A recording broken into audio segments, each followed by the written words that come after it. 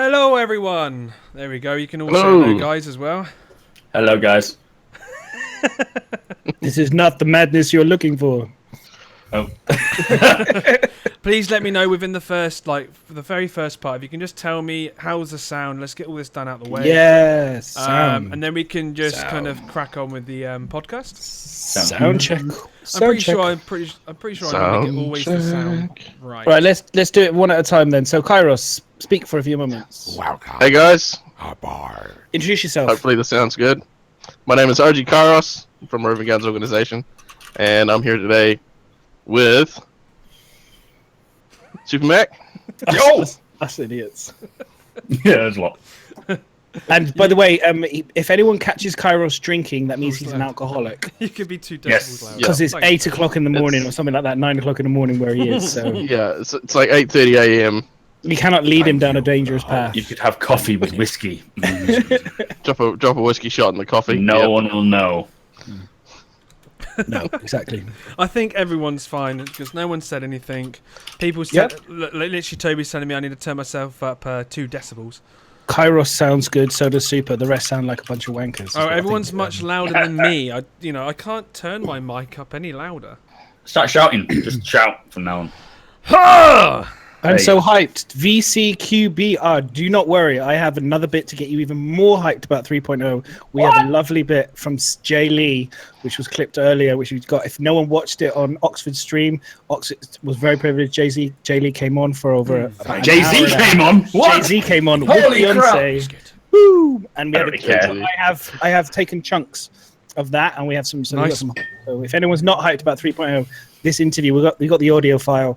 We'll play it. It's good. He's also done some Soon other will great content as well. We got loads of stuff for tonight, guys. It's going to be great fun. Really looking forward to it.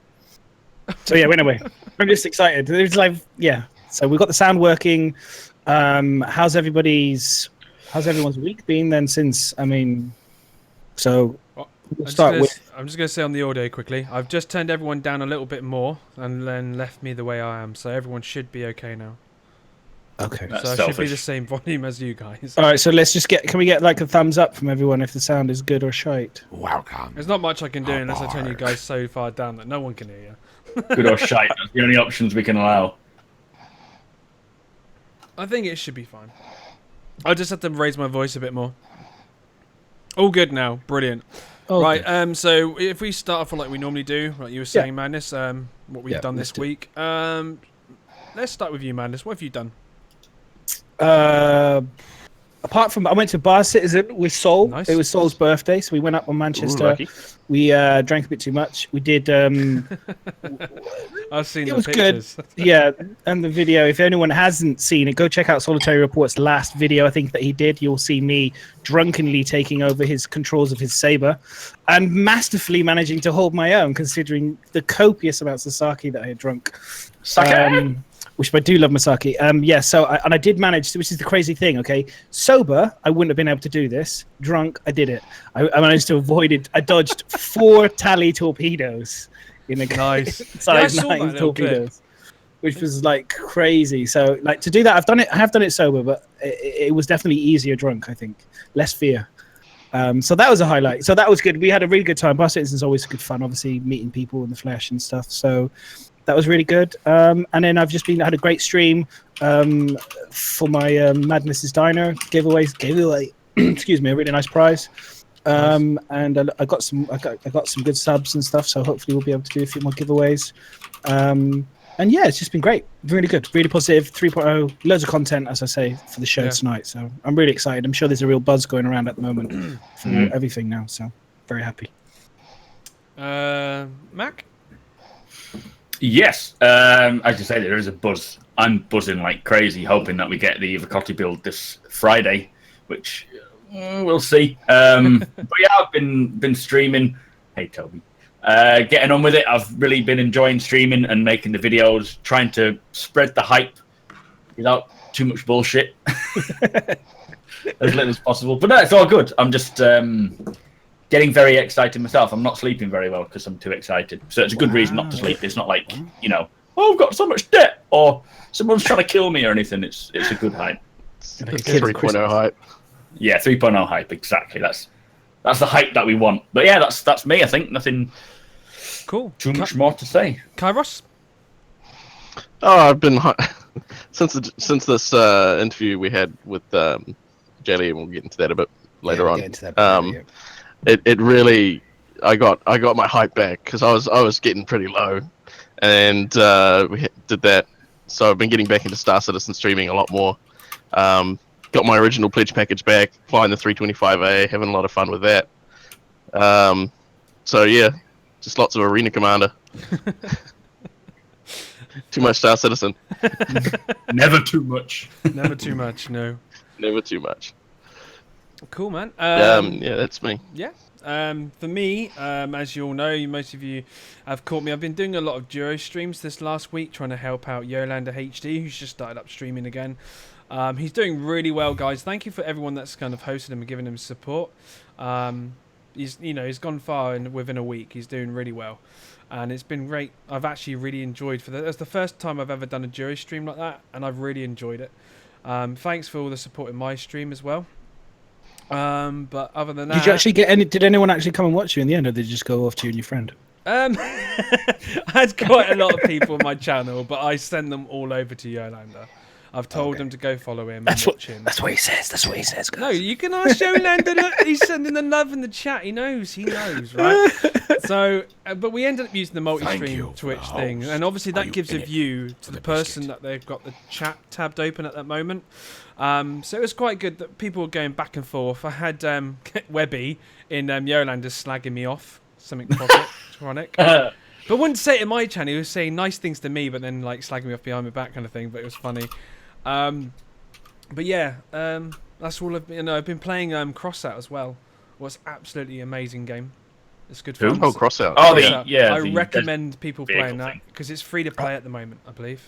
I don't recommend people to play it. Well, don't listen to Madness. You don't like it? You know, he really loves the new Gladius layout, so we can't judge his opinion on anything. No, I don't. Sorry, guys. Sorry, I don't. But yeah, go play Robocraft. Robocraft. And yeah, I've been streaming a lot of Star Citizen as well. Got been recruiting like mad as well. That's me for this week. All those pirates. Yes, we've had like 12 people join over the last week. It's been crazy. Can you give me names and addresses? Most of them are in the chat already. Right, I'm coming for you. You'll destroy me in an instance, but you know. But yeah. Okay, so where do you want to? I mean, we could do the first part of the JD if you want to, just get us all hyped up for 3.0. If no one's heard this, this is the first thing. So it's JD. This is the first bit. We have 3 of these clips. We'll do the first one now because he talks about ships in the game. And how the kind of like how they're building ships. So basically, he starts off talking about how they're building ships for Squadron 42, and then he goes in to talk about 3.0 and why I ask him the question like, what is great about 3.0? What do you want? I think that we're going to get. What are you most excited about for 3.0? And he basically says it. So I don't know if you've got the clip and the picture, Jaylee. I've downloaded him. I just need to add the pic because you didn't tell me about the pic and that. No, that was my fault. That was my fault, guys. Let me just add the image. So carry on talking, guys, about it. Those who know about what this audio clip's about, whilst I just add an image over the somewhere. Yeah, like I said, he did a very long, came onto Oxford stream with myself. I mean, me and Kyros were already in there having a chat, and then JD popped in. And then proceeded to just give us a rundown of a lot of really insightful information, the background behind a lot of things. He answered a really interesting question, which I don't know if I've clipped on this, but he answered the question about Miles Eckhart's jacket and why Miles Eckhart's jacket changed, because originally Miles Eckhart's jacket wasn't that actual one with the fur collar and stuff. That was actually meant for another character. That wasn't meant to be for another character, wasn't it? Yeah. And so they ended up a flight jacket. Is it the fur one? Yeah, the original one from Gamescom. That was a placeholder from another character that they were building. So they needed something quickly to put on the character Miles Eckhart, so they put that on him. And then the new one that they've done, but the new one he said is not the correct one either. Like they've polished and refined it, and they've worked on it. So and the animations and stuff. So like they're very much aware that the hands and the arms and it just looked wrong, and the shoulders they look wrong. But again, for time and speed and stuff, they just had to give us something. So.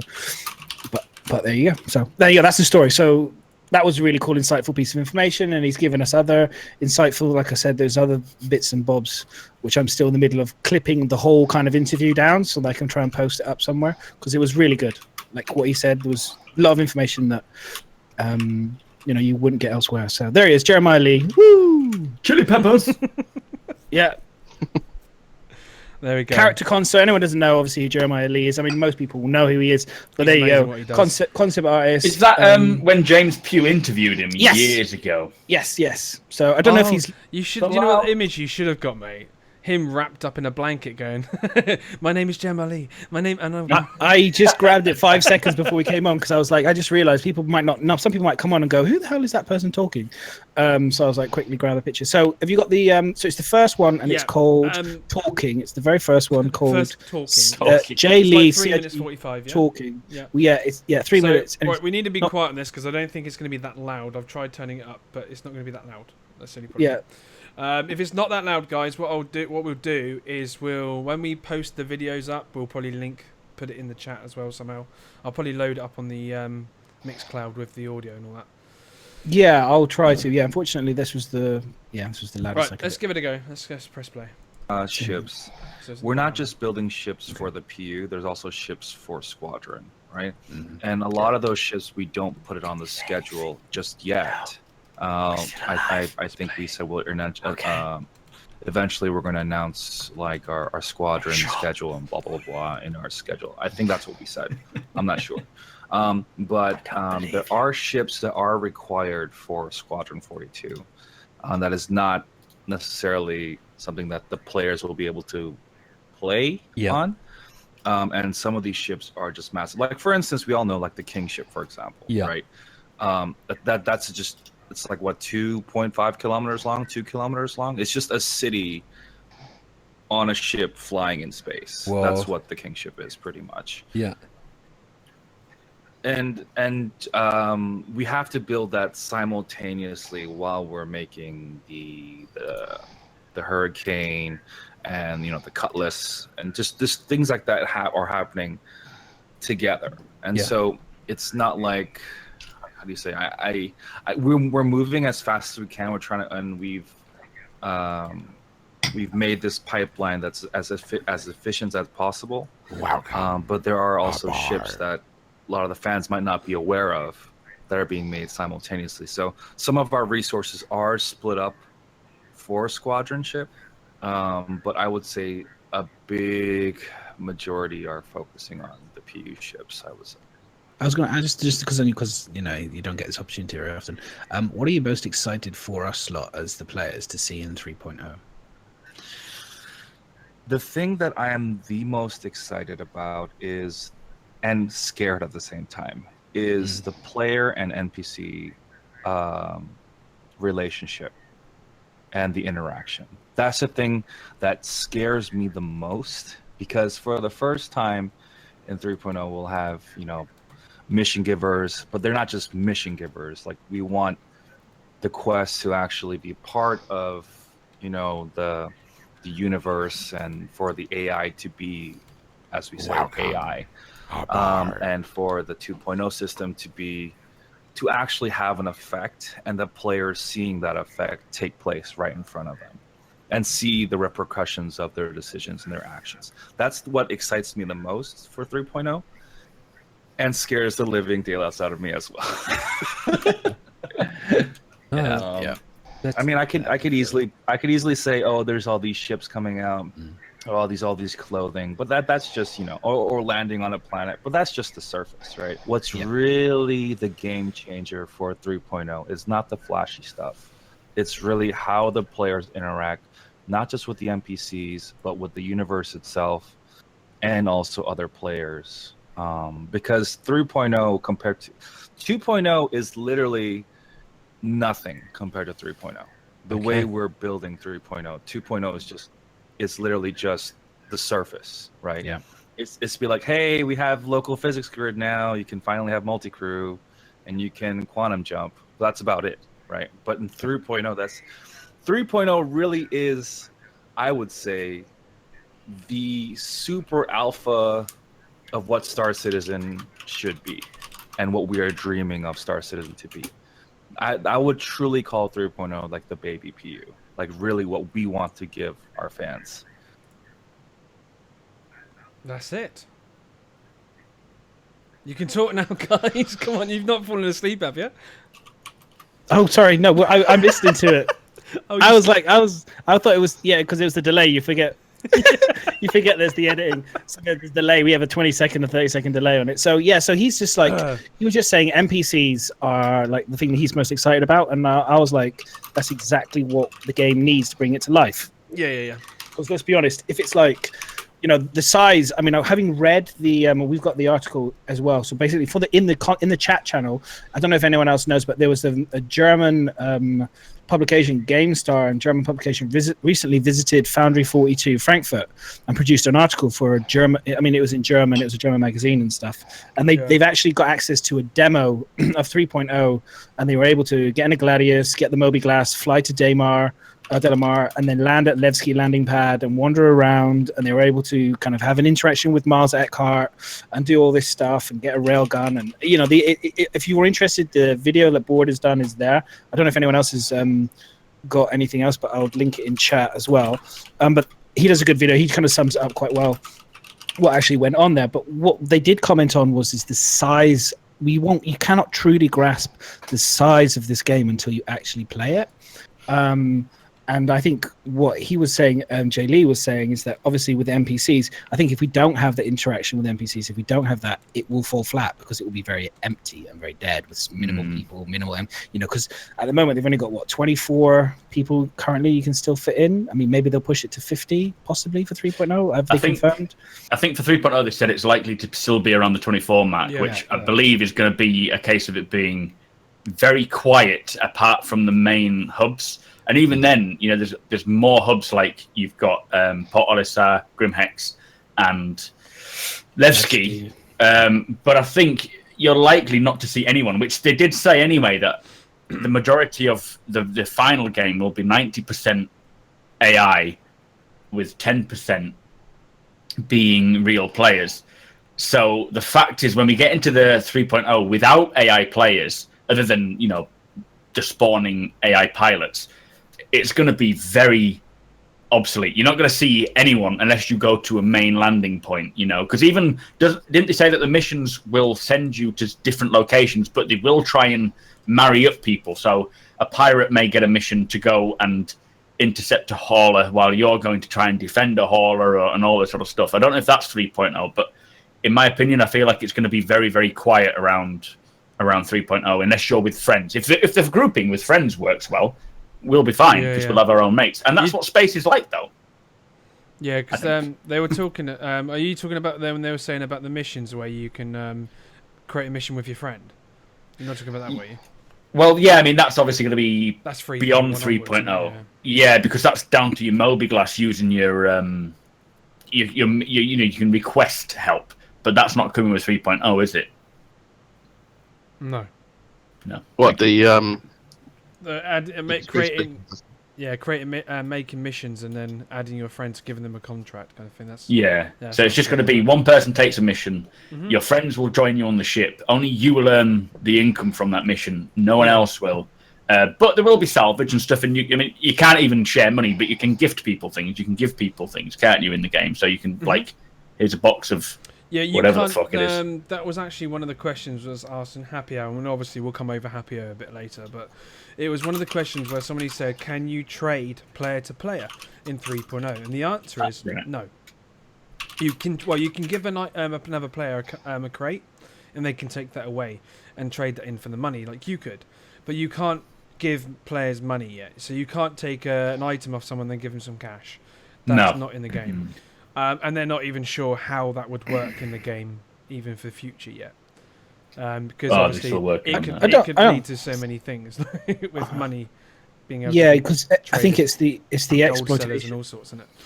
It's the exploitation of that feature more than getting it in. I think if they could get it in, probably I wouldn't have thought it could be too difficult to do, but people would just take advantage of it and all sorts. Yeah, it's always going to be money sellers when the moment that comes in. Well, don't forget, 3.0 is literally the starting point for the economy. So even things like buying, because they did say, didn't they, that the shops will be representative of what people have brought in to sell, like their stock wise, as well as what they've sold. So that is actually quite a big it's like as well, didn't they achievement. say like pirates can affect the way how much the shops have as well for sale?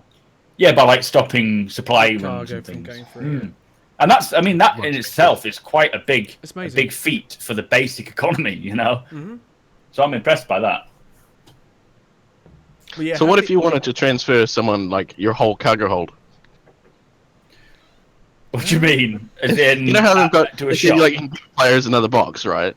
And like whatever's in it. So what happens if you want to do that like in mass? I don't think manual. It'll be manual. Yeah, it's all manual stuff. Your mate's gonna have to come in and pick every box up and put it in his. It's gonna take a while. Just don't use the little boxes.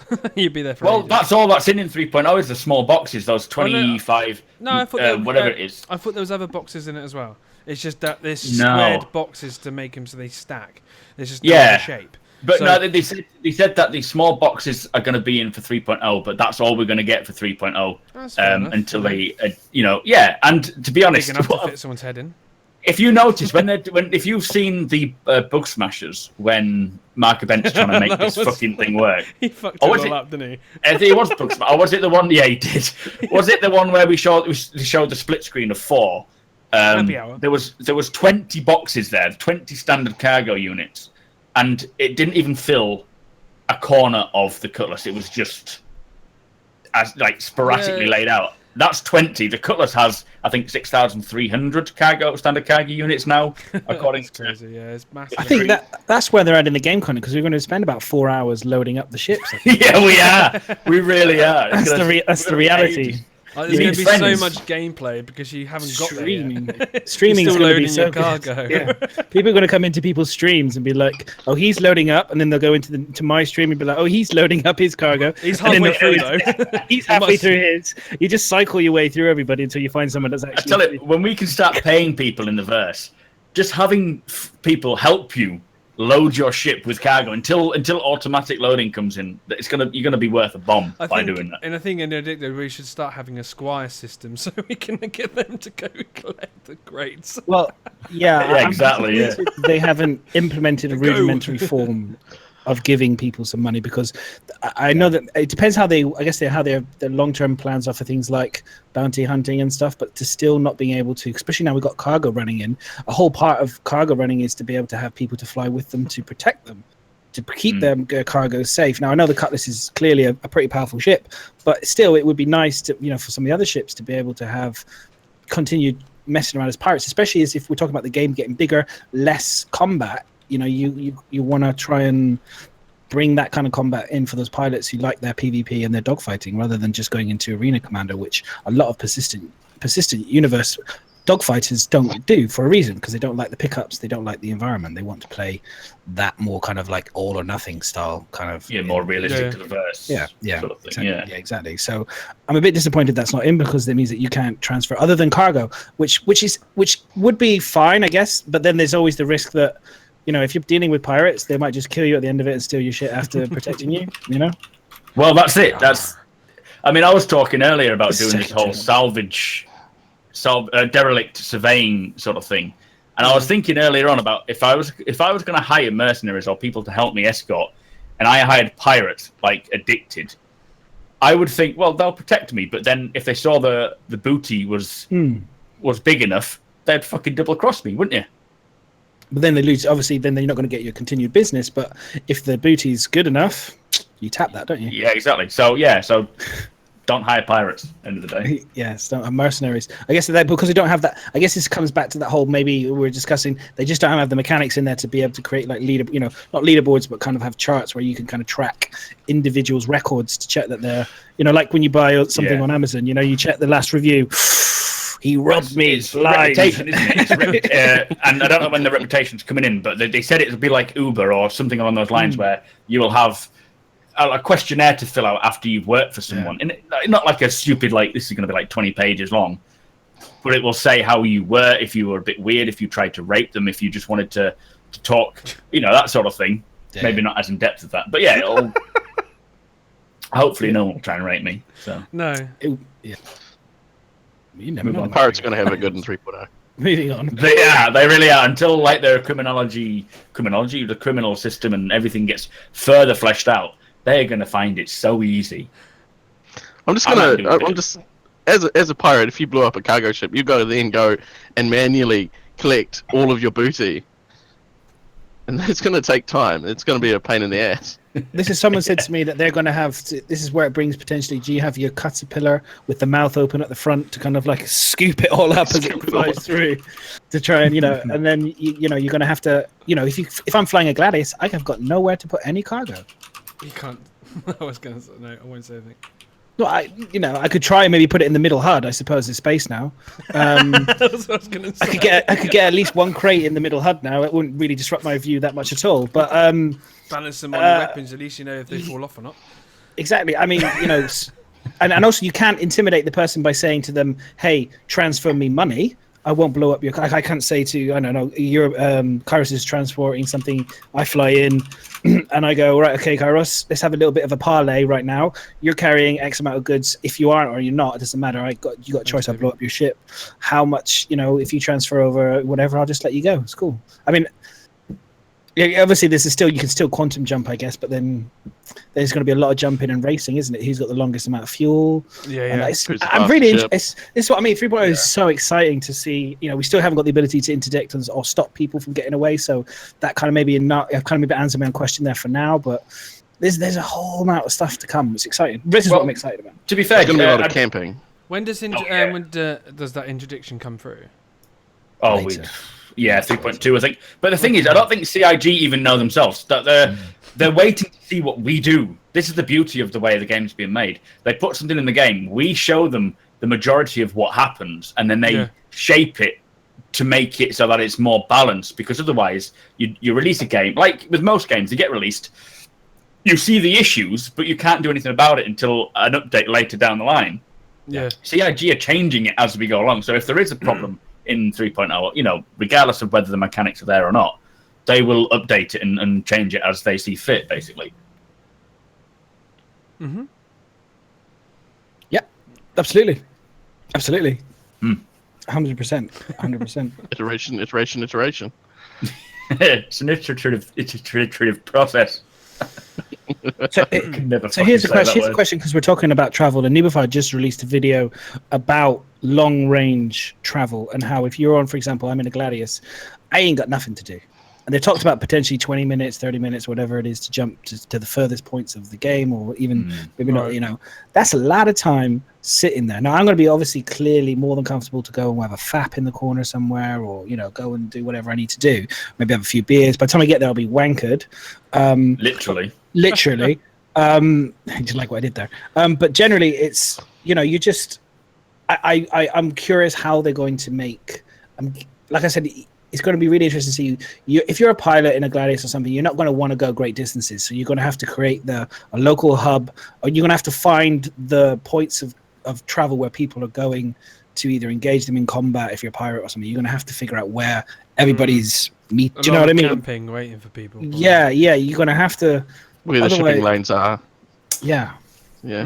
You're going to have to figure out what the paths are. So they're going to have these... It'll probably be to the point where if they don't increase the player size, then I can see it now that pirates eventually will have to camp missions just to be able to do anything. Yeah, and then everyone will go complaining about griefing, and it's like, well, actually, they want to play that game mechanic, so there needs to be a... There needs to be a kind of... Yeah, there needs to be a balance between all different people, everyone who wants to play different games, play it a different way. They're bringing some piracy missions in, aren't they? So it would be nice to see how they play out. Yeah, and the good thing is, we'll get back to the original point, but it's going to be a case of the missions for pirates will play out exactly the same as it would for a normal person not doing pirating, but it'll make you meet somehow for the opposite objective. But for small ships, I guess you will have monitors and things on your ship that you can use. There will be like an in-game radio. You'll be able to, hopefully, if they get it sorted, watch TV, like watch the Saturday ball, watch racing and so forth on your monitor. But I think ultimately it will generally be quite boring to travel in a single-seater ship long distances. I think it's going to be a case of, this is why they're trying to push more of the multiplayer. And if you are, a single-seater ship may be traveling that long distance because they're escorting a multiplayer ship, a multi-crew ship. Other than that, I think it's more the fact that they are just trying to encourage multi-crew. Well, this is it. You know what's going to happen if you've got a multi-crew ship? The people in the back are going to go, "Are we there yet?" Yeah. Yeah.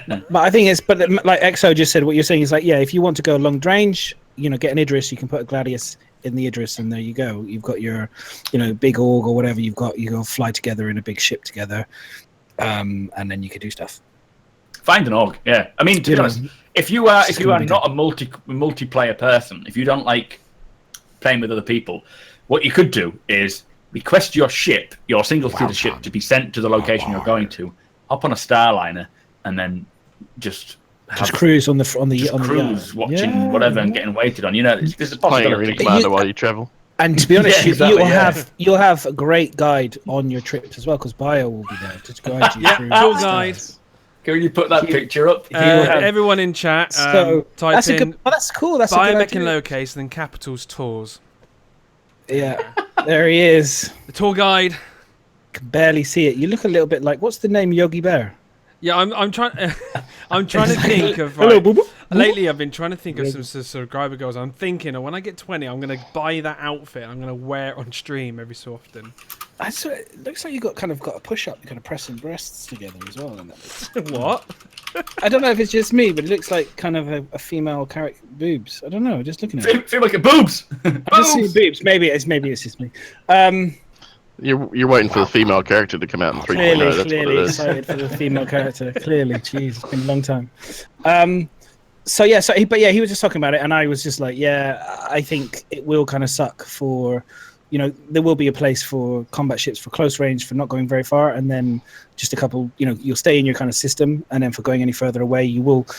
It talks about their whole kind of idea with their armor and stuff. I think Jay Lee actually talks about it, about they want to have a focus where if you are an all explorer, you get the benefits of being all explorer. You can't be a master of everything. So, if you focus in exploration, you'll want to have an exploration ship, or want to go far, you'll need to have that type of ship to enjoy it, So. Well, talking about exploring though, the 315P or is it the 325A? Which one's the Explorer? It's not 315. 315. Yeah. So that's a single-seat explorer ship. Now you can get out of the seat and walk around and lay in the crazy bed that just comes out of nowhere, a bit like I've forgotten the film. Anyway, so there is an explorer that is a single-seat ship, but that I think has an area to move around in. You can set it going and just sort of come back to the bed area and chill out, but. I just think single seat, if you're on your own, you are going to find it boring. But I think it's true to life. If you were to travel long distances in a car, you're going to be bored as fuck. You're going to be stopping off at as many little service stations, whatever, as you can, just to entertain yourself, find a hook or whatever. So, yeah, there's going to be real boring moments. And that's part of life. So you're going to be planning, get the old AA map out and planning the route on the way, kind of like... Yeah, I'm going to stop off at this solar system. We're going to stop off at this solar system. We're going to we're going to check out the sites at this place. I'll just get my guitar out and start playing on the guitar whilst I'm traveling somewhere. Oh, lonely star. I like that. Yeah, that's cool. On the road again. And then we've got lights. We've got the lumberyard. They talked about it, but we won't go about it. They talked about the lumberyard.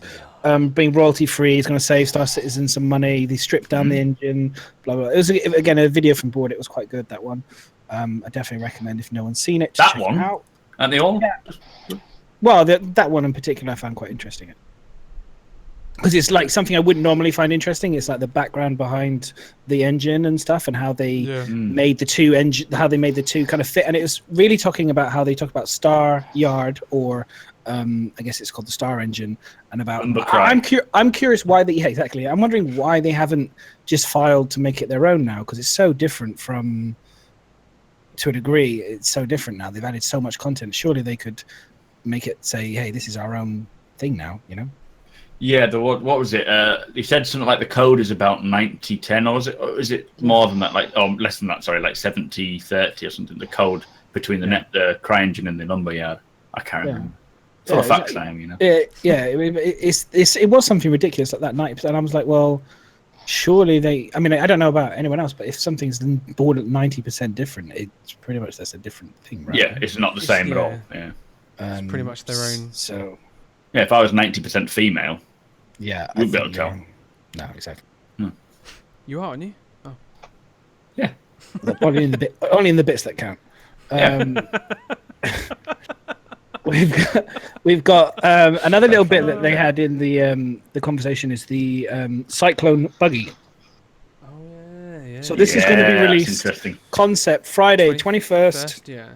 And there's July. 5 different variants. Who's buying one? No, 5 different options. Well, it all depends how cool they look, but we already got bloody Noxes, so it's like Jesus, how greedy? What do you reckon it's we going to be? can never get too many ships. What kind of variants of a buggy are you going to have? Well, is it a buggy? Do we know it's a buggy? I don't think it's going to be variants. I think it's going to be like they had. You can have a Nox, 2 Noxes, a Nox special one, a Nox and a Cutlass. Yeah, 5 different paint jobs. That's 5 more ships that we can count. It's going to be a cargo hauler on the ground, I reckon.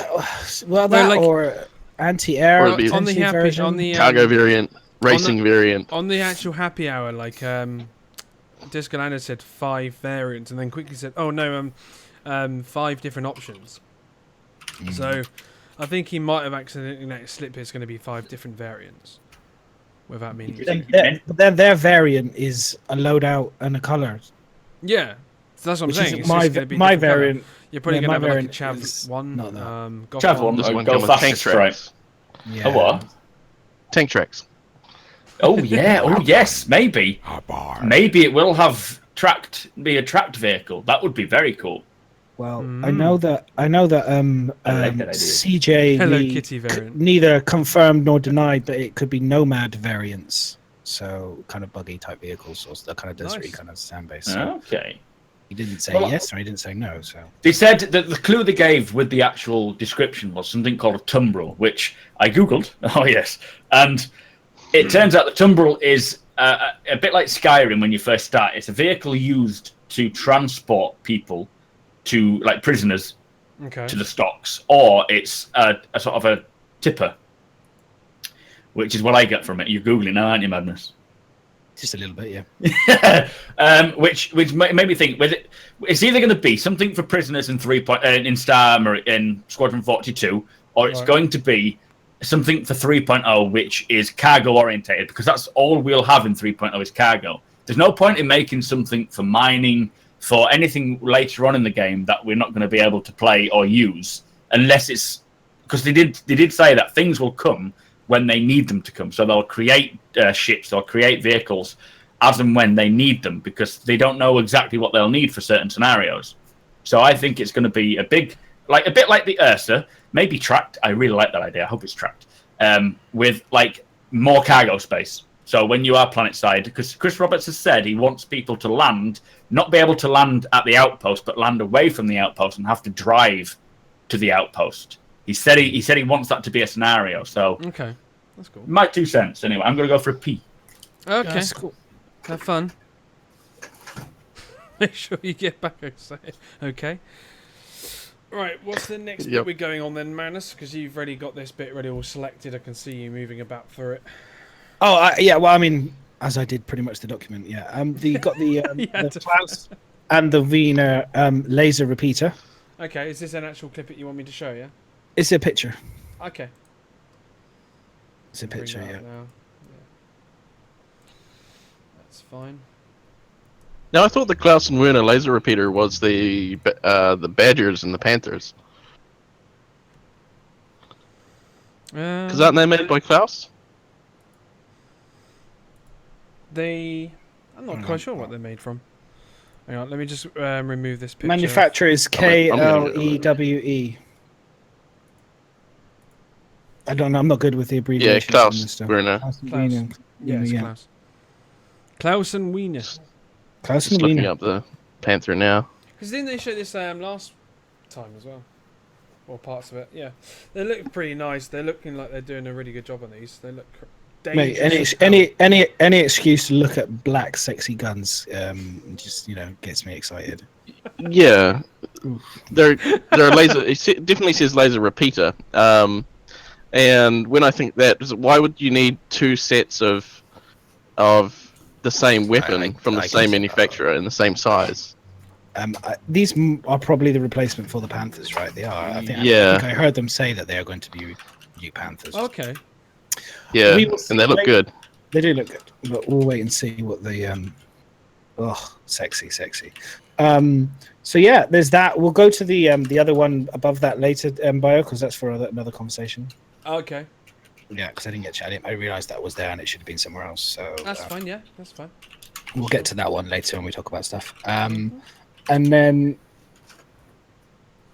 yeah, I mean, I did a huge thing about other things, but I don't want to kind of bring about. I did a whole thing about weather systems and stuff, but I think we should get on to happy hour. If I'm being honest, yeah, I think we should go to happy hour because we should come back to the weather. And like you said, the weather stuff. You can, if we don't do it, we can come back to this. This was this is for planets. I did this whole thing about weather systems and like comparing the weather from Star Citizen to other games and stuff to see what kind of weathers we're excited about and stuff, and examples of some of the best. I've already said game. Weather for me is a big rainstorm, and I'm standing inside my ship, and I can hear the rain, hear the roof. Yeah, well, we've got all that. I've got all this. Yeah, I've got all this here. So we'll come back to if we want to. We've got such good content, so we can come back to it later. If people want to talk about it, we can come back to that, guys. I'd like to. Yeah, why not? It should be quite cool. So, but we got happy hour. So happy hour was very exciting. It was really good, wasn't it? Like it's the first one I watched.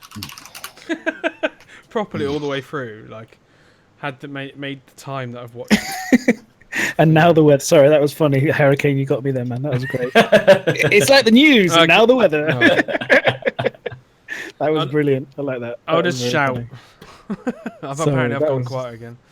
Oh, really? Yeah, it's just because I'm talking away from my mic. That's all. Microphone. So the very first 40 minutes you pretty much covered, didn't you, Madness? In the yeah, so it was Will Maiden and Gareth Byrne from Foundry 42. They sat down and they discussed LTI and cargo. Yep. Now, this was really exciting because we all know about LTI, but to be honest, we don't quite know exactly how they're going to implement it in game. And they really answered quite a lot of things, but at the same time, they confused the hell out of me even more. So, because some of the things that they said, I was a bit confused with, especially regarding LTI. So let me just read out what I've put down my notes, and then you guys can correct me if I'm wrong, and you can explain things just for me, because I am a simpleton, okay? So all ships have insurance, either LTI or 6 months to 12 months, etc. So when you buy a ship, you'll either get an LTI if it comes with a token, if it's a concept, or you'll buy one existing, and you'll get 6 months to 12 months. So all ships do have a degree of insurance. So LTI, you won't pay a month. It says that you won't lose. You will have to pay a percentage of the ship's value to get it back. LTI reduced premium. And then he says, this is just like, I'm just taking some clips from what they're saying. You will get the gear and it will spawn at the station when you made the claim. So you the ship will summon option blah, blah, blah. And then it talks about high-risk players will have consequences in UEE time to get their ships back through insurance. High risks has a high chance of reward, blah, blah, blah. But what I was more interested was I didn't quite get this bit where they talked about how LTI, you won't pay a fee monthly because you've got obviously LTI, but when you lose your ship, you will still have to pay a percentage of the ship's value as a reduced premium. So you're still, even with LTI, going to have to pay for your ship. Of course. Well, yeah, because LTI just means you don't have to keep renewing the insurance. Yeah, you pay insurance. They're paying to claim the ship back quicker. That's all they're talking about. So this is like a kind of excess. This is like an excess thing. Yeah. So it's kind of like making it simplifying. Yeah, so the next section, have you finished that? Because the bit in the first box now is what you're on about, all about go for it. I just wanted to kind of, those are the bits, and then you go and talk into it. Yeah, so what they're going to be doing is they were talking about many ways of how the insurance is going to work for 3.0, and they were saying that they're going to be putting the price of insurance up so when you need to claim your ship back, it's going to be a higher fee just to pay, and then it's going to take a lot longer for the price to go down. So they were saying every hour it will go down roughly by 1,000 UEE. So that will take. So it's going to take a long time for that as well. And what they were saying as well, you've got a 24-hour period. So if you, on that first one, You did something and your ship blew up and you had to claim, and then you did it again and then your ship blew up. That means it's going to go up in price. So it'll be ×2 of the first amount, ×3, ×4, and ×5. What they said though, when it gets that kind of amount, they said that just leave it for 24 hours, because if you leave it for 24 hours, it means then they kind of the insurance just forgets about it. They let it slide, and then that means you're without your ship for 24 hours. Yeah. Yeah, it means if you can't afford to pay that premium, because every time if you destroy your ship, then you have to pay a premium, which is a lower percentage of what it would cost to get the ship brand new. And yes, if you keep destroying that ship, then a multiplier ×1 will go up. So let's say you destroyed it, like you just said, like in real life. Twice. There'll be a multiplier of 2 times, so you'll pay a double premium. But yeah, every 24 hours this gets wiped, so you have to wait 24 hours. It says just chill out, don't go out there and start destroying again. Yeah, I know where he said go do some mining or something. But mining's not in 3.0 yet. Low key. And then that will get wiped, and then you can request your ship without having to pay anything. But this is the basics for 3.0. What I do like about this, and I've mentioned this as well, because of this, piracy will become something. Because if you're going to find someone, you want to pirate them, they've got all this to think about. Like, can I afford the insurance of my ship if they blow me up because I'm not giving you my cargo? Can I be bothered to wait 24 hours to not have my ship? Do I need my ship to do other cargo runs? And does it matter if they just have my cargo this one time? So then by doing this, they're making every profession, what's coming out of 3.0, 10 times better by just changing the insurance. And it's amazing. Take my cargo, leave me my ship, so I don't have to worry about insurance. Well, what they're doing is they're trying to make people respect their ship. They don't want people. It's not like a vehicle in Grand Theft Auto where you crash it, you're like, fuck that, I'm going to grab this guy's. It is your ship, and you want to look after it, you want to take care of it, and you want to make sure that it does not get blown up. So it will, exactly. So it will make you think twice about engaging with someone. It may make you think twice about escaping while you've still got the chance, and that is so important, especially when it comes to griefing or piracy, as I like to call it. Yeah, but it's out of a dogfight early to go to CryEngine and repair your ship instead of staying around to the bitter end. Yeah, like we do already, because you can just respawn your ship again. But yeah, it'd be a good thing for either side, like piracy and the good side. It's a good thing for both sides, and it will make pirates think hard. It will make other players think hard about everything. Yeah, because people will cry more when we kill them. My only concern with it is this, right? Okay, is that if, for example, you lose your ship and you have to wait 24 hours for your ship, okay, or it becomes very expensive. My worry is for a lot of gamers that could be striking the balance of what is the right amount of time to create that sense of love for your ship and responsibility for your ship, but at the same time still keeping people interested in the game is going to be quite hard to find. Because I think what you don't want to do is just like make, say you've got loads of ships, for example, you only got a couple of ships. If you have to wait too long, people will just do this thing, switch it off and go play something else, and may never come back. And that's the sad thing. And I don't want that to happen. You know what I mean? They really said it's up to kind of like change. So they're going to put it in like this first. They're going to watch it and see what people say. And a lot of it so far, with the numbers going down, is they've got it from the community. Some of the ideas through the forums and stuff. So it's a matter of like seeing how it goes in play and how we react to it. And then they'll change it that as well.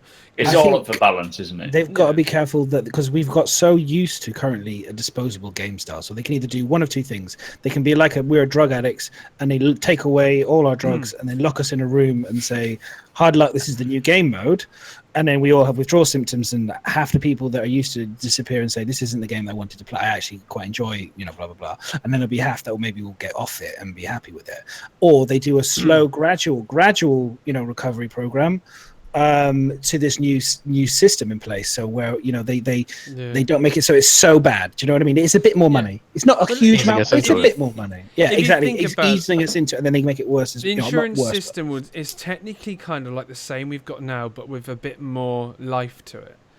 It's more robust. It's getting more robust as time goes on. You can still pay out for your ship, if you've got the money to. So go do some missions, keep low, get some missions, get some credits in and like I said, if you're facing a pirate and you're thinking, I've got no money for this, I have to give him my cargo, then it makes the piracy role work really well. And it's all about giving intake with every single role. It works. I think this is going to make it such a big game improvement. Yeah. Don't forget that what they're trying to do is make people think more than just play. Yes. And when it comes to piracy, like what Original says there, grieving is brainless piracy. So if you are a pirate, as you are, your org is a pirate, you will think about the way to approach a target. You're not just going to go in there and be like, oh, this guy's on his own, I'll fucking attack him, blah, blah, blah. You'll think about it. You'll approach him in a proper way. Cool. If you're going in there constantly just firing at everyone, you will lose your ship and then need to punish that because that is griefing. Mm-hmm. If you are planning an attack on someone, then they need to make sure that you make the best attack that you can on that person. So it is just about making sure you think about what you're doing. So if you have an attack that you want to plan, if you see a hauler carrying a lot of stuff, you're not just going to go up there and start shooting at him. You're going to call in your friends, you're going to get it going, and you're going to sort it out properly. You're not just going to go running around shooting people. It's just that will give you no benefit. And that is kind of what they'll class as griefing. If you're just every time you come across someone and you shoot them, that's griefing. So it is exactly about making people think. And that is what it is. It needs to be punishing for people who do that. Not piracy. A proper pirate will take his time, he will pick his target, and he'll organise a proper attack. Well, if you think about grieving, is if they do it from the bat, they're not going to have any money to kind of respawn their ships. Yeah. Because they're not going to get any money from it, from grieving. No, exactly. I think griefing, you have to be careful because everyone thinks griefing slightly differently, and there are many different variants of grieving, but pirates, if how I stream is I try and stream how I would like us to kind of act when it comes to piracy in the verse when we can, and that would be I try to immobilize the ship. I don't try and destroy it. I try and take the engines off, the weapon systems off, so then I can approach the ship and get inside the ship and take the cargo. That is what I'm aiming to do. And that's what I've been practicing. So I don't aim to kill, I aim to immobilize. And that is what everyone, and most pirate orgs, you can see that's what they're doing. Well, there is some, obviously, that just wants to kill and then just take the cargo. And they will get punished. They will find that they will struggle in the game because of certain ways to make it. It's like real life. If you just go around mugging everyone you see, you'll get arrested quickly. If you plan your target, you'll get away with it. And Greater Cheese has asked about the reputation affecting insurance for pirates. Pirates will have their own type of insurance from syndicates. Like the mafia kind of style insurance. Insurance comes up in a minute as well. I think that's next. Yeah, we're talking about insurance, aren't we? Yeah, we're on it. We're on insurance right now. No, I mean policies. There's another bit about policies, what they're bringing in. Oh yeah. Well, it's they're doing lots of different things, aren't they? Mm-hmm. Which is quite. I mean, the guy did say, doesn't want you sounding like an insurance salesman, but he really was sounding like an insurance salesman because it's obviously a whole game mode. It's becoming it's a big thing because they actually overcomplicated. They made it a lot more complicated because they introduced this lifetime insurance thing, and they could have probably saved themselves a lot of hassle with that. I think they dug a bit of a hole. Yeah, that kind of went downhill. Multiple ships is going to help out people a lot in this regard, because if your first ship gets blown up, then you lose that income source. If you've got a backup ship, like if you lose your freelancer, you may have a combat ship that you can go and do a combat mission with while the freelancer's premium is ticking away. Yeah. If you're earning money that way, you're going to be like, fuck. If you've only got one, you're screwed, like Madness was saying earlier. Wow. You lose that too many times. Yeah. And Rambo was saying, imagine I'm a streamer and I've only got one Aurora, and I have to wait a couple hours and I'm streaming the game for the first time, and I'm like live on stream, and then I get blown up by somebody, my ship's gone, and then I've got like a 2-hour wait. Well, that's the end of my stream, boys. Goodbye. No, it's not. You can do loads of stuff without having the ship. Don't forget, you can live on a planet without even moving off the planet. You can ask someone else to fly for you. You can hire an escort. Say if you're new, though. I mean, I understand if you're not new, if you know what you're doing, but if you're new and you don't really interact with it, I mean, it could force you to interact with people. Could bring that on. I agree. It will, but it would. But I think the knee-jerk reaction. I'm talking about that first reaction. It could be quite. To some people, they might be just like, "Oh, well, this is boring." But again, it will encourage people to think more about what they're doing. If you go off in your only single ship and start attacking people, 3.0 will make people start thinking about orgs as well and multiplayer, definitely, because they're going to. We will see. Is the way. I guess we'll wait and see. We'll find out. Hey, and they've got all this lovely balancing to do. So what's next on the insurance? So it's all about insurance and that. So basically, what I was saying a minute ago. 3 months, 6 months, 9 months, 12 months, LTI. It's basically all the same. It's just that obviously the LTI you don't have to keep going and renewing. So it all gives you the very basic loadout. So when you first purchase your ship from the store, that is all you'll get. You will not get any special weapons back. You won't get any special modifications back you do to it. Now, this is when they were saying that they're going to try and bring something. They were planning to bring it out for 3.0, but they're not sure that is actually going to make it for 3.0, more 3.1 onwards. And that's something called policies. And the policy is where you can actually change the aspect of your insurance. So you can have a basic insurance, but add it so that you're a racer. So it covers your racing engine, the modifications you've done to your ship to make it faster to race. So when your ship blows up, you've got everything covered, what normally would be expensive to replace on the basic insurance. And this will give some kind of special features for each thing, because they're going to think about doing this for piracy as well. Piracy will have their own special policies, and there'll be black market policies. There'll be ones that you can be more legit. There'll be ones for bounty hunters. So when you get such to a higher tier of bounty hunting and you've done really well, you get more special offers to kind of say thank you for your work. So this whole policy system is going to bring some amazing kind of difference to and bring some more life to the insurance. So it's the reputation system, isn't it? As you grind up your reputation in whatever field, in a way. But it's also going to bring some kind of its own kind of individual characteristics in the insurance to individual professions. Yeah, it's like real life insurance. If you in a particular job, your insurance will be different to someone who's not in a job at the other end of the spectrum. So there will be insurance for a cargo hauler who is not expecting to get into combat and not wanting to get into combat. But then there'll also be insurance policies for someone who, like a bounty hunter or a mercenary, someone who is 80% likely to get into combat every single day of every job that he takes, and it will cover him for that. It's the same with racers. They said that the racing ships, if they're pushing their ships to the limit all the time, I really like it how they're giving us that customizability of something so simple as an insurance. And then they're bringing that and putting that into our hands to choose our level of cover. That's something you don't see in many places. It will be annoying though if they're filling out forms and signing on the dotted line and for fuck's sake, I've got 30 ships now. Although they did say fleet insurance as well. Yes. So they did. Fleet policies. So if you have a big fleet of ships and you don't want to be spending all your time insuring each ship for each role, blah blah blah. You will be able to cover your whole fleet. Now, how specialized that will be for all areas, I don't know. And obviously, if you try and cover it for fire damage, pirate damage, blah, blah, blah, it's going to cost a lot more. But it's good that they are, like you say, they're having all these different policies for different scenarios. And it's not just going to be one for everything. That was my fucking keyboard. Sorry about that. That's right.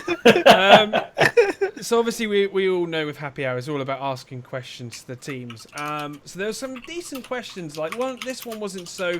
It's for you Aurora fans. Basically, one of the people asked about the external cargo on Aurora.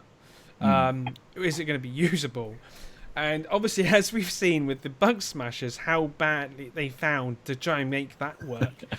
They're having even more problems with the Aurora outside, because if you think about it, before they're having problems with the way both the planet, the solar system, and that ship's individual code would work with each other. And now, when you're outside the ship, you're actually on the planets, and there's no way to tell that planet that you're still part of the ship. So they're finding that very difficult to integrate. They're still trying their hardest to get that in 3.0, but they will notify us if it's not going to be. That was a big problem, wasn't it? And you can see even Mark was pulling his hair out, and there was other developers around him, like Jared and stuff, trying to help, just trying to sort of like 2 days later, wasn't it, that they started filming. 2 days later, they finally got the problem sorted, and even then, the character did that strange whoop when he put the box down. It's obviously a very big, difficult thing they've got going because they can't distinguish the difference between planets and the object container of a spaceship. Well, they can, and they're working on it, but there was a bug within that. So they're showing us how they managed to figure that bug out, and it seemed like a very, very difficult one. This is why the shit gets delayed, because it's just it's hard. It's not easy. You know, it's not easy. If it was easy, we'd all do it. It would be out by now. One of the next questions was asking about racetracks and if the Grim Hex racetrack will be open for 3.0. They basically turned around and said, this is a pipeline item. Most likely won't be for 3.0, but they are trying. But then a lot of stuff. But then they did go, but they did go on about surface racing maps. And this is basically what they're trying to say is they're taking the moons they've got now, and obviously it's a massive surface on these moons, and they're trying to find canyons and places where they can set up checkpoints, and we can just go there and set up our own races. We can I mean, like, I don't know. I mean, like, Uber Nerd's been doing it with his cat when he had the free caterpillar for all the people. He just made a little track, and then you just looped around it, and it was actually quite fun and quite easy. So I really think that we can do our own races. We can fill that gap in whilst they figure it out. It would be cool to have our own, be able to put down our own checkpoints as well. That would be awesome to be able to do. I think eventually it would be cool if they can give us the option to create our own racetracks. Obviously, they'll have their official ones like the Murray Cup or whatever the pod racing will be, but they also said that, just going back to something before we jump back to that again, they said that you could fit the Witcher 3 map in one crater on the moon. So one of the craters that we saw on the moon that's crazy. Is the space of one of the Witcher 3. But yeah, I think when it comes to racing, like I said, when we come to streaming, when we come to YouTube videos, and the game in itself, a lot of the content is going to be player-driven. A lot of like requesting on your Moby-Glass is going to be player-driven missions that people can accept. There'll only be so much percentage that CIG make officially, and that will include racetracks. But also, we will create our own. I plan to fly down there with a caterpillar full of Noxes and dragonflies or whatever, and do our own little racing. Just put another ship so far off. That's what I did. Put another ship somewhere else. Some races when the Nox and all that comes out. You just make it up as you go along. Yeah, exactly. And you can just have and also there'll be features on the map that will be that's a corner. There you go there. That's a corner. Take a left there. No, it's not hard. Yeah, you can just have people stand to sort of flag wave as a waypoint. People waypoint. Just don't kill them. Getting in the way. Weapons-free racing. Yeah. Oh, that's what we're doing. We're doing a pirates race with the dragonflies and the Nox, and it's going to be weapons-free. It's going to be quite cool. The next thing they were talking about is the tool called Solid. I think that's what it's called. Solid. Solid. Yeah, Solid. Okay. Solid. There we go. I spelt it wrong. I put solid. Solid. So basically, this is obviously how they create their solar systems. There will be a live demo in the next happy hour in 2 weeks' time. They're going to get Gareth on again, and he's going to literally make a solar system with all the planets within the happy hour, and it's going to be pretty cool. And he's going to let the chat name the planets as well. Well, that's dangerous, isn't it? That's not going to work out. That's really dangerous. Hairy ballbag, the scrotum. Happy hour system or something like that. That's what they're going to call the, Name the planets Red 1, Red 2, Red 3. That one should definitely be the name of it. That would be hilarious. Gold. Oh, God. Can you imagine?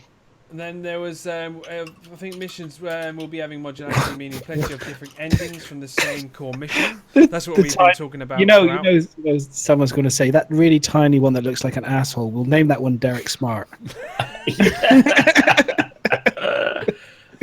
And then they confirmed in the happy hour that mining is not coming for 3.0. They did. So they confirmed that in the happy hour, and I literally went sad face, on that one. So that means, because you said this, right? So that means no mining, But will the Prospector be in for 3.0? Yes, the Prospector is still going to be out. It's still going to be flyable. You're still going to get the feel of the ship. I think that's what they're planning to. The reason why mining hasn't come out in 3.0 is because they got to get, the cargo system has been major problems, as we saw in the bug smashes. That took him 4 days to fix on it. Like after he messed it up, it was 4 days gone, and then they managed to fix the problem. But then they still got to fix the lean. So they want to make that whole cargo system fully working, fully smooth before they can even add in that you load it with commodities. From mining and stuff, you know, so that. So long as we can still use the mining laser on things, that would be great. I think the most exciting thing is I think for people like someone was getting obviously like, oh no mining in 3.0. I wouldn't get too worried. I think if they can deliver, if they can deliver the Delta patcher, who knows, they could get it in quicker. Yeah. Because once the Delta patch is in, they might be able to get. They're literally waiting for the cargo system to be done, guys, and then it'll be out. Yeah, then I'll move on to the next thing. What they're working on now, I think they've got the cargo system pretty much working. They're working on optimization and UI. That seems to be the biggest holders. So optimizing, obviously, to try and get it as smooth as possible for the for as many people. Well, the party system hopefully is involved in that. Probably not, but yeah, UI is behind on the schedule. I think we've only got maybe 1 or 2 UI people like Zane. Yeah. So I think they're trying to get as much of the UI, because obviously when they introduce new assets, new cockpits and things, UI is a big deal about it all. It may not be exciting, but it's all part of it. And the same with the kiosks, the same with the little monitors and the kiosks and the shops. It all plays a part in it. And they're almost 2 people working on it. They're almost the end of the kind of the if you look at it, like if in film and stuff, if you look at it, you have the editing at the end and the sound and all the rest of it. And I almost feel in terms of in their pipeline, these guys who do the UI, it almost feels like they have to wait for everybody else to finish to amount of their work before they can then get their UI onto all these new displays, item 2.0, all the rest of it. You know, they have to kind of wait for all this stuff, and then they can get on the UI and deliver. And like you said, if they've got a small number of people, I mean, I think Jay Lee was saying that, you know, shipbuilding has somewhere in the region of about 30 people, whereas UI 25 to 30.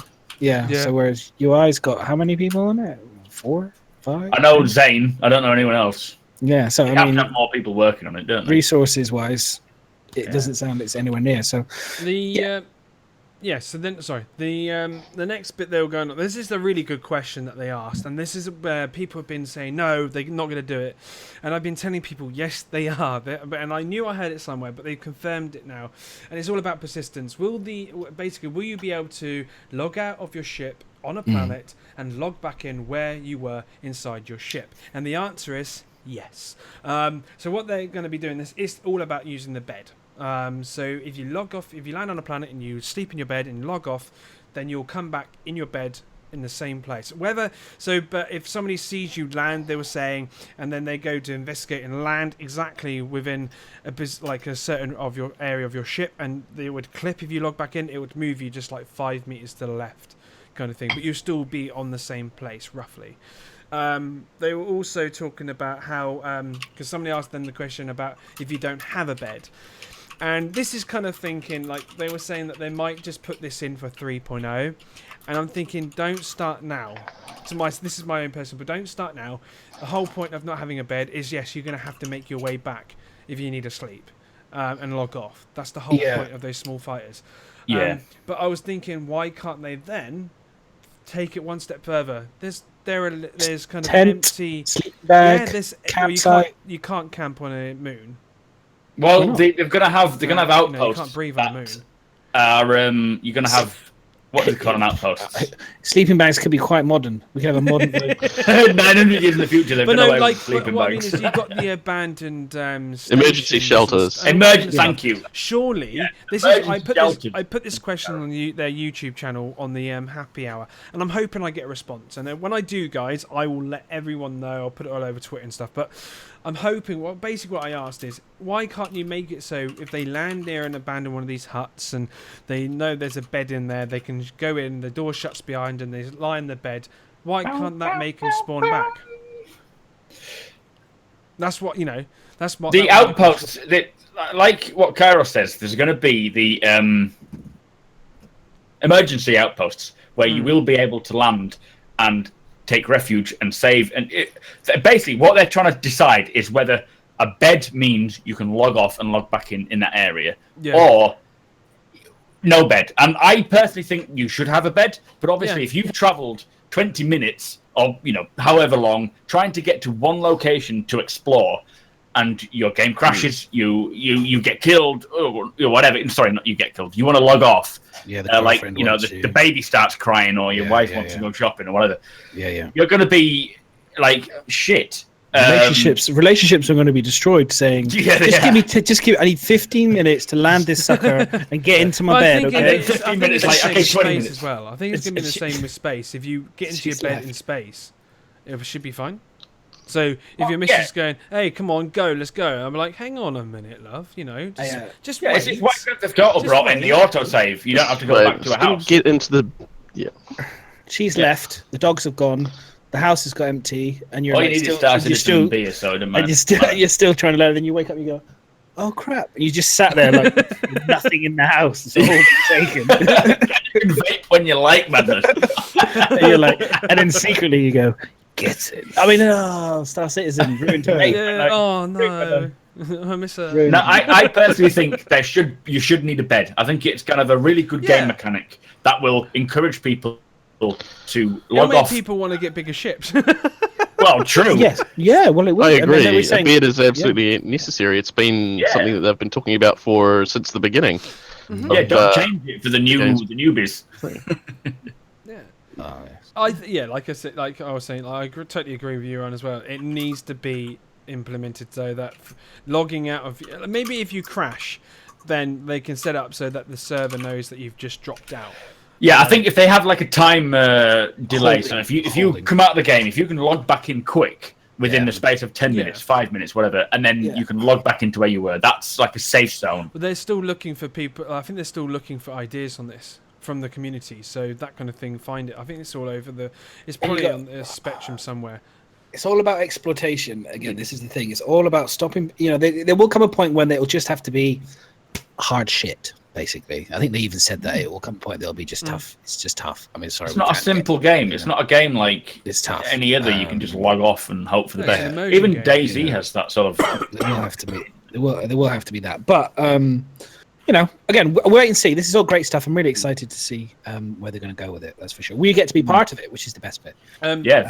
Vote if you can. If there's a link anywhere. Yeah. Well, they said it. They said it all the time. Our input link. Lara, what's his? I forgot his name. Got his name wrong. Jared was saying that we will have a voice, so we use it. Mm-hmm. Yeah. There's two things that I was pretty shocked because I thought they were actually going to have it in for 3.0 because they were showing it off. And there's going to possibly be no day and night cycle, and there's possibly going to be no rotation in the moons. Yeah, it's quite disappointing. I didn't realise they were that far away from not having it implemented. I think the moon rotation, that's fine as long as you get the day and night. You just got to get that. They have been showing us how impressive the day and night thing is for months now since pretty much Citizen Con. So a lot of people are like, it's going to be. It's not. So at not the moment, to have that in, it's not going to be. Well, they are still trying to get it sorted because it's under experimentation as the result would like it in 3.0. Can't make any promises. So it's being tested. There's a lot of testing on it. Same with the moon rotation. That is being tested as well. It was something I thought was a given for 3.0, and that shocked me. It wasn't. That makes planets come to life. The whole you saw that freelancer in the derelict ship sort of sped up thing. The time lapse of the freelancer derelict as the sun goes up, and the night sky comes in. You can see the stars going past. I honestly thought that was just part of Soled. It was already a thing. Yeah. That's not. Apparently not. Yeah. But no, it's a shame though because I have a video idea of making a time lapse of going around the planet, and that would have been beautiful if it went to day and night. But now it's just going to be, if it's just going to be constantly day and there's going to be no rotation in the distance, it's going to look rubbish. Yeah, I need to wait for it. It's a shame, but hopefully, fingers crossed, they get it into 3.0. Yes. It will be a massive feeling. Hopefully that's why it's been pushed back because this AtV came out before they pushed it back a week, didn't it? I'm fucking happy for them to push it back if they can get day and night cycles and orbits. I suppose it's the same thing, isn't it? if an orbit comes, then the day and night cycle will happen anyway. Yeah. So, yeah. Oh, what would be interesting if they came to us and they were to go, okay, guys, we've got 3.0, it's ready to go, but the only thing we haven't got finished, and it could be another 2 weeks, is the day and night cycle. To be honest, now when you put it like that, yeah, I'd take 3.0. After what I just said, I think the reality is if they said to them, but we do have the Delta Patcher, and when it's ready, we'll be able to do a quick hot fix with it and drop it in. I'd be like, yeah, just give us 3.0. I think I would wait. If the Delta Patcher, they say about the Delta Patcher, yeah, then I'll take it. But if it's not going to be a Delta Patcher and it's going to be about a week, I would wait for it. Like, personally. Well, I think that's the thing. The Delta Patcher will change the whole patching system. This whole 3.1, 3.2, that will change because items that we see in 3.2 or 3.1 will just be able to be dropped. Ships, weapons, spacesuits, clothing, game mechanics, all that sort of stuff will be able to just be dropped in quickly rather than waiting for big patches because it costs them so much to download a full patch because they have to send it out to everyone, all these packages. So yeah, I would love to see how the whole 3.2, 3.3, 4.0, whatever changes with this Delta Patcher or whatever the fuck it is. It Delta Patcher? Because I think I get told off when I say that. Brian calls it something else, but then I've heard them refer to it as Delta Patcher by many of the guys there. So I'm just like, do you know what? It's Delta Patcher. That's what it's called. So it's a lot easier to remember than the other one that they use. It's a lot. That is happy hour covered. So I think with the time we've got left of this, I think we should crack on with AtV. Yeah, we do. All I can say is that Madness has done a bloody good job this week. He has pretty much done most of it because obviously Miserable G's away. This is my working week. Lazy wanker. Solitary had his own reason as well. I managed to crack on with Lazy doing a bit wanker. as well, but in the end. Oh no! Don't say so short. Don't say so. No. But I'm trying to say that well done this week, mate. You did a bloody good job. Really good job. And I can see this. Hang on. The smoke is coming out my ass. Out my mouth. Sorry. Great. Thank you. I appreciate that. To be honest, it's great. I actually enjoy doing it when there's a lot of this content to talk about. When there's nothing to do, I don't mind actually going away and trying to come up with other things to talk about. But this week we had a lot of really good stuff. So on to the LA update. So 3.0 Persistence Data Manager, helping improve storage, modified access while playing, see between physics and legal ownership. So they've done all this persistence basically, which is what you were talking about, Bio, as well. It's done. They've done the persistence. It's there. It's ready to go. It needs to be in. Yeah. What this enables us to do, and also what they're working on, is it's kind of weird that because they talk about persistence, but then in the same breath they talk about how they're using this to allow for parking in ships, which I guess is persistence within ships of other objects like a Nox, for example, or a Dragonfly or something, another vehicle that goes inside. Like we are a vehicle technically, so the ships have to have a persistence as well inside a Cutlass or whatever. So it kind of got me interested, and so there we are. So we have the Nox video here that Bio's got, which is very, very cool. We've all and of course, next time you call up the ship, then it will have the Nox in it as well. So it's not just calling up one ship; it's calling up two. Yeah, exactly. Yeah. So I didn't get it at first because it takes me a bit of time to figure out this stuff, being a simpleton and all. But this. But once I kind of got it, I was like, oh, that makes sense. I'm learning a lot about game development just from this game. It's incredible. I'm sure we all are. When you land a ship inside a ship and then you log off, when you come back in again and you recall that ship, everything that you left your original ship in will be the state that you get it back in. So damage, ammunition, and whatever the fuck you put inside. So if you leave Miserable just shitting in the corner, when you log back in again, he's going to be in that corner. No, he's not going to be. He'll be great. He'll be there like covered in shit. Did you notice? You do to me? Did you notice? I think we talked about this as well on Oxford's things. Did you notice looks like the automatic landing inside when you see it flicks on inside the Cutlass, and it looks like automatic landing on the screen. It is, yeah. And it's like, but he lands it manually because it's not in the center.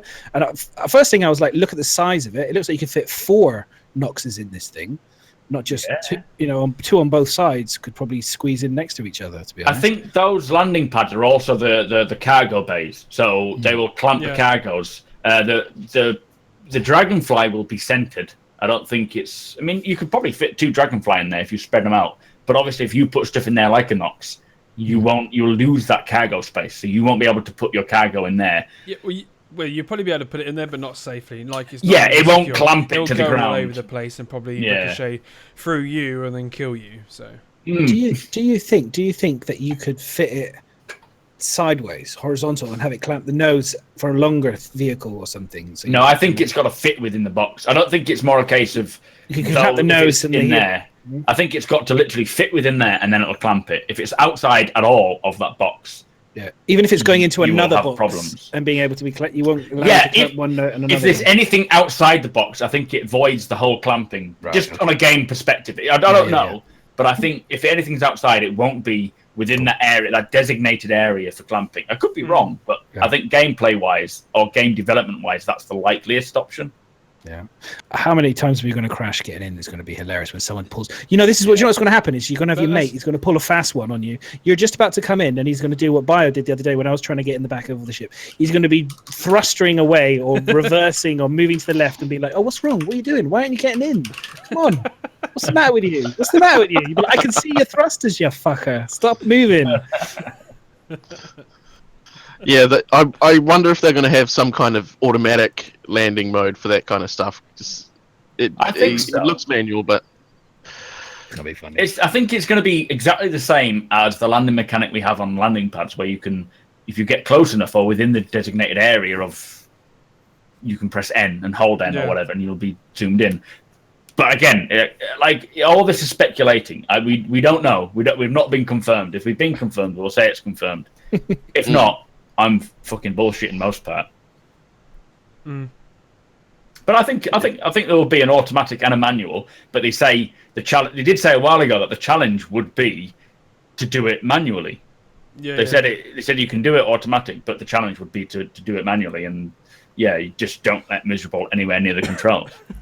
He'll crash it. Yeah. Yeah, I've seen his piloting. Yeah. No, maybe that's just the Aurora though. Maybe you just can't fly those. So. Yeah, don't let him near an Aurora. you'd still have to manually take it out because we don't currently have an automatic unlanding option, do we? Well, no, you haven't seen that, so maybe they're still working on that part. No, press the spacebar too hard, and you're going to be going straight into the ceiling. Yeah, you'd feel it. We've had an automatic takeoff where if you press the button, it will lift you up from the pad. But I think they changed that when it came into 2.6, did they? Oh, can you imagine? Honestly, well, obviously you've still got it in with if you use voice attack, you still say take off and it'll take off. You just got to find the key command. Yeah, it's going to be a lot of. I can just see a lot of ships bouncing around inside other ships and explosions going. Yeah, crazy. insurance companies are going to make an absolute fortune. That's what I mean. That's what I'm saying in terms of this patch. They need to be very gentle with their system of don't punish too much because they clearly won't. There's going to be a lot of claiming on a lot of ships. So don't What happened? You're not just claiming insurance on your Cutlass. You're also claiming it on your Nox bikes that were inside. You don't need to be waiting a week for your ship. Oh, you just reminded me. What they did say about policies as well. I forgot about this. Is that eventually you're going to be able to put them on your org. So you can have one policy for all your members in your org, and you can have a policy on all your ships. Well, that's cool. For all ships. That's very cool. So if you're a big org like Test, you'll get a discount. You'll there'll be a basic cover, but then it depends on how they're going to work it. So if everyone then starts claiming on that, how is it going to affect the org's insurance? Do you think the org has a really good reputation? Do you think they'll have like insurance adverts and stuff? I reckon they will do. Yeah, I reckon they would. Yeah. And they'll probably have some black market adverts saying, "I come here and get some cheap ones or whatever." So yeah. Brilliant. So the next thing is now. This is I've now figured out what's happened to all. I think we should move on from this point because this is going to make you get angry. No, I'm not going to get angry because I'm done. But this shows where all of the Gladius HUDs have disappeared to, guys. So if anyone was curious, what happened to all the HUDs, the middle HUDs on the Gladius, we now know where they've all gone. Here we go. Basically, Drake has siphoned them all off and has shoved them onto the cuds in the Cutlass. The what? I've never cuds. The cuds. I was trying not to swear. It was a con, and then it was stopped. Into the Cutlass. So there it is. If you look at that Cutlass, look at that. There they are. Look, 1, 2, 3, 4, 5, 6, 7. 7 HUDs on the Cutlass. Nice. There's 8 there. Oh, 8 is it? 8. Yes, Is that's it? what I'm saying. No, Yeah. it looks like 1, 2, Yeah, because 3. there's that one in the very right corner, that little tiny thing. Oh, yeah. So there you go. So Why there you go. is that? So, That's weird. so the Cutlass has got 8 HUDs, whereas the Gladius has got 2.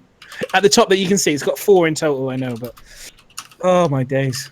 Anyway, so I thought that was quite funny. That I was like, wow, that's a lot of. I don't know if that's There's a lot of repeats there. Obviously, I mean, if you can see the HUDs have repeat placeholder images on there, but if that's legit, that's a lot of HUDs.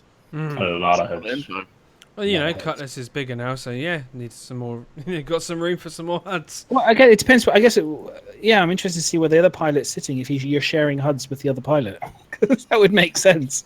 Does the pilot of the Cutlass, the co-pilot, only have one screen, doesn't he? These guys don't know what the fuck they're doing. Oh my god! Because we saw that in action, didn't we? I'm not sure if it was the latest AtV or the one before that, but we saw that exact HUD being used planet side, where they're moving things around like the. Oh my days! Did I miss out on something? Seriously, if that's the case, then the anvil bias is genuinely legit. That's. Okay, moving on. So we've got cargo degradation. So unless you can, if you want to find that and confirm it, that would be awesome. But if I carry on talking about HUDs, I will just flip. So we'll move on to cargo debris because this is really, really cool. Okay, so this is what. Well, sorry. This is when I saw this, mate. Sorry, it's fine. Talk over me. It's all you like. It's fine. No problem. Carry on. No, sorry. I just, you know what I'm like when I quickly have something in my head, I forget. One thing I've always said, like I always worried about piracy in 3.0 is it's just going to be you have to kill to get the cargo. But now the way they've done it, it's just beautiful, isn't it? What this does is this opens up to, like I was saying, in terms of like if you're going to have your mate to kill something and to get the reward, unless you're getting a bounty off killing the person individually, to get the loot, the cargo, or whatever you want to make it profitable, you're going to have your mates nearby. You're going to have someone to be able to collect, or you're going to. I'm just curious how they're going to make money from this and also I'm interested to see those. When things fall off ships at the moment, they go for miles and they never stop because obviously there's no gravity, there's no resistance. So with these things, I'm just wondering, you pick up one box, take it back to your ship. By the time you got back again to get the next one, how far away is it going to be? 10K, 20K, 40K? Yeah. You're going to be, you know what I mean? It's like, I'm guessing they're going to have a degree of a distance that these can't travel any further than, surely. Well, no, I think what they've done is they've slowed down the explosion. So a ship will explode, and before it was crazy, wasn't it? It's like it went flying, and there was bits that possibly hit you, and it was like it was just random. But now I think what they've done is they made it so that like you can see it's a lot slower compared to what a Cutlass would normally explode at the moment, so that there will be time to actually collect most of those crates. Yeah, if you've got multiple people, and like Rambo says, that's a ship-destroying pistol. Three shots on the Cutlass from that pistol, boom. Yeah, I want one of those. Yeah. You're definitely gonna. This comes back to the planning your attack kind of thing. You're gonna, if you're planning on hitting a transport that's going through a jump area, you're gonna have to ambush them. You're gonna have to disable them quickly, probably in 3.0, destroy them quickly, and then you're gonna have to have another crew of guys who are in a cargo ship come along and start scooping up the stuff. Because he's going to be back for revenge and probably a fighter, or he's going to drop a service beacon and there's going to be people coming down the pipeline. Yeah. He's going to come back. Or like, here's the thing: do we think that things like the tractor beam on the Caterpillar and things like that, will they have tractor, because they talked about the tractor beam on the Reclaimer and it being fun and stuff. So that will speed up this process where you can have people on board, sucking into the ships the cargo. Did they say the tractor beam? It was just the seat that was made, the finish. No, the tractor beam actually was one of the first items you could buy as soon as the hangar module got released back in like 2014. You can, if you notice we'll probably get to it, but that derelict ship lost and found thing they did. Yeah. At the very, when they're looking into the interior, that it's underground and they're just hacking into it using a blowtorch. Oh yeah, There was actually, you could buy as a separate item a tractor beam to attach to a small ship, and I managed to get it on my Aurora. So you can actually buy a separate tractor beam, like a small item that fits on your weapon mount. I don't think it's available on the website, but it is obviously in the plan. I'll have a quick look. Well, but yeah, so I think it also came with.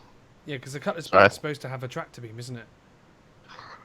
Well, I think a lot of ships can have a tractor beam instead of a weapon. So anything can, in that essence, have a tractor beam to a point. What about a gun? What about a handheld little gun so you can kind of bring them all together into a little clump together or something? Starter Ball, they used the handgun that was supposed to be you could shoot and then drag yourself in using that gun in Starter Ball. But this is sort of way off. This isn't likely to happen anytime soon. No. But I think, like what Kyros was saying, is in 3.0, it's going to be a case of fucking gather it as quick as you can with as many players as you can. Yeah. But eventually, it's going to be... I mean, what you see here with it exploding and coming out of the thing, if it does continually expand, which it should do, whether it will or not is another matter. Because if you look at Rex already, things have spread out and they've stopped in space. They've not continued on as they, as the blast would expect it to. It's going to be a case of either things will continue on, and then if you're flying through space, you may come across a random cargo box flying past. Bye-bye. Yeah, or it's going to be a case of they'll be expanded to a certain degree, and then you can gather them up with your friends over a space of time, however long it takes you to gather them all. I would prefer it to be the first one, where they just continue on and then they'll disappear because they can't render them any longer. You got to have a tractor beam ready to go. I mean, that's true immersion, right? Because obviously there's no gravity, so naturally anything. Yeah. No, it should just keep going. All the parts of the ship as well, all the little scrap metal bits should just continue on. But if they can do that, then that would be great. But I very much doubt they can continue them on for the rest of the game duration. Oh, every explosion it won't happen. It's just not going to happen. So it will be a case of they'll expand. They'll either go all the way and then disappear, or they'll just go so far and stop in this little bubble where you can go in and collect them all with your friends. But obviously, you would prefer not to destroy the ship as a pirate. You would prefer to disable the ship, hold them hostage while you gather all the cargo, and then let them go on their way with an empty ship, because it would save you a lot of hassle. Yeah. And you won't have a bigger criminality reward. It's like bank robbers. They don't go in intending to kill everyone. They go in intending to rob the bank and get out of there. Get out, yeah. Yeah, it's just logic. There needs to be a certain degree of logic to piracy, which I'm all for. I think there should be pirates, So this will play into it. And yeah, I think 3.0 will be a case of, boom, the ship's blown up. It doesn't matter. We can get the cargo. Because provided it doesn't constantly grow. Aren't they making the shipwrecks last a lot longer than before as well? Aren't they? They're not just going to instantly disappear. They're going to be on there for quite a long time. I don't know. It could be. I've not heard that. Again, we have Jay Lee talks about this as well in his thing, and how I don't know if it's on one of the interviews or not. I don't think it is. I'm not sure. But he talks about how I've got it written up actually. Hang on, let me just get my quote. What he was saying is, he spoke to Matt Sherman about it, and Skyrim, for example, and he basically said that if you imagine in Skyrim when you had the house and you put things in the stuff and then you were to destroy everything in the house, I don't do a voice thing, and everything you stuck on the wall is now on the floor, and then you walk out the building. If you were to look at the game file that you've done to do that, the game file is increased by 20 megabytes for that one person. So if you imagine a game, for example, if you imagine a game with 100,000 people, that's 20 meg times 100,000. And if you imagine the server that they've got, which is the idea is one massive continual server. If everyone does that type of thing and things persist for that type of information, it will just crash servers. People will he said that his biggest fear, Jay, was people will be taking freelancers and then smashing them into the sides of planets and leaving them there forever to build up. And then, they can't do. There's some things that, it will just stress the server so much. The things will break, people will be kicked, all sorts of crazy stuff like that. So makes me wonder about the Hull series. Mm-hmm. The big Hull series, if one of those blew up, how many cargo containers that's going to steal all over the server? Fuck! guys, exactly. we need the whole org for this one. Well, The server would be chugging. Oh, Wow. God, that'd be, It just won't work. That's when It people just start. will not work. That's when people will start loving pirates. oh, Yeah, and as Hurricane says there, same as footprints. Someone asked me the other day on the stream, if I crash my address into the planet, will it persist as a wreck? And it's the same with footprints.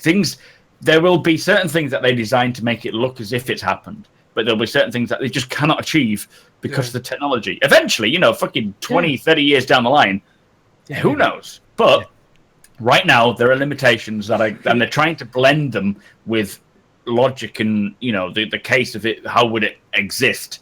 And things like crashing a planet into crashing a planet into the ship. It just won't happen. Footprints won't persist forever. There needs to be a limitation for memory purposes. It's within, if someone was within your area, isn't it? They stay there for, like, if someone's looking at them, they'll stay there for as long as there's someone, basically got visual, isn't they?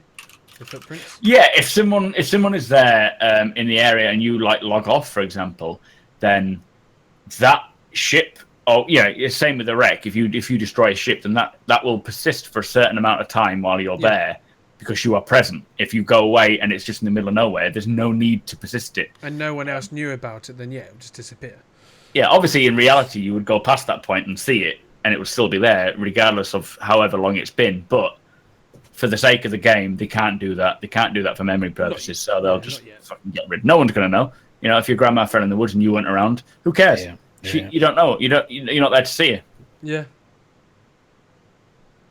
Okay, so they're working hard on the cargo shopping experience. Now, this was exciting. Okay, so because obviously we've got cargo, so now they're working on the HUDs. They've obviously created the whole kind of, I guess, system in place. They've been working on the placement of cargo debris generation on an explosion. Once your ship has cargo, it will generate a percentage of the cargo in the ship, which we've already talked about.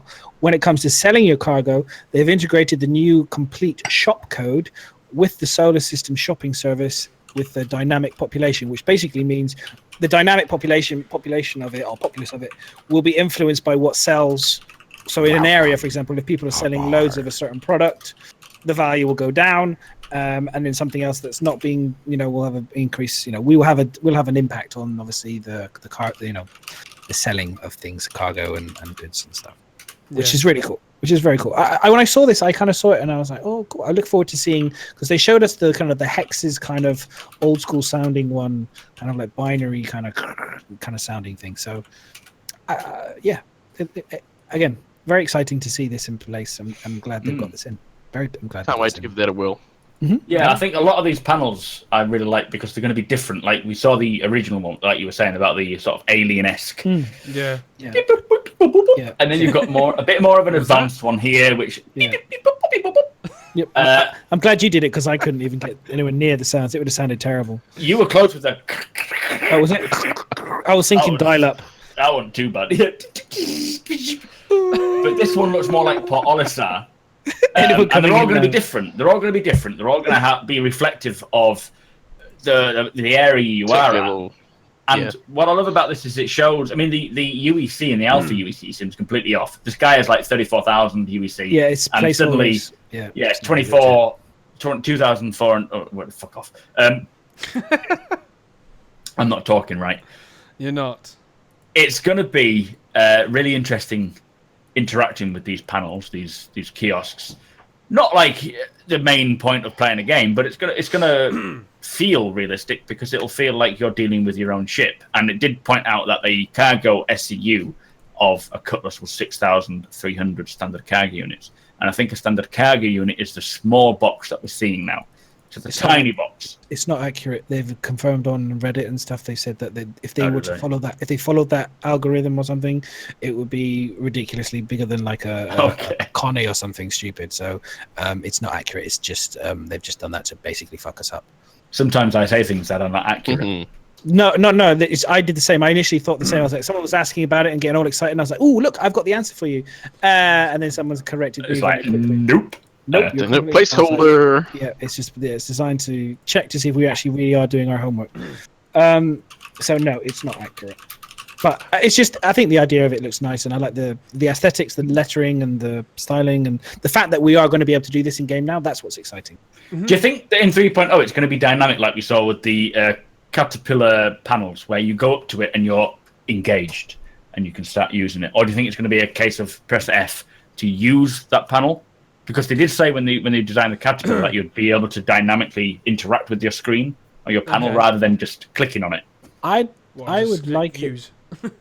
Yeah. I mean, I was thinking about this the other day. I was thinking about in terms of like, I was hoping that they might be able to do a situation where you can kind of like link to a computer, and then you can use your mobi-glass wherever you are once you're linked to a computer or something. So you can link the mobi-glass to the computer, and then if you're at your, I don't know, on your ship or something, you can then call up that computer information, and then you can do trading through your mobi-glass on the ship, rather than having to always go to the HUDs.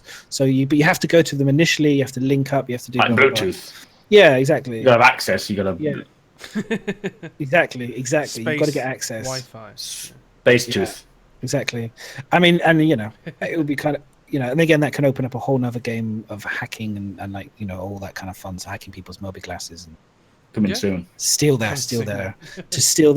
cargo, which would be quite fun, right? So instead of doing piracy through normal piracy, we could do electronic piracy. So you could kind of like hack people's mobi glasses and steal their cargo and stuff. Get it transferred over. How cool that. Hack the planet, citizen. But yeah. Anyway, Chris Roberts again. God damn it, Madness! Stop it with the ideas. God. He's got his notepad and pen like ready. He's sat there now, like, that's great. As he always does. Hacking. He's always texting me. I'm telling you, after the show. So the next thing you were mentioning, this is what we spoke about earlier, wasn't it, Madness? About the ground elevation of the hovering ship. Yeah. Yeah, now this, okay, I'll listen to what you guys have to say on this one. What do you guys think about the height of Let me put the video on. The Nox hovering at the moment. So let's get a general feeling from you guys in chat. Too high. From everybody. Let's see what's everyone think. Yeah. So you thinking too high? What do you think, Bo? I think it may not be as high as it looks, because it could just be the camera angle. But if it is literally that, it is a bit too high, because literally I want to be able to have to dodge rocks, because it gives you that feel like, oh damn, this is fast. If you're just gliding over everything, it's going to be, even now it doesn't look as fast as it used to. He's passed over the small ones. Well, no, there was like a brief video before. What do you think, Kyros? Well, he's able to pass over the smaller rocks without having to really avoid them, but the larger ones he is having to avoid. Yeah. You sort of see as he goes past them, you get a better sense of the height. I think it could come down a smidge personally, but it's probably not too bad. I think most of it's just a bad camera angle. Yeah, I think that's. Well, if you notice, when it comes off the landing pad, it doesn't actually change the height at all. No. There's not even like a subtle lowering, so it's as if it's still on the landing pad height. Just have a watch when it comes up. I think they are going to lower it, because if you look at the Dragonfly, it's a lot lower. Okay, so for me, I think the guns are what's causing the problem here. They're on the bottom of it, and they're having to make it higher so the guns don't scrape along the ground. Yeah, that was a bad move, I think, design-wise. I thought the guns were poking out thugh the side of the front. That's what I thought they were. It should be in front of the next part up, the little rear. Yeah, you can see where the I don't know if you'll be able to see the mouse, but there's this bit here at the front and the bottom, and I thought that's where the guns went through either side. So actually, like there's no consistency. Yeah. Oh, okay, so they're hiding the guns on the Nox, but they're showing us the gun on the Gladius. Yeah, I know. But don't talk to me about that again. You're right. I think the guns need to be moved forward and up slightly, just to be more in line, because it seems too deep. Yeah, you want them up where you can see them somewhat. Okay. There we go. Like the Dragonfly's got them at the front, and it looks absolutely badass. I don't need to see the guns. I just need them not to be trailing around on the ground. Ramad said in chat there, he said they can't change where the guns go due to clipping when people change the loadout. Well, this is the thing. They should. This is an alien ship. Can I just say this is an alien ship? So all the other alien ships generally have alien hardpoints or are unable to be, like you need glaives and things, so you can't change them. They're fixed. So I don't see why they don't just fix to size 2. Or a certain range of weapons. Custom made Xeon things that are integrated and make it, I just don't like the position. I think you've lost all of the smoke effect from the back of it. When you saw the advert trailer, it's kind of burning across the desert, huge smoke clouds behind it, and I don't see that I'm going to get any of that with this because I'm just maybe the smoke effect is when you're dragging the guns along the ground. Maybe, yeah, burning, falling off at the bottom. But the other thing is, Mac, what you were saying about it coming off the pad. If you notice, the pad's already raised, so it's exactly the same height as it comes off the pad. There, it doesn't move. It doesn't drop. Yeah, exactly. Down, it doesn't drop down to the actual planet. Yeah, it stays the same height all the way through, doesn't it? So I don't like it. I don't think the view obviously helps, but if the view sucks from this angle, and I'm not being funny, I've seen the view from this angle from other vehicles, and it looks fine. If I'm not enjoying it from this, then that's leaning is cool though. I don't think you would really want to drive it. Yeah, that's what that's what they're talking about, isn't it? Is the fact that they're changing the way that it drifts. They don't want it to drift too much, and before it drifted way too much. So this is an updated version of how it drifts. So that doesn't mean to say that they won't change the height at which it flies. But this is the Jan Gravlev technology. Or is it the normal Gravlev technology? It's probably the normal, isn't it? Because the Dragonfly, seems a lot lower than this.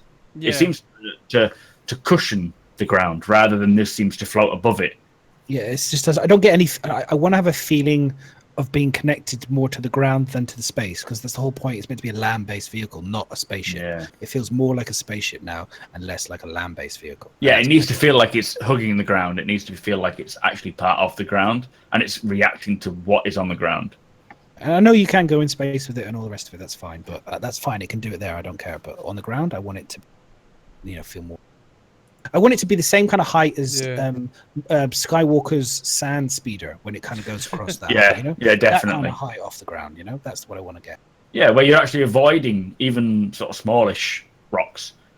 Yeah, exactly. Those ones, yeah, exactly. Okay, so the NOx, I think it's not there yet. I'm sure they'll work on it. I mean, Yeah, it's not finished. They're still working. If they're affecting the way that it drags, they're still affecting the way that it sits and maneuvers and so forth. Yeah. If it's wrong, we'll fucking complain, and they'll change it. That's true. Yeah, exactly. And exactly. And if at the end of the day, I wonder how many of them have been flying this, and yeah, exactly. I mean, if there's only so many internal people that have tried this out and thought it looks alright, and they're being polite. Half of them are being polite. Yeah. It's one thing to see a video of it. It's entirely another thing to actually, when we've got our hands on it, to actually see how it feels for ourselves. Exactly. And like you say, the camera angle will affect the way it feels. Yeah, it's just not. It needs to be. I want to get that A-team, the camera low by the front wheel feeling. That's what you want. Yeah. If anyone remembers that the A-team, they always had the camera where it was screeching around a corner, and they had the camera really low by the front wheel. That was one of the best views, I tell you. So we got the next one is Mal Eckhart's glass. That's pretty cool. So this is obviously a liquid, visual effects type of thing that they've got. So I hope we see them take this tech. I hope we see them take this tech into cargo and things like that. They said it would affect everything like planets. Obviously, I think they said something like water is. I can't quote them exactly, but they said basically saying that the whole of the verse has different water effects in terms of planet water. And I assume things like cargo. So far, it's just dealing with the glass, which they also said gravity of planets will affect the way that the water moves. However that works, if you're on a planet where there's no gravity, you're all right. You got me drinking, never mind. I think it's a very clever get-out clause for doing really bad liquid. I think it looks pretty good. Because now, you think they're moving the glass quick. I think it looks good. They're moving it. If they move it really fast, it doesn't look good. Like, it doesn't react naturally. But the slight movements, it reacts pretty well. It's Jello, man. It's not good at all. What do you think he's drinking? How do you know it's a liquid? Might be a Jello shot. It's a really big one. It could be. What I'm more interested, I would like to see what it would do when it's broken and smashed and has anti-gravity and starts to go to droplets and kind of. Yeah, that would be cool. That would be the fun thing for anti-grav. But in terms of having this mechanic in, I think it's great that they've got it. But anyone that's done visual effects knows that the hardest things to do: smoke, fire, water, these things to really replicate and to make them look really hard. It's not that easy at all. They're still working on this stuff at ILM and all the rest of it. They continue to make improvements. But even if you watch the latest, if you watch like Jurassic World, whatever, when the thing lands in the water, it looks good. But even over time, your eye is so good at seeing how crap something is. So for this, it just looks. I mean, you can see it when he spins it. It looks like frozen Coca-Cola. I think once they start adding things to like splash effects, so when you shake it about, it kind of splashes a bit. It's good they got the tech. It's good they got the tech. It's good they got the tech, and I'm sure it will get better. But I mean, I don't think it's a super important, but it will be very important for water on planets, because to get that level of quality that they go for in everything they do in terms of textures and materials and everything, the water on the planets is is important, you know. Yeah. There'll be people who want to sink their spaceship in a lake, and you're going to want it to react properly. Well, we see it later. We see the X-wing kind of, swamp ship kind of picture that I kind of refer to, which we'll see later. Yeah. Which I was kind of, excited about. So they've got, but the next big thing was the animation. So this was the Springs landing shock animations, which we all know, if anyone remembers from Gamescom and CitizenCon, sorry, Chris Roberts was very excited to point out when the Aquila landed, this tiny little movement we saw. They've obviously continued with that, and they've now got it really working quite well. So it's a bit bouncy, but I'm sure they'll tighten the springs. I think they definitely have to tighten the string. Yeah, on the Cutlass. You see the Cutlass looks like it's about to fall over. I think at one point it was like, woo! It does feel a bit like a Citroen C1 or whatever they are, the old school cars, with the hydraulic suspensions. Yeah. It's going to be nice to be able to land manually again. Don't delete me. Yeah, I think this is one of the main... I've been wanting this since the first time I've ever played Star Citizen, where the landing pads is like you're jumping with your knees, your legs straight. It feels awful.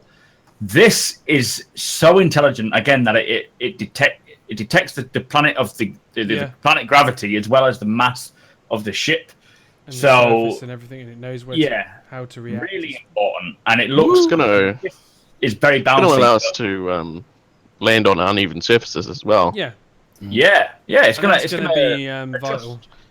Because you remember the Gamescom demo with the Freelancer, and they landed on the planet, and the guy couldn't get back into the back. Yeah, exactly, because the landing was so uneven, the ground. Yeah, exactly. There he goes. Whoa! I'm about to fall over. But that looks so natural. It looks so real. Yeah. The last one, Can you pause it on the Aurora as well next time it goes through bio, just to get the side view, because that's the new Aurora. Just to kind of go. Okay, yeah, sure. That would be sweet, dude.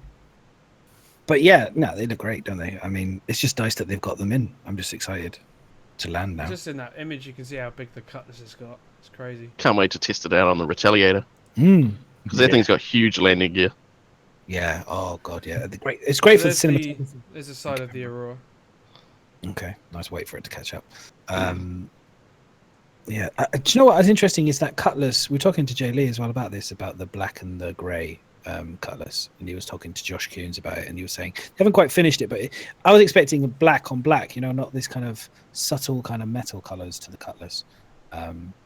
Grey and black is not black, is it? But anyway. I assume they're using the same colours as the Drake aesthetic. Well, they were saying it's got to be the same, hasn't it? He was saying that it's not finished yet, and some of the materials will change color depending on obviously the light and the planets as well. Obviously, depending on what's in the area will affect the lighting of the ships. But great. You can see it's clearly, you can clearly see it was great. I guess it's still, like you said, it's the aesthetics of Drake that kind of because they're meant to be. Are they meant to be like kind of not cheap, but kind of a bit more bashed together type of thing, rather than like a Origin, So anyway, let's talk about the Aurora. Let's talk about the Aurora. It does look nice. The colorway is quite nice, isn't it? That kind of sandy color with the white. That could mean that there's new skins coming in, because that's not. Is that a part of the Auroras we have already? I've not seen that skin before with the sort of Adidas stripe. It does look like Adidas stripes. I was thinking that. I was like, "Ooh, shoes, sponsored by Adidas." So I'm really excited for the Aurora, because it was the first ship I ever played for, And yeah, me too. You when you get your first access to it, you'd love it because it's so simple. Yeah, it's everything you ever need in a ship. Yeah, and I love it. I love the Aurora. I'm so excited. Caravan for you, just to go by it's yourself. a new skin. It's a new skin, according to the guys in chat. And also, I don't even notice the guns have moved as well on the front. Oh yeah. Sitting up by the cockpit a bit more. Yeah, that's weird. So what are the other parts going to be for then? Because they've still got mounts there by the looks of it. Looks like a looks USB slot for it. Yeah. Well, that's where that's how I plug my phone in. Beacon hardpoints. Bio, your audio is apparently very quiet. Your Can you turn mine. yourself up? No. Apparently so. He's gone quiet. I don't know how I'm doing it. It's a pickup truck. Feels that way to me. I when I see the Aurora, I think of a bug. It reminds me like an insect. Its wings are going to open up and it's going to suddenly fly away. You know, it's kind of got this wonderful insect. I said this before on other streams. It does feel like an insect to me. I see it as just like a Ford Escort, your basic car, your very basic car, Ford Escort, Ford Mondeo, whatever it is. I just think it's going to be that sort of ship that if you know, like when you've used all your amazing ships and you can't afford the insurance and you're like, oh, I've got the Aurora. Right. Excellent. And you'll really appreciate it. You'll really appreciate being inside it with the new control scheme. It's going to be the most basic of ships. So I see it as being, for video-wise, a good tutorial ship for the basics of flight. Because don't forget, the majority of people out of the 17 million, or 1.7 million, sorry, backers have got an Aurora. So it's going to be the most common ship you will ever see. And I think it looks perfect. I love it. Okay. I really do. Yeah. I'm really glad that they've redone the Aurora. Like you say, so many backers have got one. And it's often the first point of experience that people will get with Star Citizen. So yeah, it's very important they get it right. Just to have another starter package because of the whole character slot thing. But I think I'm getting an Aurora just to have one again. You see, I back for the LX, the luxury one, because it's just like a collector's version. I doubt I will use it that often, but every now and again when I'm streaming and I kind of think, what should I use? And you always go for the best ship, the biggest ship, the most interesting that you think most people are interested in. I think, fuck it, I'm going to use an Aurora. It just feels like it's a part of you. It's not like you're flying something that's complicated. It's just a nice little perfect little package ship. Have I said I love the Aurora? I like the Aurora. Yeah. I was just letting you carry on because how's my volume now as well? We'll wait and see what the Mustang rework looks like as well, because obviously those two. I hope they don't increase the price because I don't like this whole increasing basic package ship prices. I hope they just keep it the same. I think what they're doing is they're pricing ships based on the components. So that's why we've seen this sudden increase on every concept ship since whatever point. I think the Sabre was the first one to do it, where suddenly the price of what a ship was just like hundreds of pounds, where it should have been 90 to like 110 or whatever. Yeah. They're basing it on components of what it would cost in the verse. Obviously, this is like their way of making more money anyway, so they're going to say stuff like that. But ships are going to get expensive. Yeah, I just think they got to kind of go, well, I think right now, unless they're obviously saying, interest rates have gone up in the verse, so we have to charge more money. Whereas actually what you're getting is basically exactly the same ship that you got X number of months ago. So I don't... Yeah. Why am I paying more for it other than the interest rates, you know? Unless it comes with a shiny new sat-nav and it's got a bigger engine. You know, I'm just thinking, I'm trying to compare it to cars, because the only reason why cars cost more money in this country generally year on year is they obviously come with better features and interest rates in the country. Well, yeah, but just, that's what I'm saying. But you have a reason for it. The person that's selling you the ships or the car tells you that this is better because of this, this, and this. Yeah. It comes extra. This comes better standard. Blah blah blah blah. Therefore, but normally when I talk to a guy, when I was trying to buy a new car, and I said to him, "Well, this car, which is the top of the range, one cost me X amount of money a few years ago. I want to get the same. Why can't I get the same price?" But he's like looking at me, laughing at me, going, "You fool!" I was like, "Well, why? Why can't I get? Is this what's?" He said, "Well, the cost of money, and then obviously he said interest rates." So I'm thinking this game, that's the only thing I can think of. Otherwise, the vehicle's exactly the same. There's nothing more for it. I don't think they're going to bring interest rates into the game. No, I don't want them to bring it. But I'm just thinking, there's on the in their personal. their side, personally, if they say to me, well, it's costing us more money now to light the buildings in Foundry 42, so therefore this is why we have to charge you more for the ship, I'd be like, okay, fair enough. That's life. But I don't because it's still the starter ship. They can't, if they push that price up too much, then it's not a starter ship anymore. To be fair, I think the problem is they said originally that prices for packages will go up because they want to reward earlier backers. That's the original starting point. Is I think I paid $30 or $35 the original package, and since then it's increased as you would expect. Is it 45 now? It's about 54 now, is it? Or is it? And 54 per package, but that's only the one game package. But this is the whole part of if they start at a certain point to reward earlier backers, they can't make it the same or less than because you wouldn't be rewarding earlier backers. Now, every now and again, they do bring in a super cheap pack, like when they did the Javelin sale, didn't they bring in like a really cheap, like $30 package for Auroras or something? They brought in something where it was super they cheap. just literally brought in the ship by itself, wasn't it? And or was it just the ship? They basically reduced the price of the starter packages, didn't they, to half price? Yeah, they did a lot of Warborn kind of packages as well, didn't they? Were they like 32? Yeah, that's it. People bought a limited number of them, wasn't there? Yeah, which is fine, and do you know what? I completely agree with what you're saying in terms of having it cheaper for the initial backers, and then now. But I'm just kind of like, what do you think should be the price now for just the standard Star Citizen package with a standard ship? Because I think it's too much. Because I think games at the moment.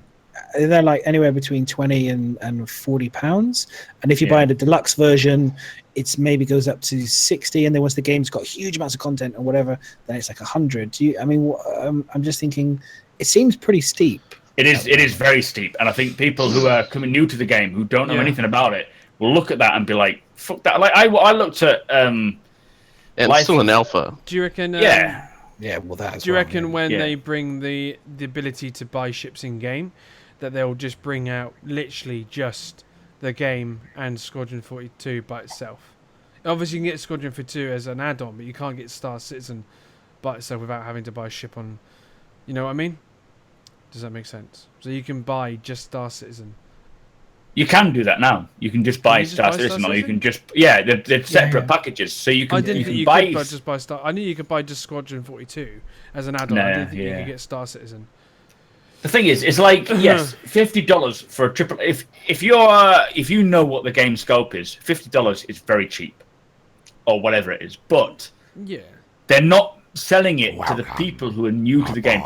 They want to make sure that people who come to the game who've just heard about it from a friend or whatever, look at it and be like, that seems worth it. Like when I saw Life is Feudal at £23, I was like, it's too much. Yeah, too much for me.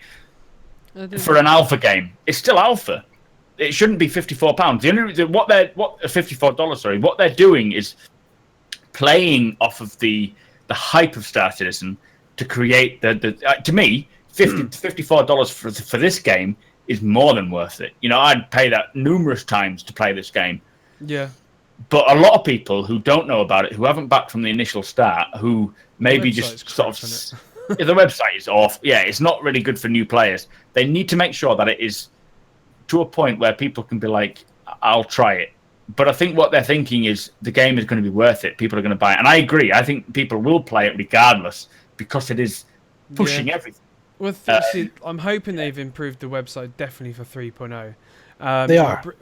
I know they are, but it still could also be pushed back because I know they're still having problems with certain things as well on the that kind of side of things. But it would be something that they have to kind of make right so that people can see the gameplay of 3.0 and go, this game is definitely worth it. Yeah. Where at the moment it's just showing you, the most you see on the front page is a load of writing and it tells you roughly who won the latest, who was on the latest of Citizens of the Stars. I think they're going to have Gamescom is going to be the platform that they can kind of show a lot of it to the gaming community properly. We've already heard from Jay Lee talking about CJ. I'm Baywatch. What am I doing? to Jay Lee, and he's already kind of talked about how this is the PU and the baby PU. Basically, this is it. This is the baby Star Citizen game. This is the real thing. This is the legit game now, and this is like we get to really see what they're going to build on. What we've had before is just tiny specks of dust by comparison, really. Little sand pit. Yeah, exactly. So. I think with the Gamescom, I think the webpage can come, but I don't want them to delay release of the game just for the bloody webpage right now. I just like this. No, I don't think this is alpha. They don't need to because, it's still alpha. The webpage can be done as we go along. Don't forget they're putting hints into they're putting that hint system. Yes, I think is it feature complete now? I think it was last week. Yeah, it is. Yeah, yeah, where people who are new to the game, because obviously veteran backers, people who've been playing it for a while, will know exactly what to do. They'll jump in, they'll just get on with it. It's fine. Yeah. But it's the same when I do videos. I forget that some people don't know what the fuck I'm talking about. And they come in and they're like, what's this going about? And I'm going into detail about how the certain mechanic will work. You've got to realize that a lot of people who jump on the stream for the first time will have no idea how this game works. They won't understand the mechanic of buying a game. And that's not their fault. It needs to be clear on the website. I don't mean like for 3.0, hold the game off because the website needs to be clear. That is important, but not game breaking. They should release 3.0 because we, the community, do the majority of explaining how the fucking game works anyway. Yeah. But it is difficult to understand. And I empathize with new backers who are like, so can I buy a shipping game? Do I have to pay £200 for this game? And you're like, no. Can you land on planets yet? But I do. I mean, I had somebody in game chat the other day going, I've been playing this game for a few hours. I don't know what I'm doing. It sucks. I hate it. My ship is shit. I'm getting blown up by everybody. You could tell the frustration of somebody that just was like, my ship is shit. I can't do anything with it. I can't do any missions. I kill the NPCs. I fly to ICC. Some prat kills me and is warlock EMPs and blows me up at the sky. I don't know what's going on. I don't understand why I can't fly. The game then bugs out on all these things, and then they go, and I've spent $72 on this, to get Squadron 42 and stuff, and it's like, yeah, okay, and you kind of go, I know, you kind of feel really sorry because you kind of go, yeah, exactly. You're like, is that all you spent? You idiot! You should have spent £120. And then you would have a good game. But no, and you just kind of go, oh, how good. The reality is that we are kind of like those people who are in these vintage record stores. We're the early adopters. We're the first generation of people that are kind of like, we see the potential. We really we love it more than common sense, really. And we just want to be those people who can say, those cool kids who are at the beginning going, yeah, we were there from the beginning. That's the only benefit of backing early, is that we are like, who are you talking to? Do you know I was here since 2012? Yeah, we were there. The fact is, back in the day, you need to be. Yeah. Call that a bug. Do you call that a crash? No. I had a great bug today that my arms were like this. Oh, I saw the one. It was hilarious. You were strike a pose. Aurora. I was like, nope. It was hilarious. I saw that. That was very funny. And the problem is, like, people come into this game and they're like, what is this? I've literally spent nearly 3 hours work time on this game and it didn't work. We need to be the voice that explains to them it's alpha. This is that's why I like to hype things up, because this is what we're waiting for. We're not waiting for 3.0. We're not waiting for 3.1. We're waiting for the final game ultimately. And that's what's important to get across to people that are new to the game, is that this is testing. This is all testing. What you should do, Mac, once a month is start bringing out a video which just says this is still alpha. And then people. Everybody stop.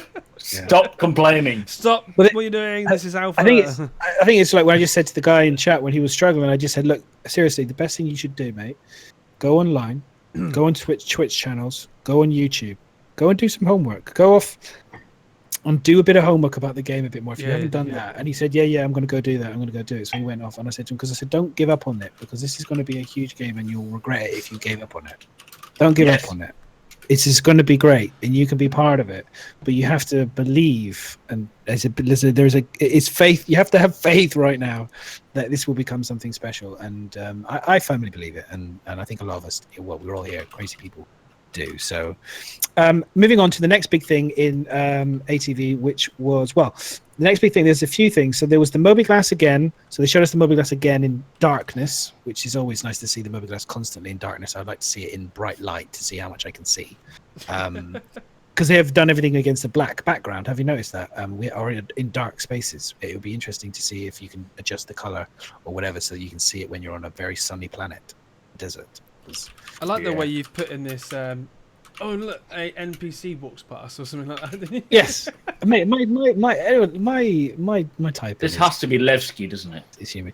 Yes, it does look like Levski in the background. I was trying to figure out who walked past, but we've seen the mobiGlas. But again, I think what I wanted to bring this up for a topic of conversation was because I know from a streaming perspective, from the streamers, and I know I've got Mac and we're all streamers here, is that Saurus and Board have put in something to CIG to talk about how for stream snipers, people that can see where we are at and see from our mobiGlas on stream to get our information to find out. They were wanting to put something forward where we could maybe bring this information off of our screen and have it on a separate screen so people can't see it. So like a streamer. Yeah. Streamer mode. Yeah, because I can pretty understand much, that. I can understand that for someone, I mean, for someone like myself who gets, maybe 1,000, 2,000 views a time, I could find that quite hard, dealing with all that really hot, super cool people watching me all the time. Say 2,000. Yeah, but Saurus getting his 2, maybe 3 people, I understand why he's going to struggle. No, I'm genuinely only joking.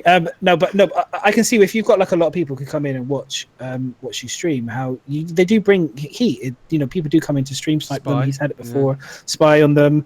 Find out locations. Maybe they're doing maybe he's wanting to do, like with his org or something. They want to go do something fun, like cargo run.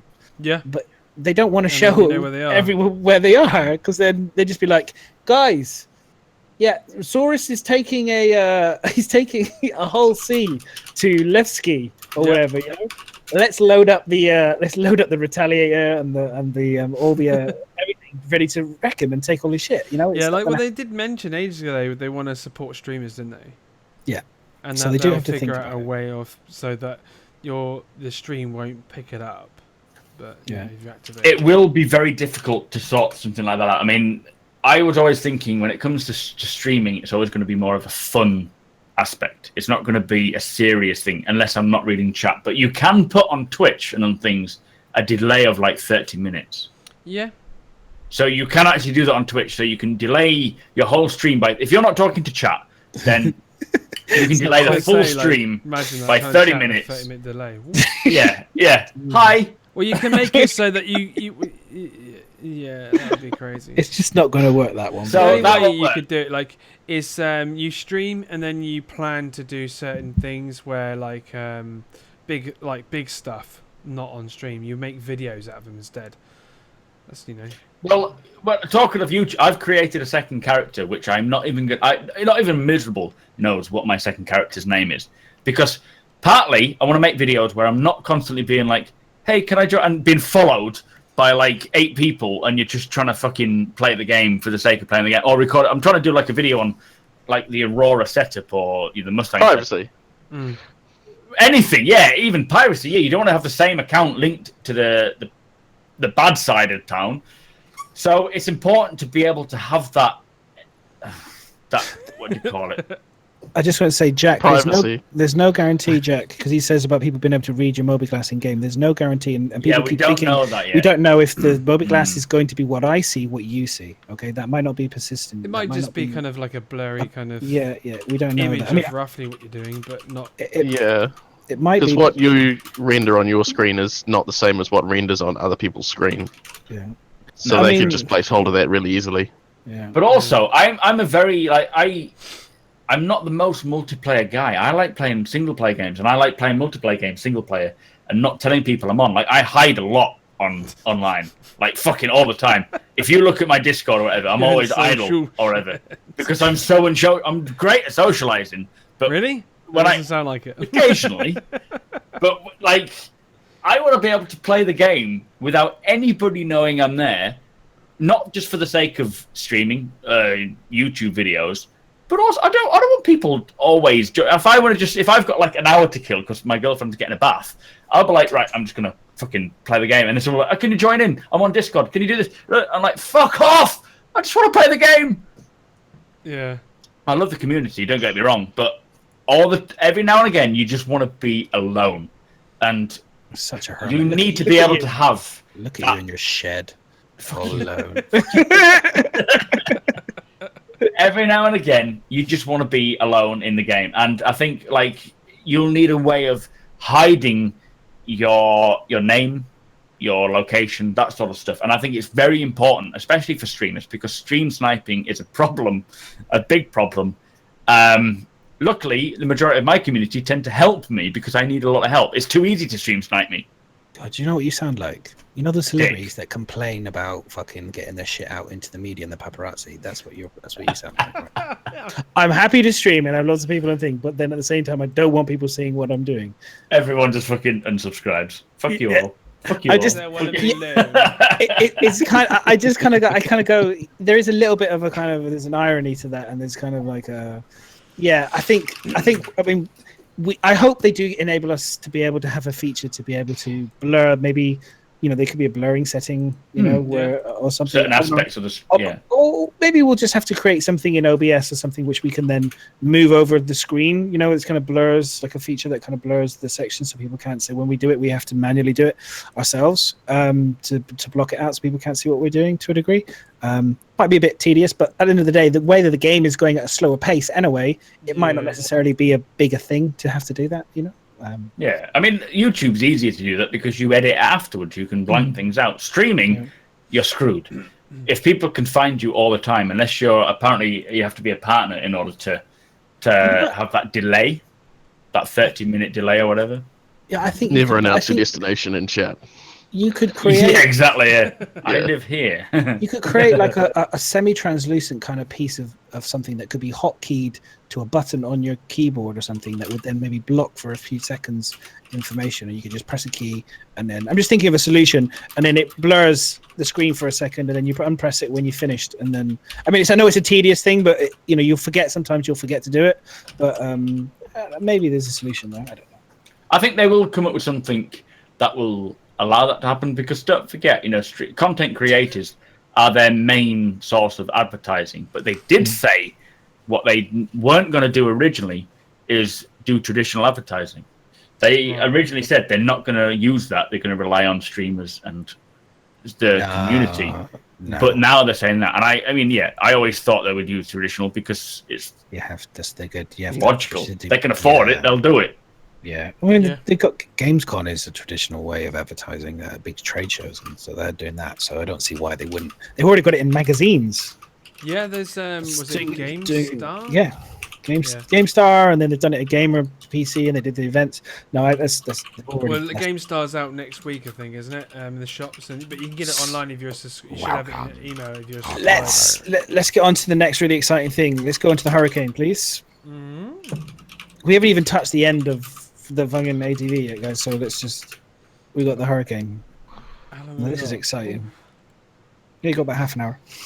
We might have to skip questions this week. I don't know. We'll see. Yeah. We'll see how we. No, we won't skip questions. I'm only joking. I'll just have to stay up late. So we've got Hurricane now. What do you guys think? Hurricane. I know a lot of people might be excited. Some people aren't. Some people are. Bit of a mixed. It's got a bit of a mixed bag actually about the Hurricane. I love the orange landing gear and the inside. Nice. I wish they'd keep it. I did ask Jay Lee if he would ask them if they could keep the orange landing gear. They probably won't. No, they're all placeholders, aren't they? Yeah. But it would be great. It would be great if they could. It would be really great. I mean, I'm not a big fan of the Hurricane. This part I was kind of bored of because I don't care about the Hurricane, but I understand people will be. So I was like, skip. I have a very interesting little bit of information for you. Some people might, it's kind of common sense, but Chris, this is from Jelly. So Chris wanted the original concept in terms of the the turret on the Hurricane to be like the one that you currently have in the Super Hornet. And the reason, if you notice that the height of it, why it sticks up so high, is not just for obviously the fact that it has 4 hardpoint size 3s on it, which enables you to put 4 mantises on this thing. Okay, so you think how big a mantis is. Mantis right? Yeah, exactly. But but in order for range of motion, so like with the bull turret on the Super Hornet, you can really fling it around and see in all directions. You get good visibility. Again, this kind of really does sum up how favoritism CIG has for Anvil over every other game manufacturer. Okay, no, I'm not lying, because if you get in a Cutlass, have you tried to see the visibility you get in a fucking Cutlass cockpit? Now, currently, I know we're going to see the new one. Let's wait and see. It's going to be a lot better, I think. I hope but it does. I firmly believe Anvil is doing some under the table deals with Chris Roberts at the moment. I don't know what's going on there. But they're clearly getting all the good shit. So I mean, look at their HUDs. Citizen. Look at scam, totally. Look at yeah. By the way, yeah. Because he said he wanted it to be able to hit all angles. Yes, wasn't it? Yeah, exactly. It's got to have do that. It has to sit up high. Yeah, which means it is vulnerable to being shot at. Yes. But it was. I mean, it does look good. A lot of people. It opens up a whole other kind of combat scenario with so much DPS coming out of that thing with your mate in it. But again, look at the HUDs though. Look, they've got 1, 2, 3, 4, 5, 6 radar, 6 HUDs on that cockpit. 6. How many? Crazy. 6 HUDs. 3 in the middle. Surprise, surprise. The radar's in the middle, guys. And then 2 up at the top. 1 left and right side. I mean, again, this is still placeholder. This is not obviously 100% finished, but this is their initial ideas, obviously, where they want everything laid out, and it's pretty much fleshed out now.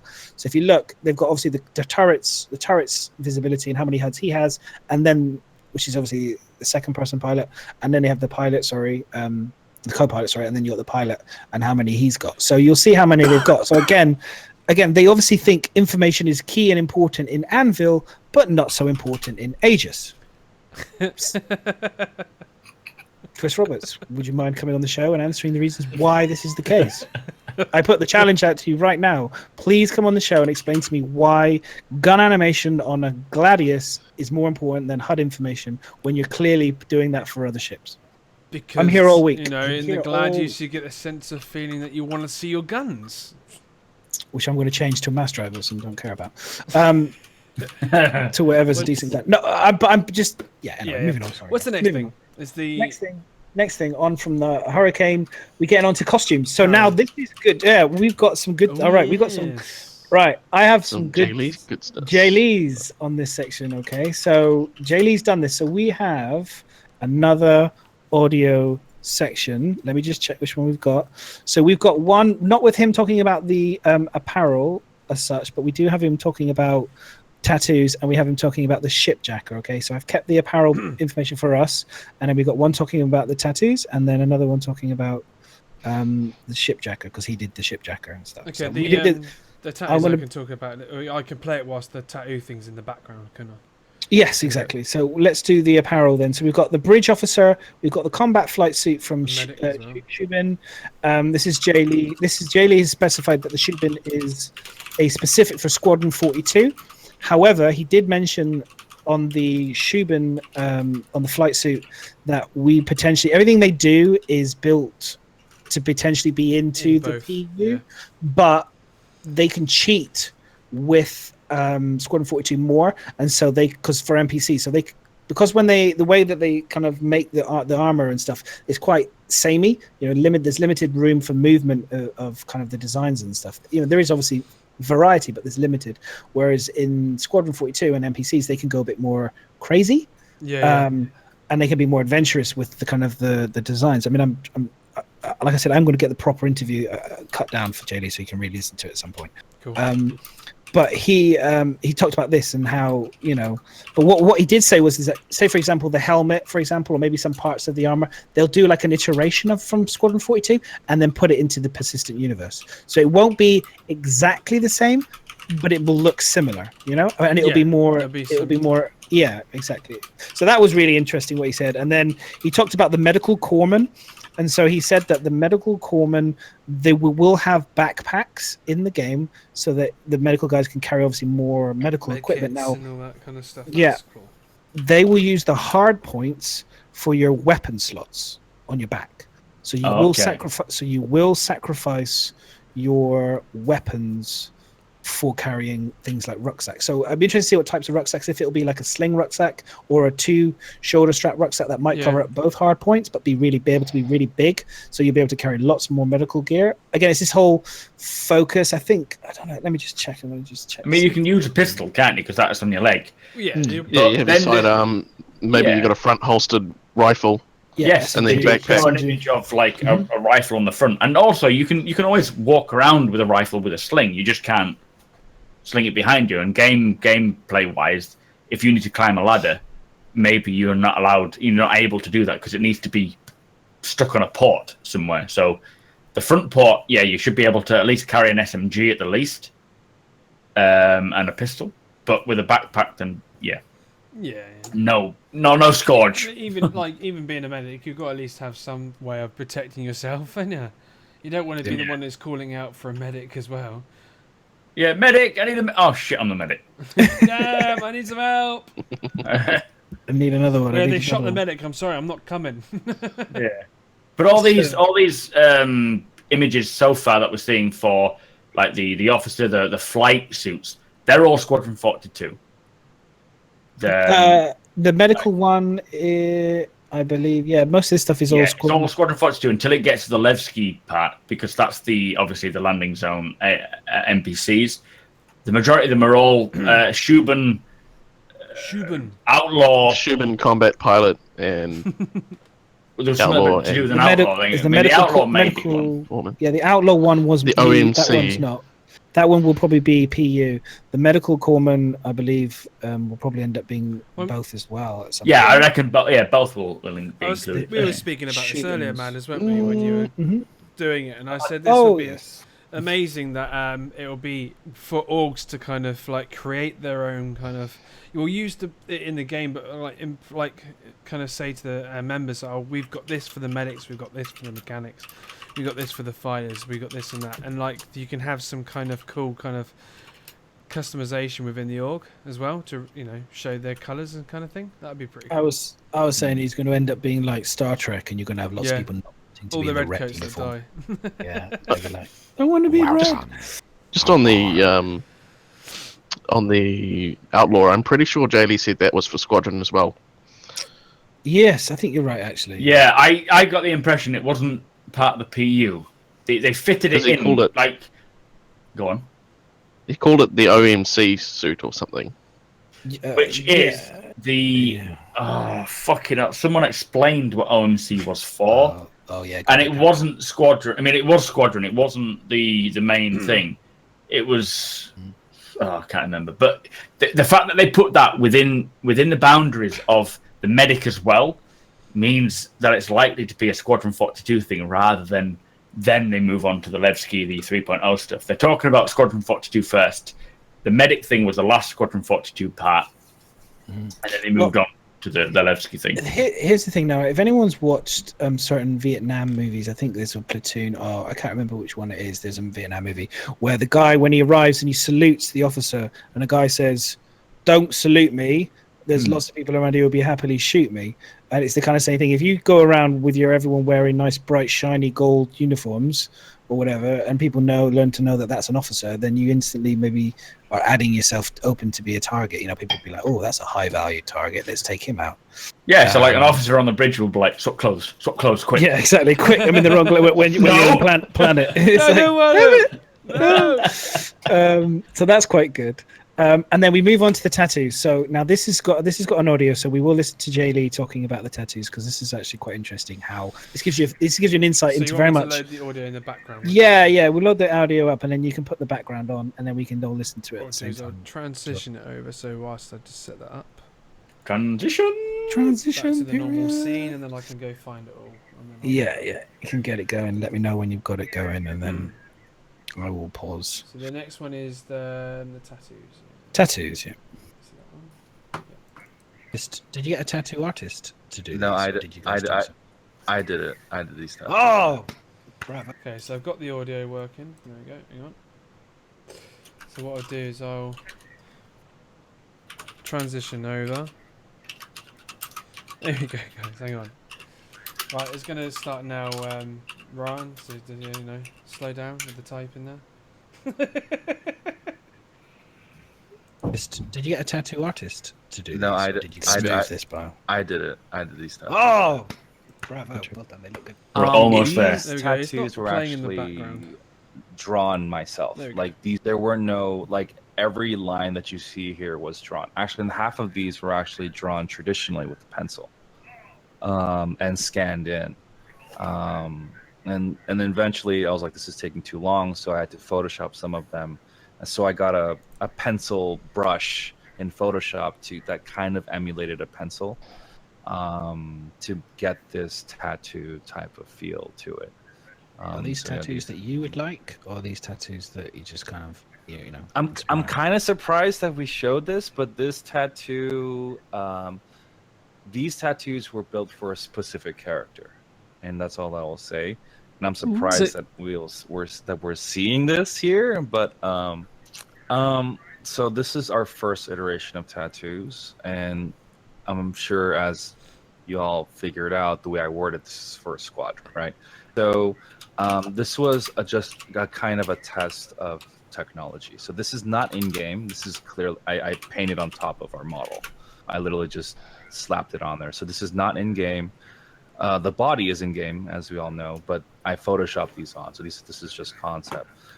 We have to. Chris doesn't like the idea of, if you look at Mass Effect tattoos, right? If you look at Jack, for instance, right?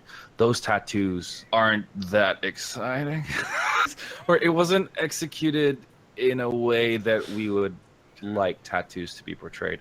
But we've been looking at a lot of tattoos in game, like for Ghost Recon, their recent game that came out. They did tattoos beautifully, right? And so we would like to kind of emulate that within our engine right now. And so we're coming up with different technologies. Now, these tattoos that you see here, it took me about 4 days to do, just for 2 sleeves. And if we want to customize these tattoos, I would have to hand draw every single tattoo to make those variations, right? So if I am given the time and we need to do this for players, then yeah, I'll probably just draw tattoos for 3 or 4 months. That's all we'll do. But just from doing this first pass on it, it took a long time to do these tattoos. Okay, I think that's it. There we go, guys. Cool.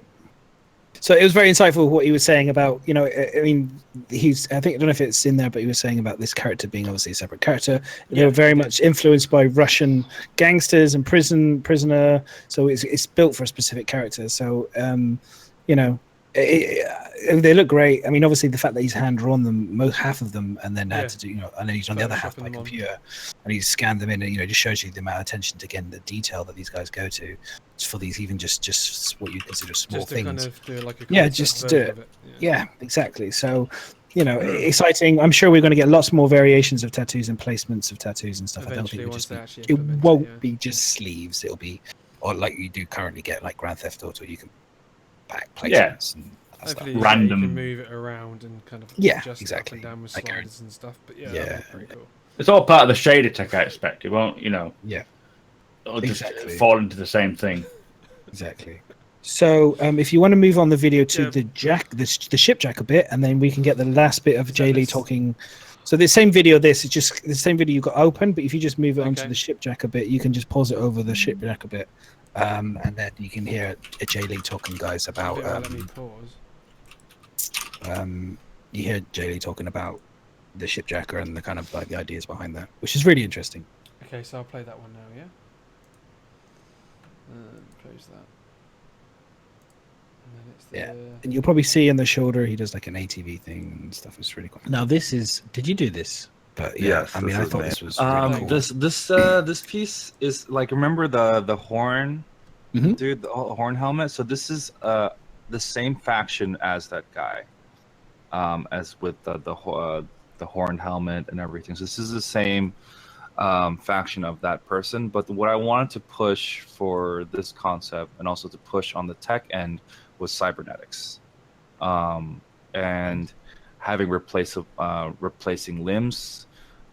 So he's actually, this character is missing a left leg, and so he has some sort of really makeshift cybernetic, and he's also missing his right arm. And so I want to be able to, because we did talk about cybernetics for a long time, and also, so I kind of put the whole spectrum of like maybe parts of his face are replaced by cybernetics to full actual limbs. So I want, so the whole idea of this character was, yeah, he has to look badass, he has to look crazy. He's also non-EVA, as you can see. He doesn't have any, like, his clothes aren't sealed, so he can't go in space. So he's literally someone you probably see on the ground, or someone will be boarding your ship, or whatever, right? But the whole idea of this one was to test out, when we build this character, to see what our tech can do, regarding, do we have to, can we still use the same rig to do this type of stuff? Do we have to dumb down the asset so that we can bring cybernetics into the game? So this is the whole point of this was to see what we can do on later on in the game. Well, it reminded me a little bit of the Elysium artwork by Greg Boardmore, and with the way that some of his early kind of concepts with the exoskeletons kind of built into the armor and stuff. And, and some of his earlier concepts behind it, when the guy had like one arm missing and he had holes in his neck, he smoked through his neck and shit, which I just thought was sick. I wanted that in the movie. When I saw the artwork, I was like, that's got to be in the movie, and I was so disappointed they didn't put it in. Because it's just so cool.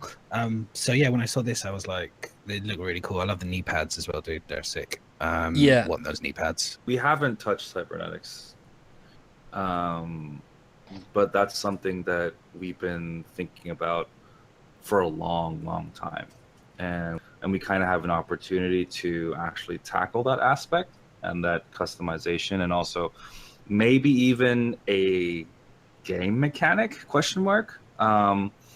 So we'll see. That's all I can say. Can I ask how many shipjacker type of variations will we end up getting? Do you think? Are we going to get is it just like a style thing, or is it going to be like the current one? We have a light armor, a medium, and a heavy. We're planning.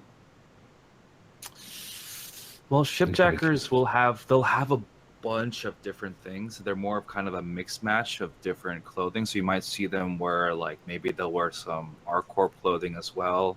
So it's more of a mixed match. The ones that I'm concepting are more of the extreme ends. And what the designers would do is start mixing and matching other clothings together to have more variations of them. So the concept you're seeing right now are more of the full end I can't swear. Like bat crap insane. Yep. Like, the full end of the spectrum, like the way end of the spectrum. But in the game, you'll probably see a lot of different variations. So you'll have different people wearing different types of mix and match of other clothing as well. So yeah. Then that's it on my end. Cool. Thank you. Wow. So there you go. So I will get more of it, but he really did. I mean, like, if you ever want to watch it, it was on Oxford Stream the other day. I've downloaded the whole thing. I'm going to try and edit the whole video and put it up onto either YouTube or something, so people can kind of watch and listen to the actual whole thing, because it was fantastic. Kyros was with me at the time, and it was a really, really cool insight into how CIG operates, and he gave a lot of information on a lot of things which we weren't aware of. Like it was pretty cool. It was a really fun. I never, I don't expect to get these type of opportunities really. When CIG, it's great that they even engage with us to come into Discord as well. Try and get him on the podcast. And it was like, as well. he's already said, exactly. He's already said he'd love to come on. I think the problem we have is the time frame for him. It would be his working hour. So, it'd be just this one-off. We do a special one where we slightly change the time. No, we'll just get him to use one of his day holidays. It'll be fine. We're so important. He can use one of his. Get him to stream it from work. So yeah, exactly. Yeah, that would be quite fun, wouldn't it? Get them. I'm sure that would be quite fun, and I actually get the whole get the whole team out there to kind of join in and have a bit of a laugh with the show. Would be awesome. So, who knows? You never know, guys. So anyway, yeah, that was really cool. I don't know about you guys, but I think the shipjacker stuff is really exciting and really looks cool, doesn't it? And the biotics, the fact that they've been working and talking about using like cybernetics and stuff, because they talk about obviously replacing limbs, Chris Robert, when you die. But they're not there yet. They're clearly not there yet. Yeah. No. I would love to on be it. able to get my character kind of like not that extreme with the face, but half the face and one of the arms and some of my chest kind of area and my leg, one of my legs kind of robotic kind of thing. That would be awesome. And to get there, you'd have to die a few times. Yeah, definitely. I'll allow my members to kind of just start shooting at me. To fuck you up. Yeah, I'll let them pick apart. Obviously not the private area, that stays intact. I found it quite interesting that the shipjacker had the Shubin Interstellar logo on its leg. Now, whether or not they've just gone to Shubin and gathered up resources and shit from there, or if that's Squadron 42 related, because Squadron 42 is set at the Shubin Interstellar base. I don't know if that's maybe where he's going from, maybe an inspiration from the fact that they got like shipjackers to me makes me think of Reavers from Firefly. Yeah. So are they going to play a part in Squadron 42 where we are defending against not only the Vandal but also the shipjackers? That appear out of nowhere and chase you. Yeah, and they take parts of the Squadron 42, so you will see like shipjacker outfits with Shubin written on the side because they don't care what their armor's made out of. It's whatever they can get their hands on. That's what he was saying in the audio, wasn't he? He was saying they're made up of just random bits of clothing. Yeah, Like they might have bits of Arclop clothing or like, whatnot to get the variations in. They're like, oh yeah, I like So it's that. So I'm everywhere. going to shove it on. It looks aggressive. I would say the only thing with the difference between the Reavers and what Bio was talking about is the Reavers use like bits of humans and skin and teeth and hair and like they actually use, you know, to create their garments. You know, they skin things and leave them lying around all over their ships. These guys strike me more like kind of, you know, piratey and less psycho nutters that literally will eat you. Yeah, Reavers, definitely Reavers. Kind of. You know? Mad Max in space. I think Mad Rambo mentioned earlier in chat. Yeah, Mad I guess Space. that's what I was thinking as well. More that type of, not Reavers just seemed like psycho, kind of crazy. Yeah. Okay. Anything else for that one, guys? His face looked like a bio guy, but I take Yeah, you well, touched upon that, did you? Well, like I said, if you look at the original, like I said, if anyone checks out Elysium artwork, I've put some stuff in a few Discords and stuff. I'm more than happy to bring up some later. Very much the same kind of design ethos about kind of integrating how technology integrates with flesh, humans, and they've done some fabulous concept artwork as well, similar. So Cool. Yeah, there's a real striking. It was actually quite striking how similar some of the things were, which was good. Because I love, obviously, I love all the wetter stuff those guys do. Right. So we have body damage states to bodies, which they showed us, which look great. So you can see how people have been shot and killed, and they've been blown. Like, I guess this might be quite scary. So can you imagine, like maybe like a big hole in someone's head, for example, in like a dead ship and stuff, like, floating around in the dark, and then all of a sudden you kind of suddenly bump come into out this of like, floating this body, dead body just floating in front of you, like you know, all whoa. mangled and stuff. Or an Shock and horror. Or a hand just Yeah. appears out of nowhere, and then when you kind of like bump into it, it's just like floats away from a body, kind of thing. Yeah, you get that whole kind of like Jurassic Park style where you think it's your friend's arm. It's like, hey, Oh, thank God. I mean, this is going to be like assets that are already in the game. They're not going to be like a dynamic. I've been shot. Now you can see the bullet hole sort of thing. It's going to be preset. I think specifically for the 3.0 missions when they mentioned about and Squadron 42 when they mentioned about going to planetside. Part of the GameStar demo was they went planetside to find out what happened to a wreck, to a ship. They found a wreck with a body in there, and so I'm assuming this will help you determine what happened to them in terms of how they came to their demise.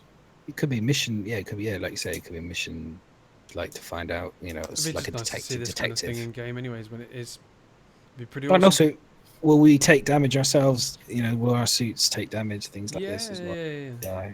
That'd be that would be a really good thing on persistence if that kind of does show as well. And then the next thing, which Jay Lee did this, which I didn't realize, is the Moby Glass, the actual physical design. Actually, he did this. I don't know if he did the 3D, but he actually designed the Moby Glass, how it looks and stuff. Oh, the concept for the Moby Glass 2. Yeah. Ah, right. Okay. Yeah. So he did this. So, That's yeah. cool. It looks really cool. And also, he did say, we were chatting about this just jokingly, but he went very quiet, which was quite funny. Not because he was tired, probably was because he was tired. But the other thing is that we did ask him, like, will they make this as an actual physical asset that we'll be able to buy? I hope in real life. And he was like, he was quite tight-lipped, wasn't he? Yeah, really? he went, yeah. He didn't want to say no, and he didn't want to say yes.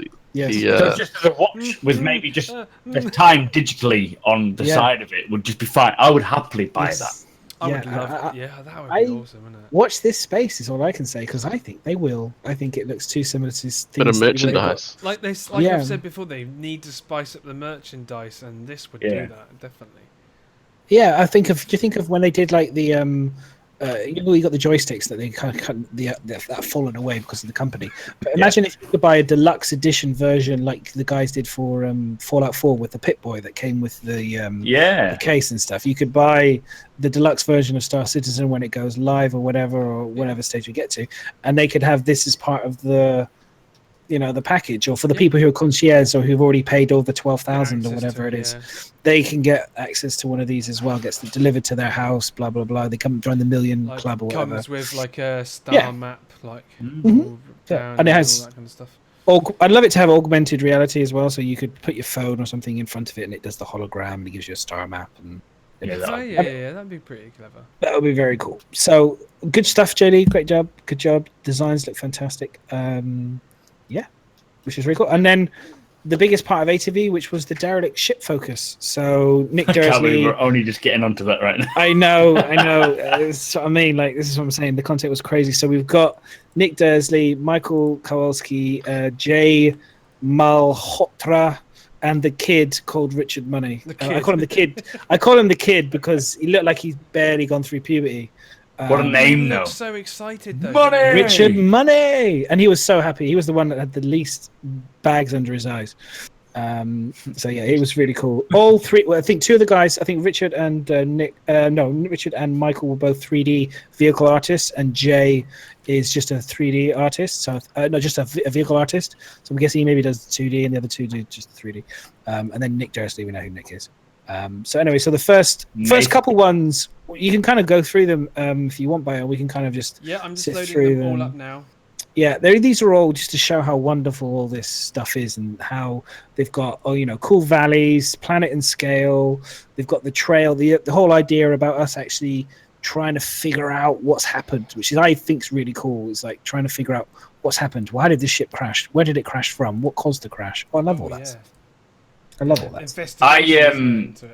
I actually hope, as part of the organisation I'm creating, now this is not just generally going to be it's going to be for everyone, but it's not going to be like 100% roleplay sort of thing. But I would love to be able to locate and categorize, or not categorize, I can't think of the word now, but locate and gather all the information from every derelict in 3.0. And it won't just be for anyone involved in the org. It can be for anyone in the whole verse, but have a database for all the derelicts that are in 3.0 with the location, the type of ship, what happened to it, what was found inside, whether it was inhabited or habited or whatever. Everything. Yeah, sorry. Thank you, Rollerkip. So locate and catalog every single derelict. That is part of what I'm going to be doing in 3.0, and the streams that I'm going to be doing is trying to have teams of people go out and try and find these. And once you've gathered all the information that you think is accurate, submit that to this, I think they call it a derelictopedia. Then head off, have a team to go off and just make sure that what they are gathering is correct. So everything will be gathered in terms of the information that was a part, like any data that was found, so we can kind of determine exactly what happened with each ship. Yeah, that sounds cool, man. That would be so cool. That is so cool. Hell of a job, but man, that would be awesome. This everyone can do it throughout the streams. Anyone, like while you're streaming, just fucking head off and try and find a derelict and find a derelict, mark it on the map. Yeah, see if we can get them all. I just think this, when they showed us all this content, all these video clips for this, Mac, I don't know about you, but I was just blown away by, just this bit here when we flew in with the size, and you saw the ring. Detail. and then I just was like, oh wow, just like wow. I mean, it just looks similar there, but I was just like, still just flying past the rings and the stuff. And the only thing I would find with that is like I'll land on that planet and then I'll look up and I go, oh, there's the ring, but then I'll look back down the planet and just go back down. I'll just constantly wouldn't be able to sit still with that.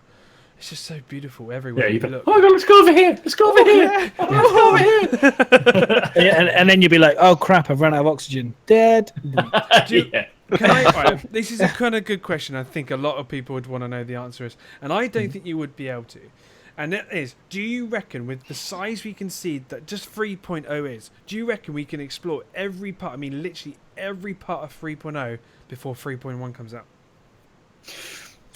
Good question. It is a good question. I don't think we will cover every single part of every moon at all. I think the chances of that happening is very slim. Even don't forget, you can still see your view range. There's no view range, so if you look and think there's nothing over there, you're not going to go and explore that. So how covering it itself is not likely to be measured.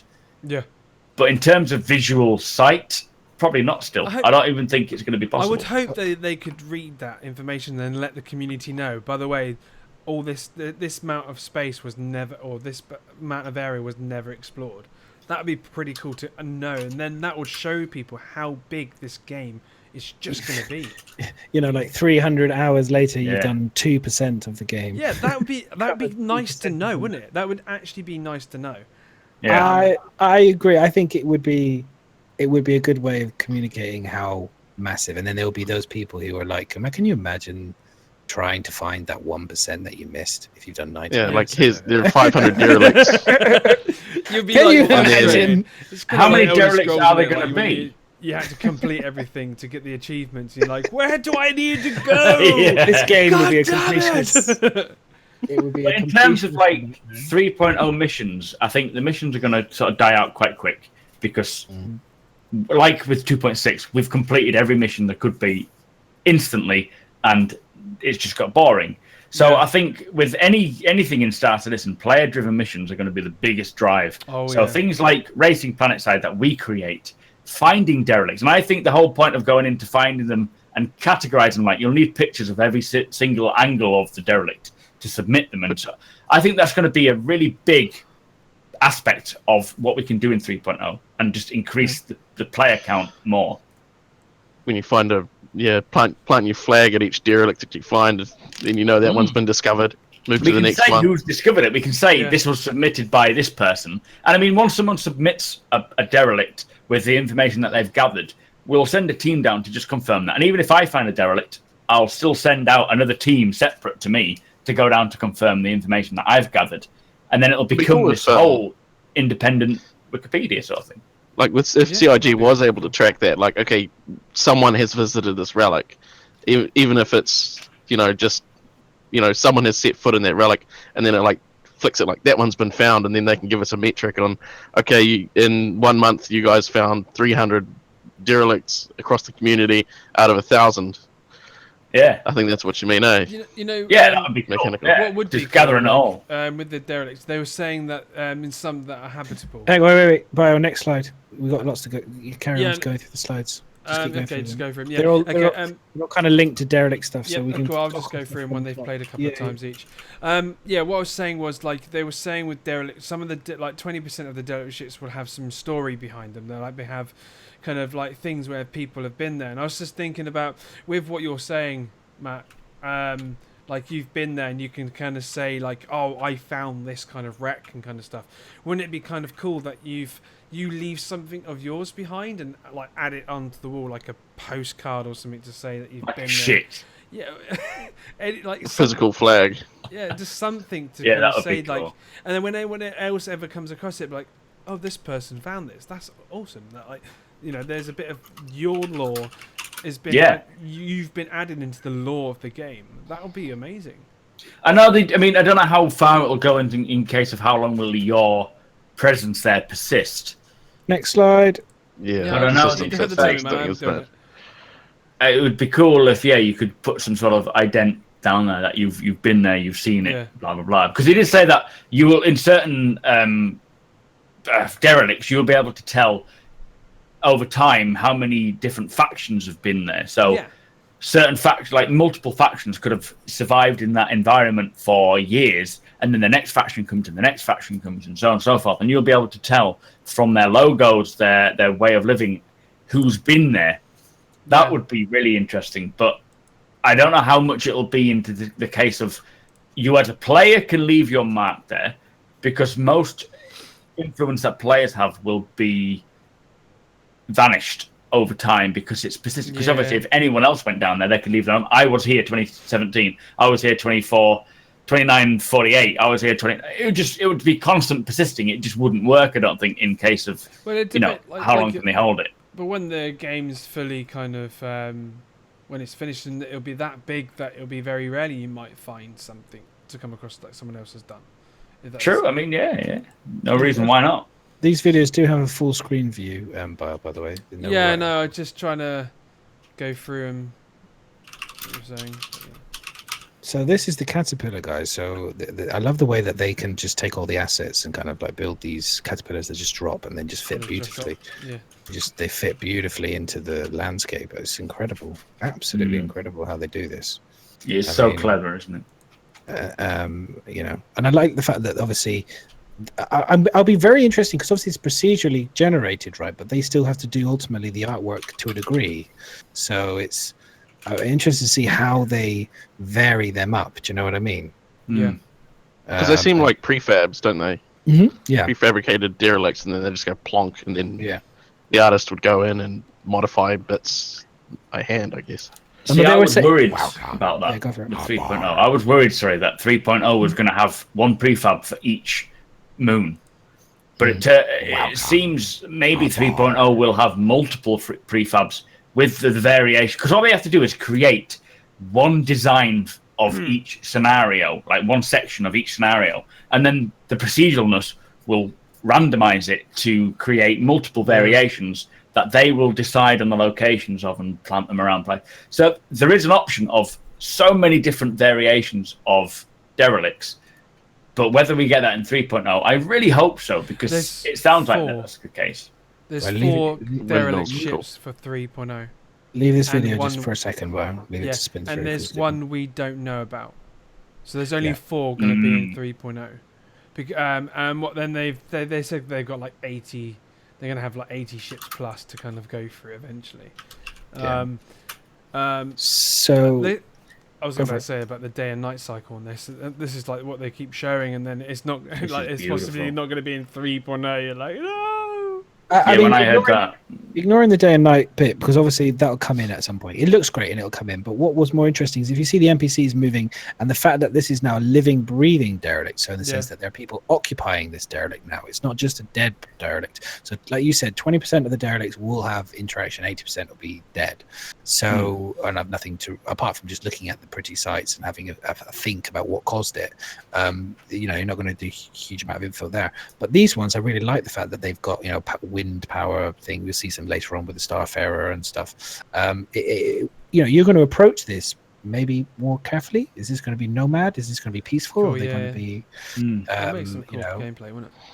Yeah, it's going to be really. I really like that. I really like this, and not to mention the fact that it just looks stunning with the world spinning. That does look great. But that part when it goes to the night sky. If you've ever seen like time lapses of the actual night sky, it literally transforms into that sort of thing where you see all these different parts of star formations going over your head. It's just the level of detail again is so. That's what it needs to be in 3.0.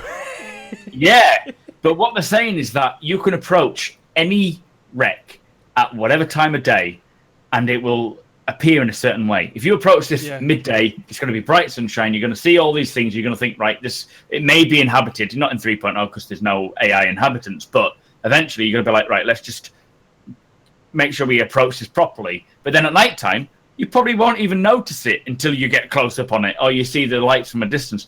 So everything to do with time of day will change the aspect of the game. And this is what I was saying about doing in 3.0 when it comes to having our own FPS battles on the ground. Like if you have a caterpillar on the ground, you can have one team approaching it from one side, another team approaching it from the other side, and attacking together as like an FPS game mode. you can change that up by time of day. You can have long battles over the duration of multiple days in game, depending on how long that one day lasts, and it will just change the way the game feels, and weather and storms.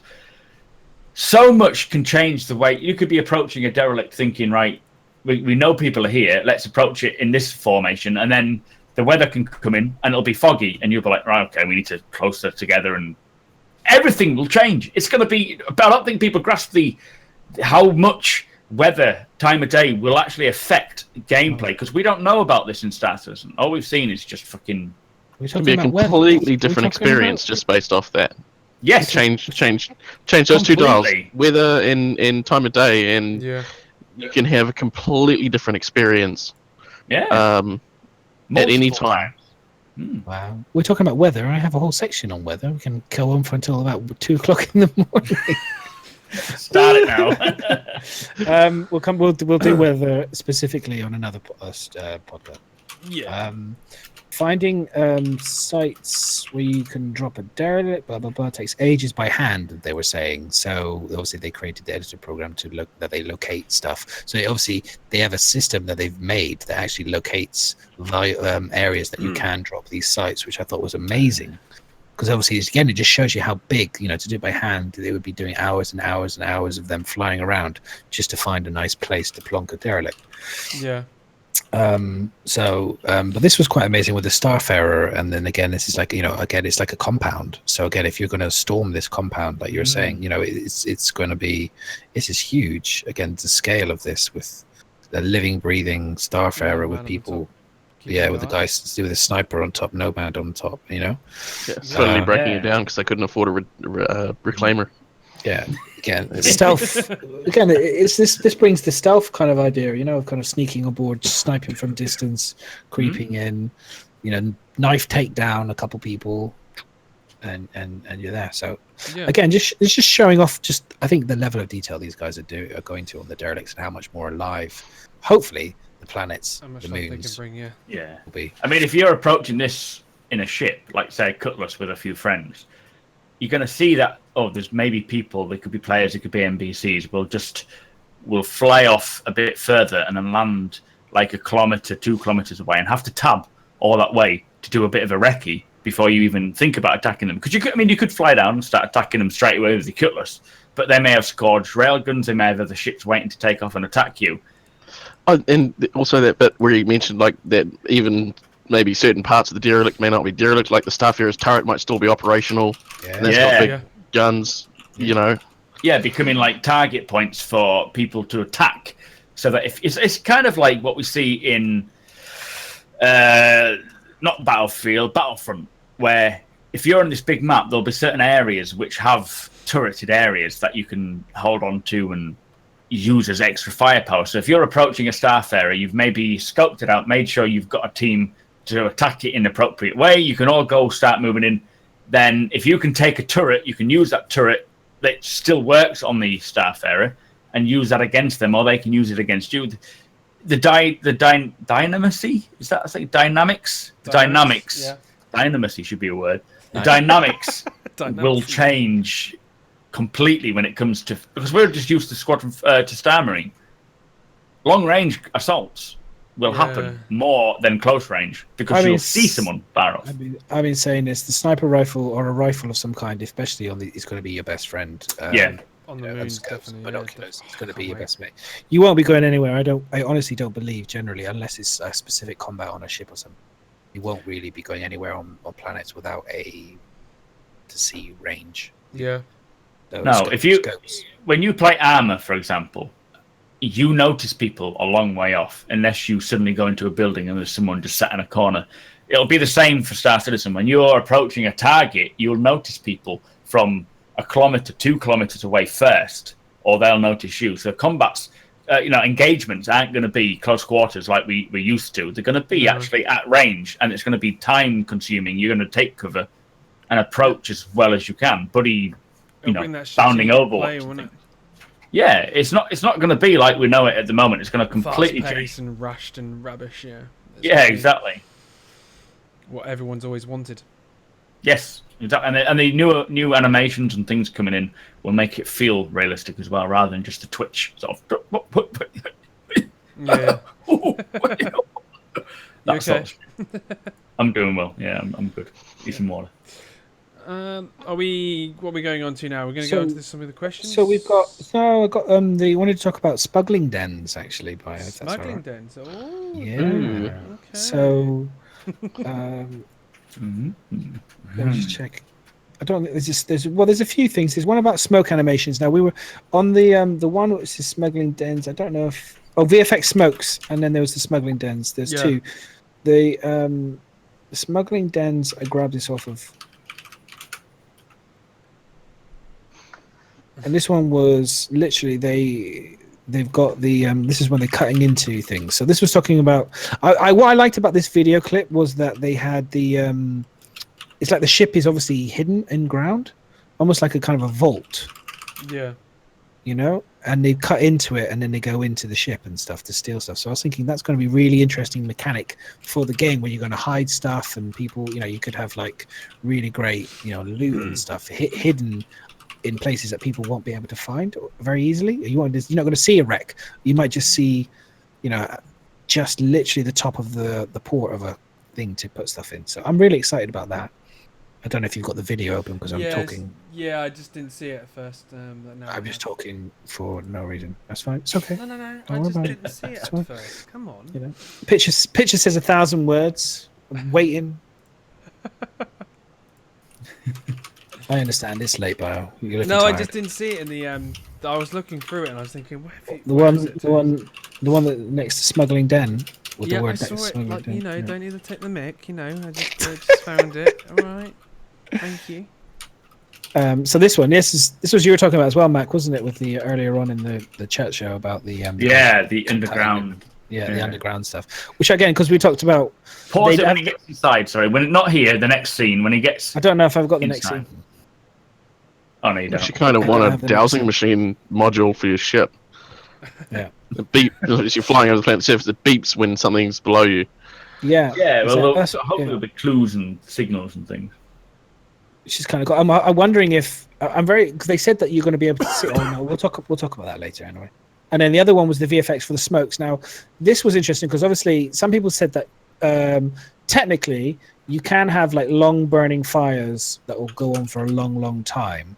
But obviously, if you're on a planet and you fly over this derelict here with all the smokes and everything coming up on the effects, and you fly back again a couple hours later or whatever, in theory, and it's still burning and still smoking, you kind of be like, that's not really. That doesn't seem very realistic, you know. It should have burnt out by now. I think, certain ships will be represented in they've just crashed, like recently, and they're on fire. Other ships will be represented in the state that they've been there months, years, centuries, you know, that sort of thing, which will be part of determining what's happened to that ship that you've discovered. If you go away and come back and it's still burning, in terms of for realism, I was thinking that they would. I said this before, but they do it on a timer so that eventually it moves to a different location, it disappears, you know, and it moves. Fresh crash. They can tie in some of that with the mission system as well. Like, go get the black box of the recently destroyed ship before the pirates get there. Of course, it's in the mission lore. It would be just happen, so it would be on fire. So. Yeah, but if you did like an early mission, like that's just happened now, go and find them. Yeah.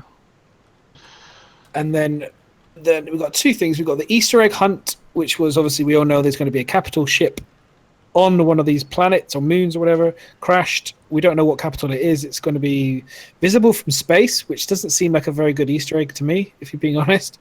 But clearly, judging on the size of the planet, the moon, sorry, I'm guessing it's going to be quite hard to find it still. Yeah. But I mean, if you can see it from space, I mean. Well, they said that you can see it from just gliding above. It was kind of like, I think it was meaning more just above the atmosphere, like when you start going to the atmosphere, you know. It could be exaggerating as well. Okay. Yeah. We'll wait and see. So we'll be interested to see what everyone thinks in chat in terms of the capital, what capital ship everyone thinks it's going to be. Is it going to be a driller? Is it going to be a king ship? Is it going to be a Bengal? Is it going to be a Javelin? Is it going to be an Idris? Is it going to be a Polaris? Is it going to be something else that we don't know about? Probably have to dive into the Stanton system lore Will it be a reclaimer? Because they talked about it. They said that every single ship has to be made or will be made into a derelict version. So in all of Earth at the moment, but it's there hopefully with audio, to be discovered. Yeah, this was just him talking about it. A Yeah. sense of scale. So this was just. I mean, we all when they're on the ground. Good luck trying to find it. Yeah. We've all heard that before, haven't we? We all heard it. We don't have to have it on the audio. It's just in case we. Are we playing this Lost and Found video? Yeah, and then this is the highlight reel, and then we can take questions. Yeah. I've already got the questions open, ready to read out after. Oh, sweet. Go for it. So let's go for this, and let's make it nice and big, and then I'll just make sure it's all in HD. Okay. And thank you for everyone's patience. Here we go, guys. We're playing it. Yes, play. Yeah, I guess you could say ships have always held kind of a power over me. I mean, growing up, I couldn't get enough of them. I'd hang out by the pads any chance I got and listen to the pilots swap stories. My dad used to tell me, you weren't born, you landed. But yeah, there was always something about them.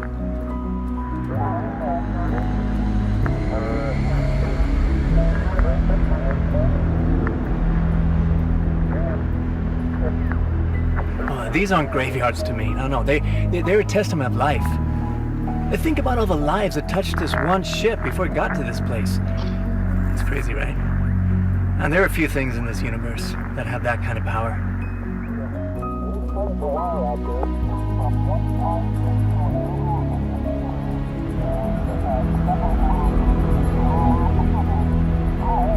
To me, it always comes down to the people who flew it. The modifications that they made to make it theirs. I mean, we could find 10 Connie wrecks, and even though the layout's going to be the same, every single one of them is going to be different. There'll be some kind of lingering presence to connect you to the people who lived on it.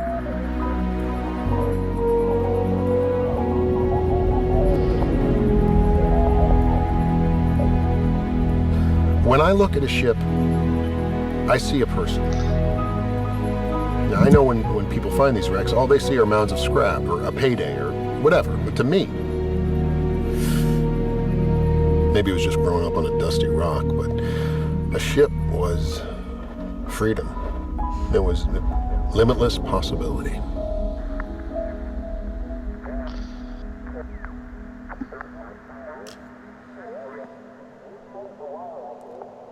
All I can say is, wow. That was amazing. I'm still watching it. Yeah, but you can still talk and then. Still watching it. I'm still listening to it. Lost and Found. Yeah, I saw that and I was like, wow. I really like the bit in the swamp, although I can't unsee that arm now. Thanks, Oxford. Oh yeah, when it does that stupid little. Yeah, I can't not see that, but the swamp got me excited. Yeah, because I just had like the flashbacks from Star Wars and Dagobah, Crash the X-wing. No, it was. Well, that's exactly what I was just literally. I was looking for Yoda. It's incredible. It's. Well, I mean, they've got Dune, and they do a lot of influences from Star Wars. So I can do an impression of Jar Jar if everybody wants me to. Oh Jesus! You get all the ladies with that one, I bet. Oh yeah, definitely. Especially when I pretend that I've electrocuted my tongue, as Jar Jar Binks did. Whoa! Wow! I think we should see this just for entertainment value. I don't think so. I'm getting the clip. Jar Jar! I got the clip ready. There you go. Boom. Okay. Bam. That's it. Immediately, we'd go down to 2 viewers. Right. Moving to questions. Let's go. Let's get these questions. I'm excited about questions. Right. Okay. Questions. Here we go. I'm going to read them out. The first one, guys. Whoever did that, please let me know because that's freaking hilarious. Okay. So the first one is to me, and this is the first question I've actually had directly to me. How much do your tour costs? Your tours cost? Okay, so I haven't thought of prices for this yet, guys. I need to figure out how much I get from piracy and make it better. Yeah, can we buy that shirt as well? Hang on. If nobody knows what we're talking about, just give me 2 seconds. I will link. Get the full picture. I will link the Have clip. you clipped it? Oh, that face is hilarious, man. Like, hey mate, give me a tab for a tenner. It's fucking chav face all the way. I've got a microphone in my hands going, all right. Have you got the image? Hang on, I can see if I can get up on this other side just to make it a little bit bigger. I think I put it in the Discord. Yeah. Right, I've got the link here.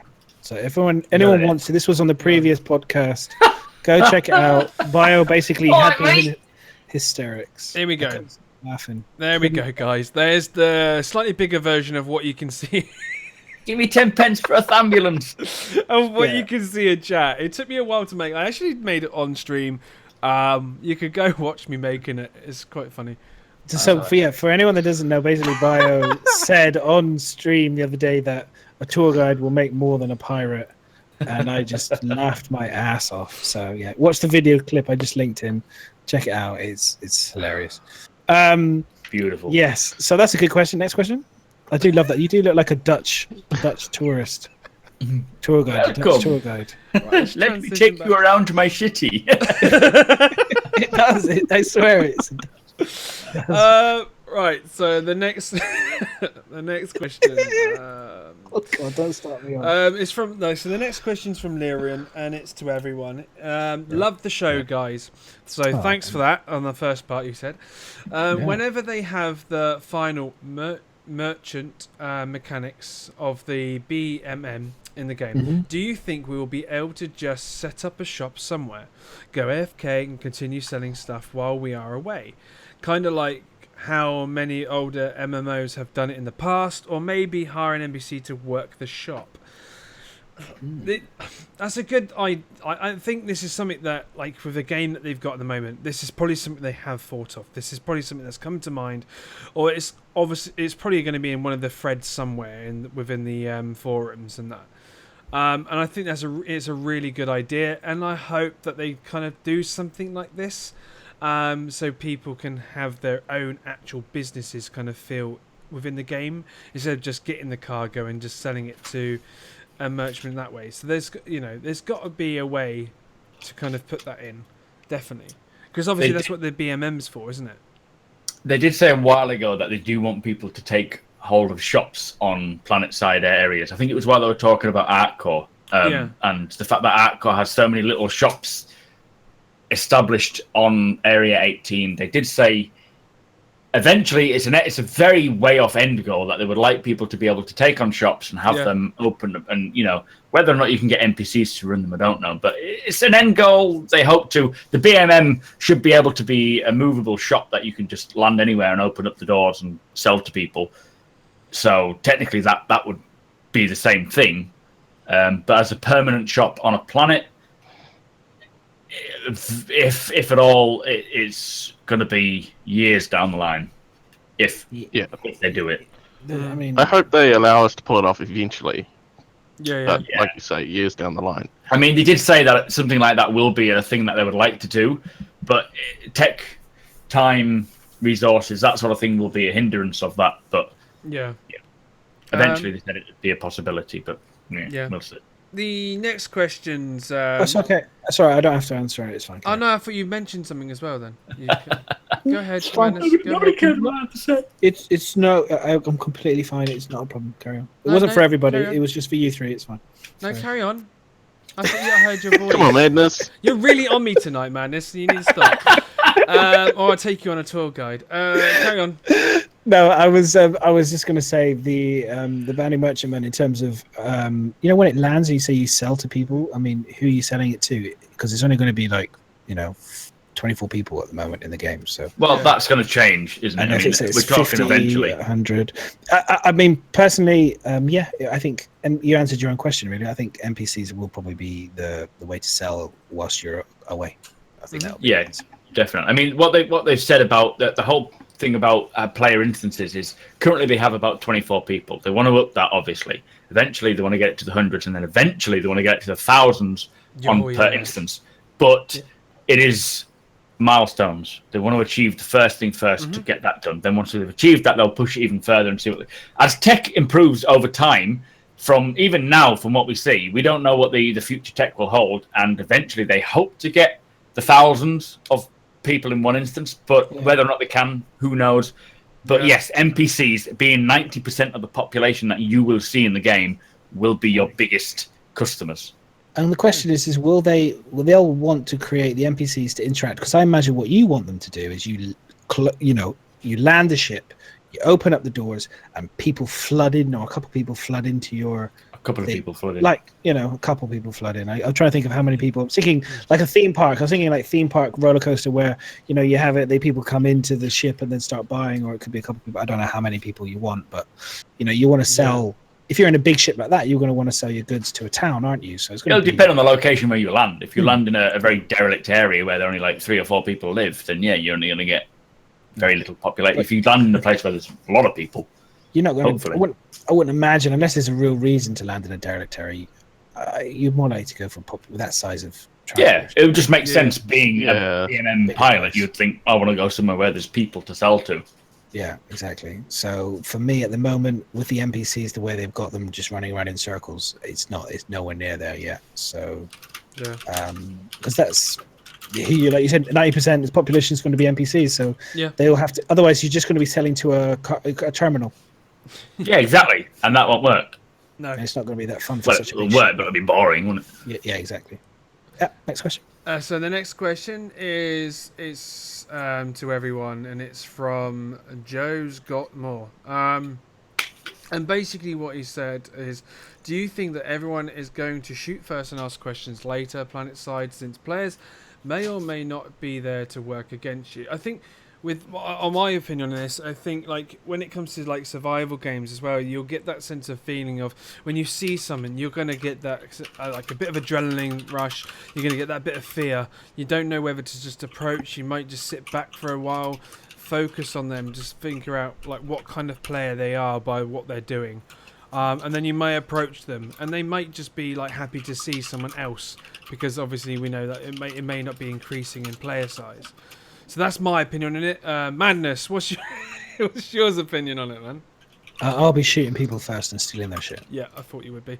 Mac? I think at first, 3.0, you're likely to see people will shoot on sight. As soon as certain factors like insurance, criminality, a lot of other factors that will play into it, you'll start seeing people being less orientated to shoot first. You'll start seeing more, because they'll implement game mechanics that will encourage people, to be a good pirate. Yeah, exactly. To be a good pirate, you don't want to go and kill everyone, because then your bounty will be way high. Everyone will be trying to kill you. So if you're as a good pirate, you would steal the cargo that you want and leave them alive, because then you won't have. It's the same with real law. If you kill someone, you're wanted highly. If you let someone go but steal their goods, you're a lesser cause. Only if they know that you stole their shit. Yeah. Exactly. If you can get away with it, then if you can kill them in a quiet area, stealth attack, or a silenced round to the back of the head, they've got no idea where you were, who killed them, whatever. Yeah. You steal their shit, you walk away. It's only if they can get back to the location, mark you, or fight. Maybe if I've got specific goods on you that are traceable or trackable or whatever, and then you can go, hey, creates bounty hunting. I don't know. I'm just kind of, if there was a mechanic in the game where it tells you who was the last person to kill you, for example, then you would know, obviously, but then it loses true immersion and all that stuff. So, but yeah, without the ability to communicate with anyone, like at the moment, the reason I have an issue with it is still, as I can't see anybody when I'm on ground. I can't tell if that person, say for example, if the person has got CRG in their name, I don't know Tom, Dick from Harry or whatever, when I'm out of the ship. I have no idea who anyone is. So for me, I'm not risking the opportunity for them to shoot me. So they get shot first. Simple. Yeah. I think they need to remove names from people's they have, actual characters. Have they? Yeah, there's no names in this pack. You should be able to hack their Mobi-Glass and be able to find out. Yeah, with Mobi-Glass to scan them, sort of. Oh, okay. Yeah, scan them. Yeah. So you'll be able to go, and then you'll scan it, and it'll come up with the person's name and information about them and your info, track record. If they got a wanted bounty on them, and it's all that kind of cool stuff. That'd be sick. I'd be spending a lot of time looking through my sniper scope. If I saw someone up on the horizon and I'd probably try and send a message in chat. If they didn't respond, I'd probably shoot them first. You just shoot. Yeah. They'd be like, "State your intentions, or you're gonna die." Just say something. Then they're gonna know it's you that shot them. So, would you ask questions, or would you then shoot? Who's gonna say, "I'm a pirate. I'm intending to kill you"? Yeah, my You're mate. like, I'm friendly until you get face to face. My mate's standing on the other ridge over there with a sniper rifle, looking at you right now, waiting for you.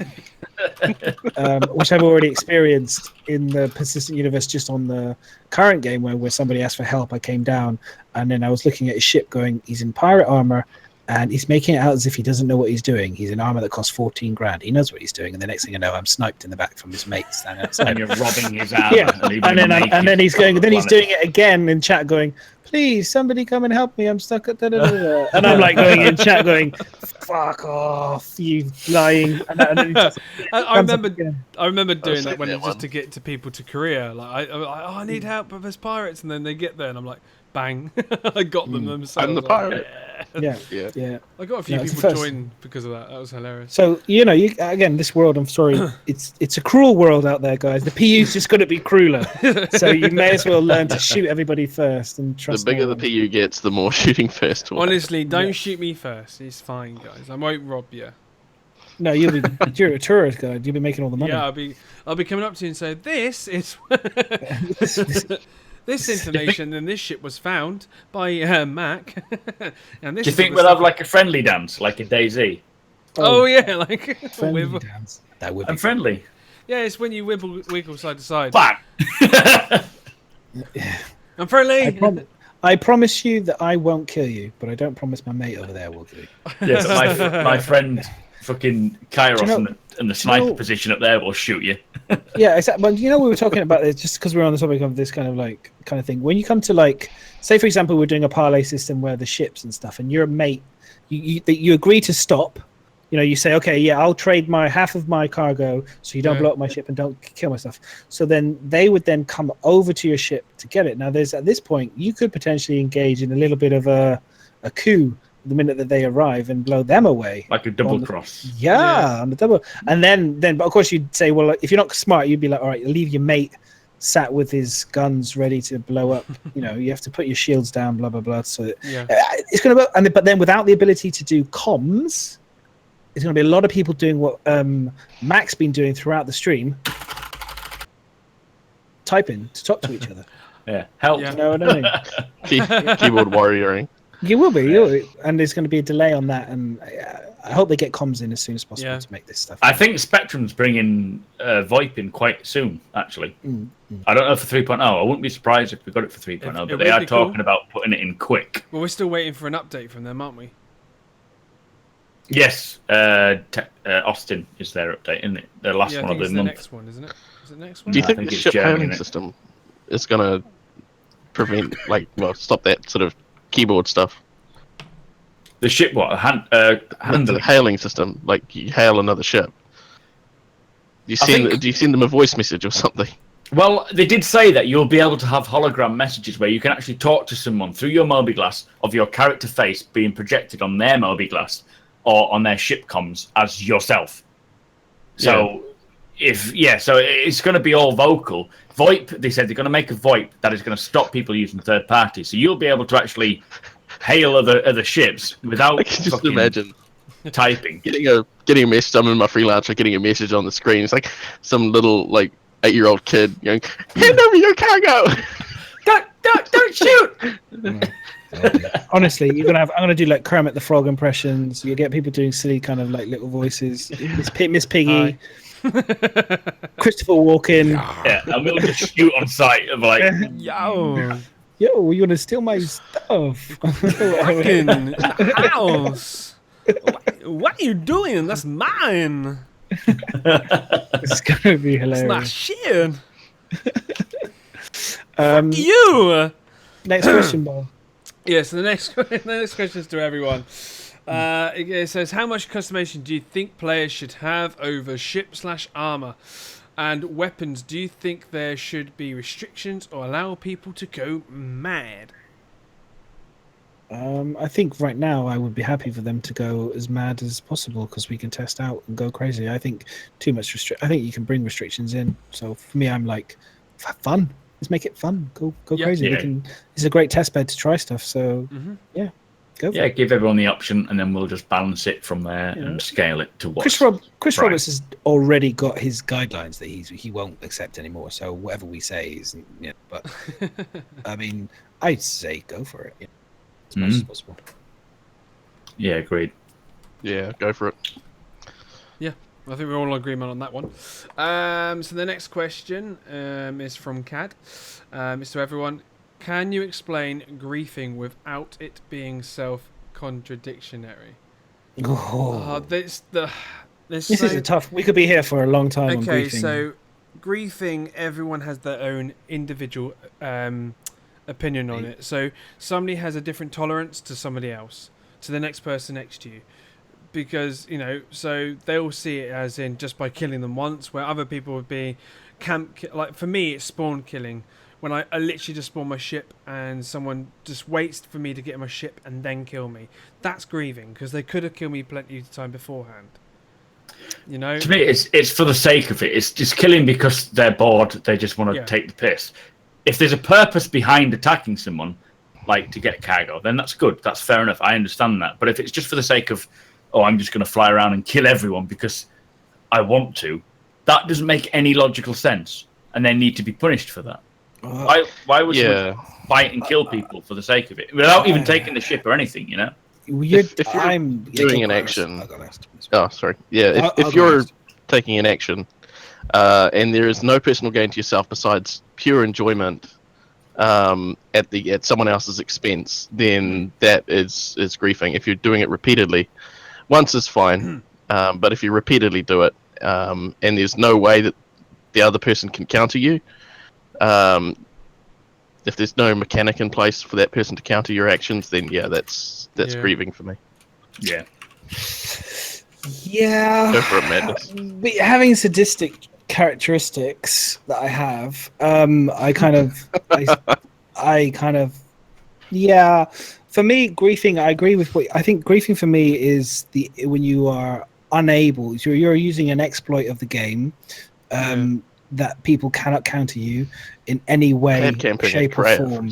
So, for example, like you say, at the moment, pad camping is griefing because no one can shoot you from. There's no way of killing you from the ground unless you're in a ship and get the turrets or something. But by the time you get in there, they kill you. That's griefing for me, because you just sitting there repeatedly just killing people because there's no way they can kill you now unless they can get into your ship. But if you're in a single seat, again, if you're in a single seater, then no way to get in, no way to blow you up other than that's griefing.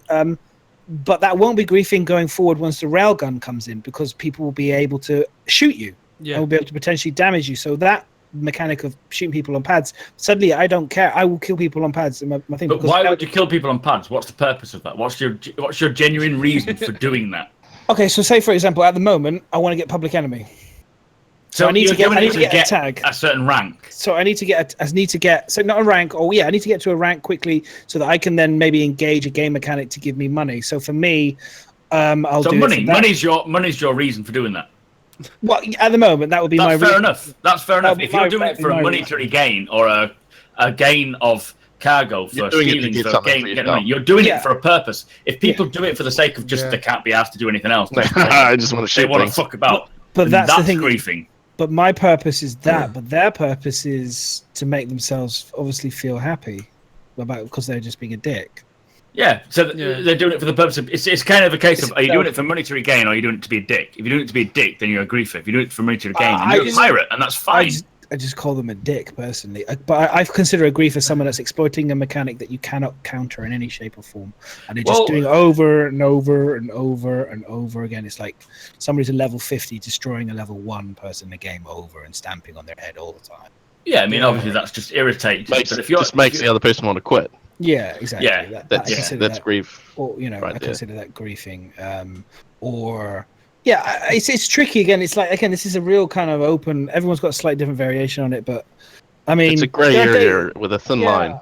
I mean, some people would consider me a griefer for some of the things that I've done in the game, sitting at Korea with a sniper rifle, or sitting in a corner at Black Shadow, or someone going to ICC mission and I'm practicing my sniping on their head, and then I always try to let them get the money first, and then I blow them away.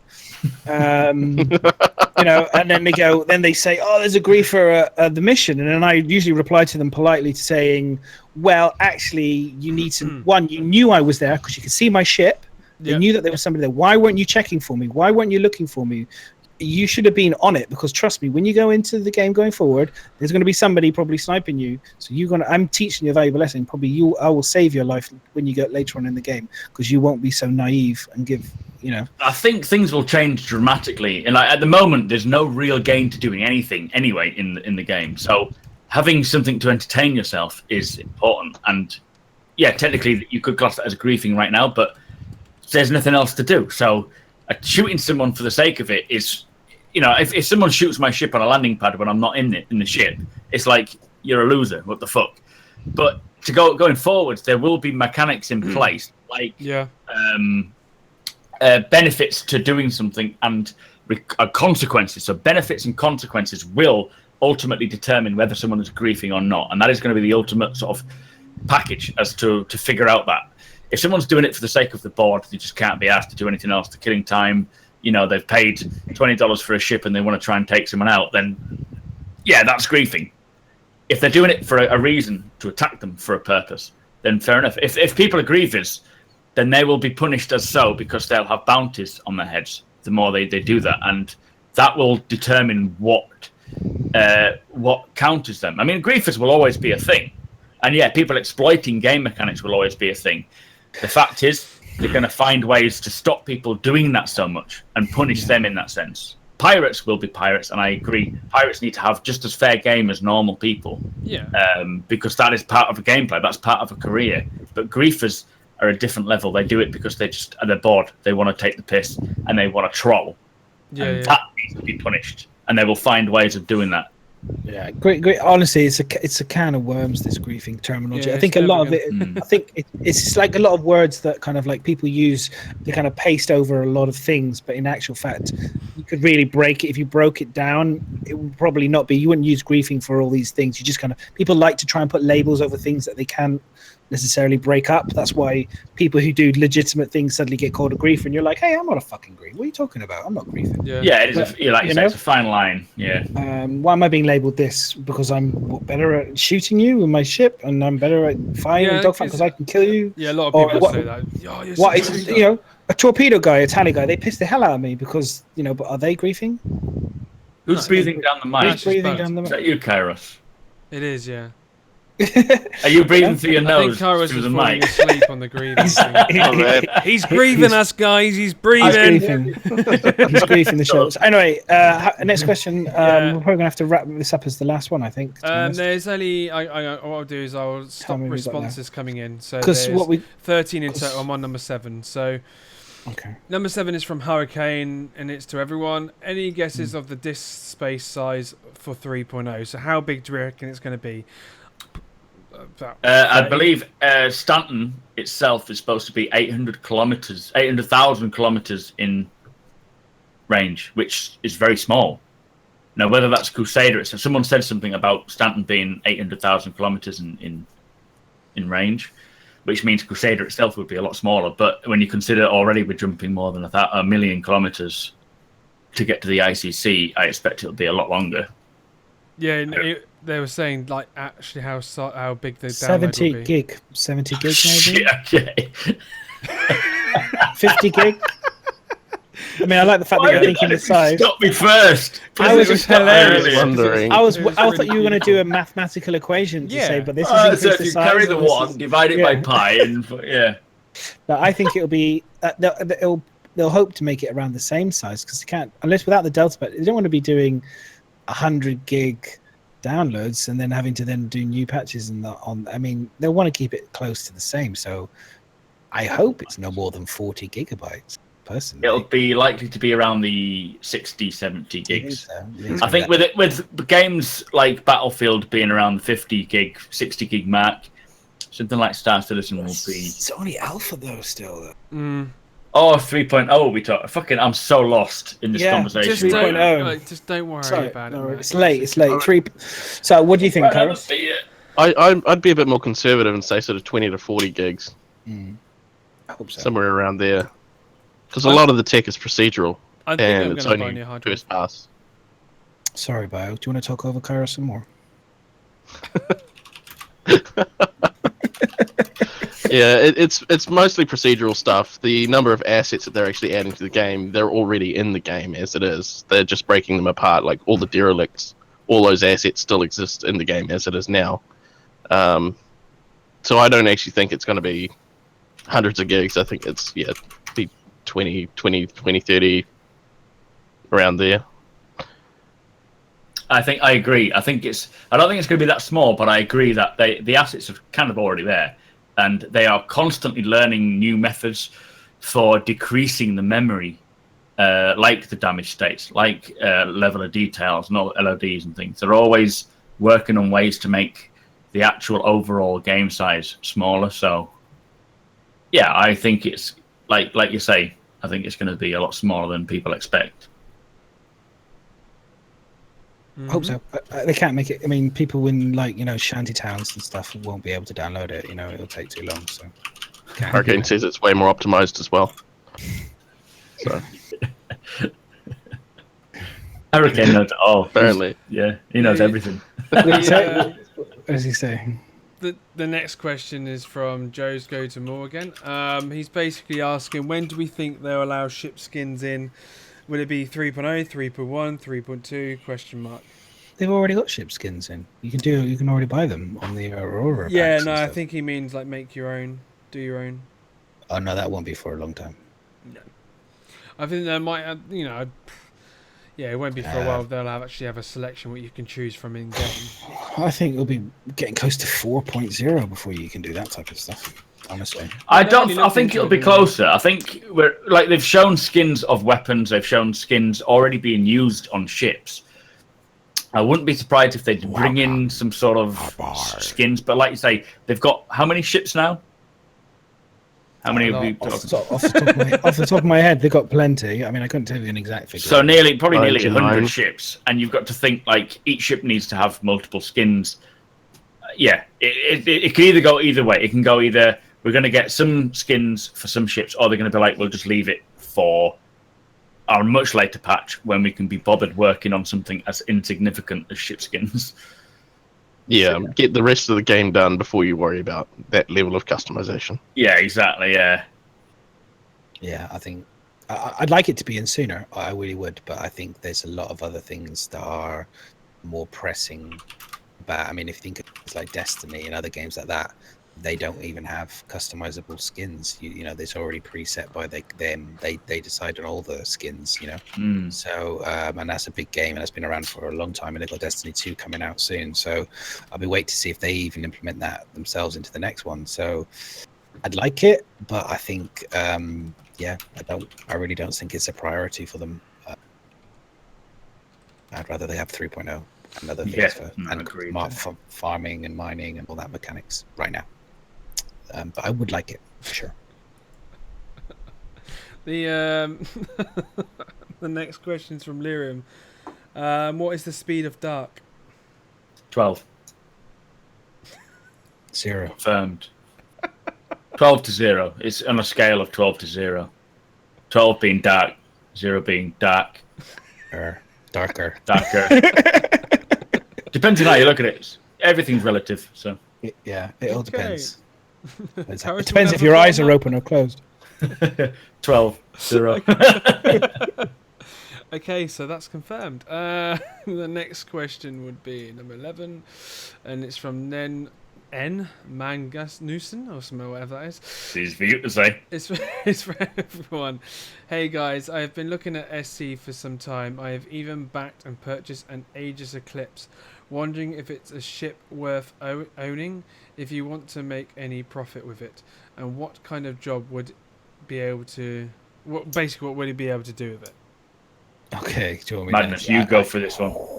I could be so salty with this one. The Aegis Eclipse right now, in terms of would you make any money with it? I think you could make good money, but it's going to be part of an org. So you're going to fly it with an org, probably an aggressive org as well, more likely, because you're going to be wanting to use it to take out capital ships. 2-3 of them at the moment will be launching huge size 9s torpedoes at big capital ships. Right now, for 3.0 and all the rest of it, it's just nothing but a shiny trophy to polish. And it's just torpedoes for me at the moment are fundamentally broken. They need to be fixed. They track far too small of the ships. They should be tracking only big ships. And then for me, that immediately eliminates it further for the gameplay at the moment. Until we can actually get proper sized capital ships in, the Eclipse doesn't really have a place, in my opinion. No, agreed. It's a very specialized ship. Yeah, it's a dedicated bomber that will be used for bombing runs that I think you'll only bring out if you need to have that specific role. To be honest, melt it and you'll have so much money to be able to buy multiple variants. Like you can buy an Avenger, a Hornet, all these different ships that you'll be able to have much more multiple usefuls. It depends what you want to do. I mean, I would melt it. You can always get the buyback token of the Eclipse if it does become something you really want. I mean, you currently have 2 bombers anyway on loan. You have the Retaliator and the Gladiator, so you can fly around with that all day and see if you enjoy firing torpedoes at people.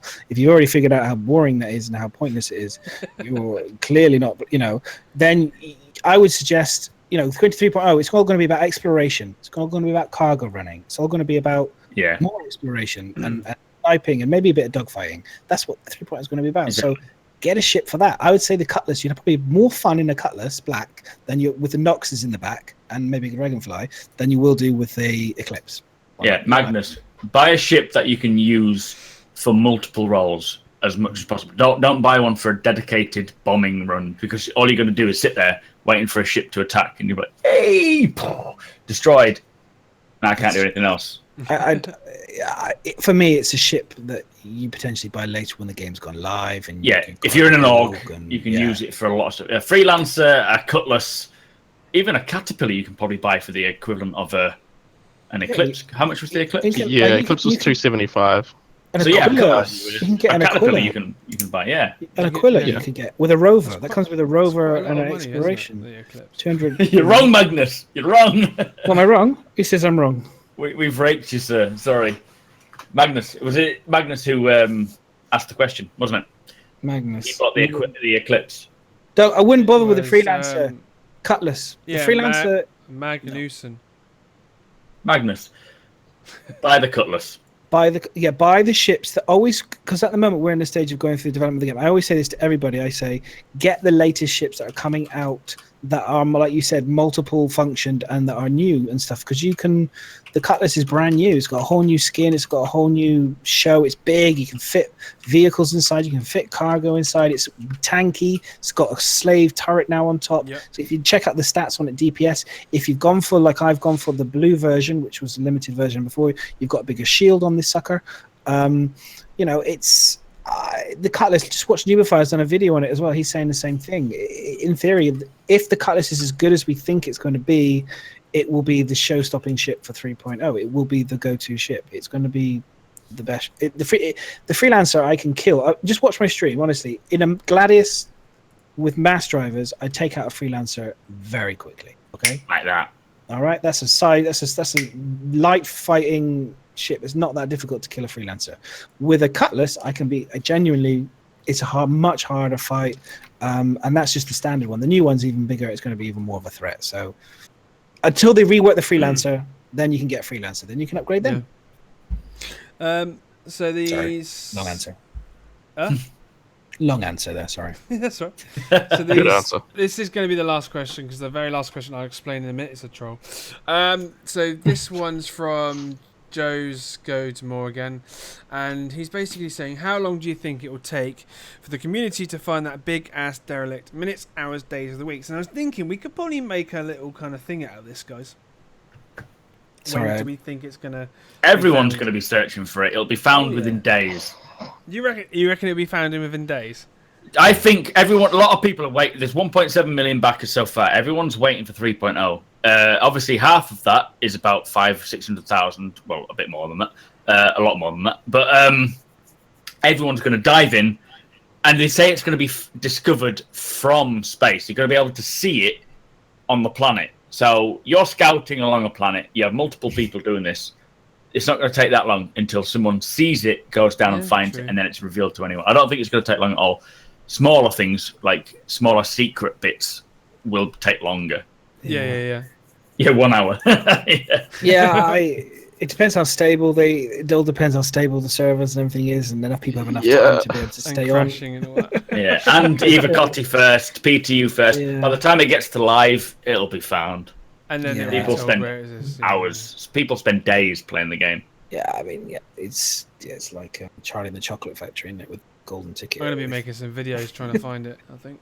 They found it pretty quick. Well, they were surprised at how quickly they found Big Benny's, didn't they? The Big Benny's Henge thing. Yeah, the Benny Henge thing. And that was with just 2 red lights. So this is like a huge...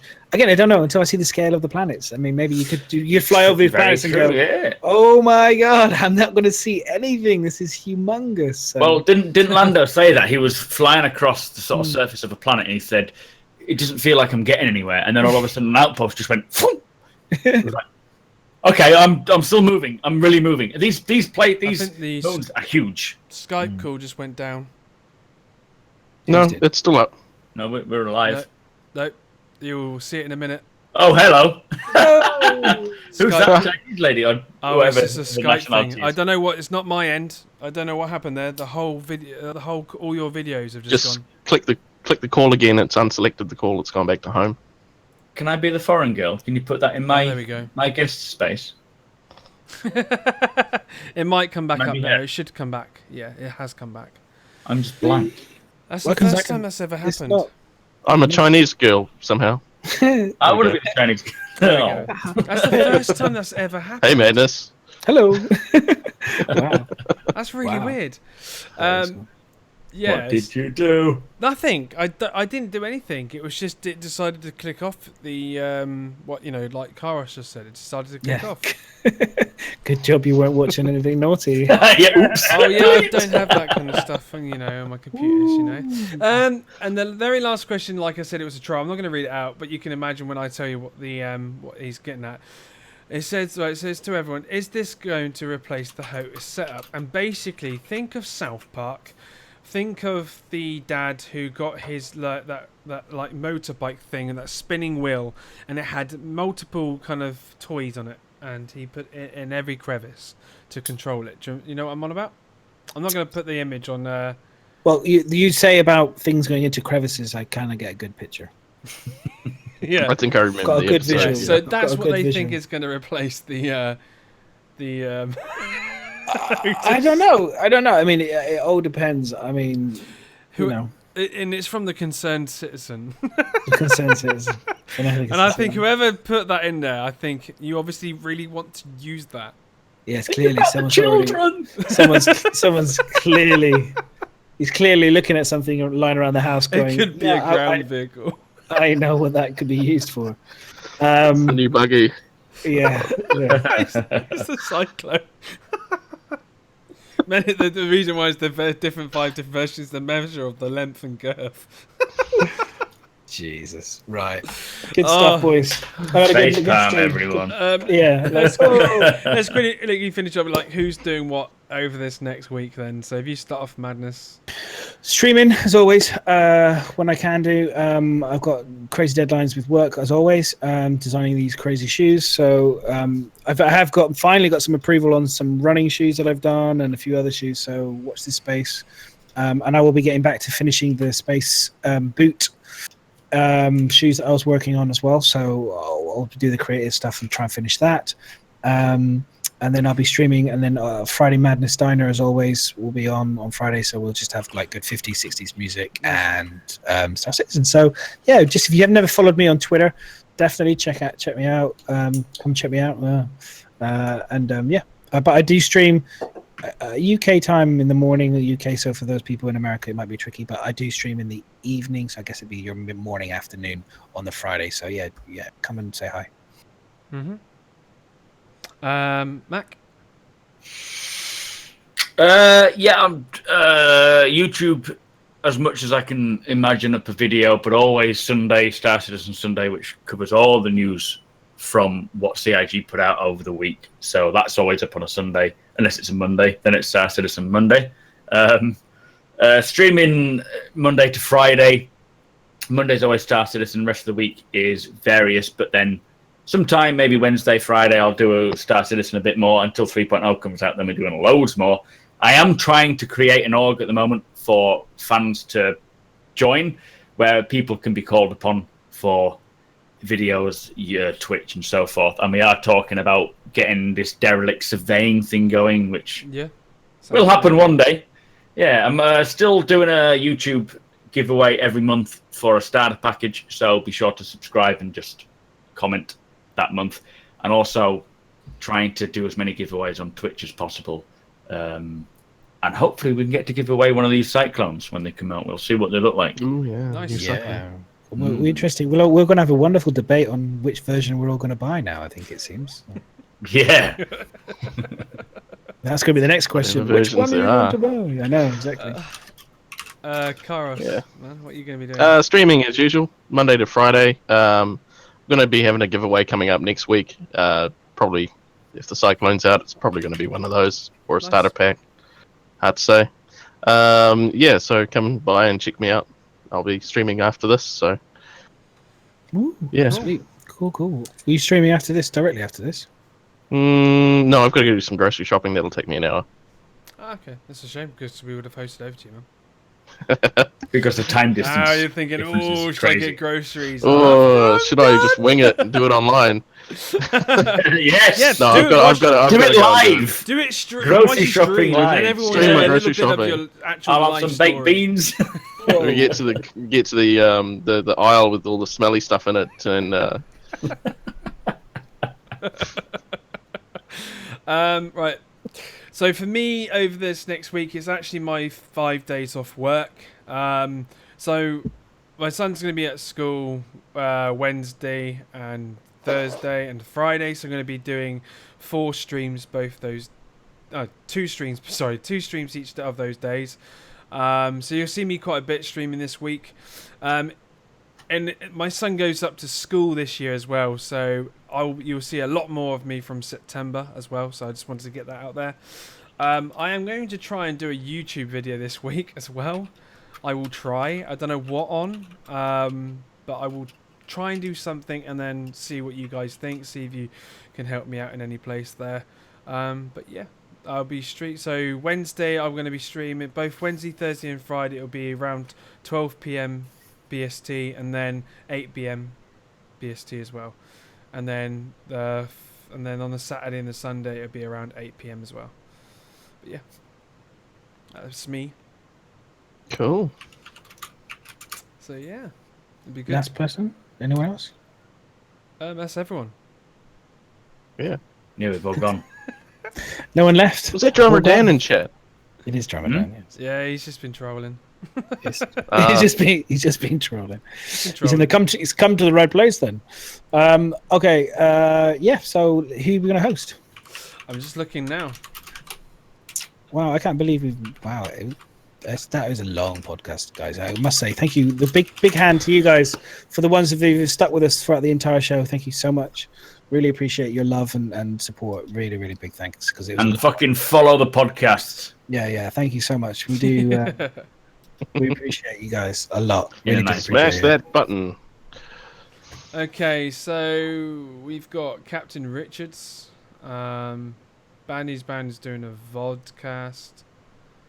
We've got Tacken TV, My Luck Pro. I don't know half of these people. Waffle and Biscuits is playing a different game. Yeah, it looks like the others are playing different games at some point as well.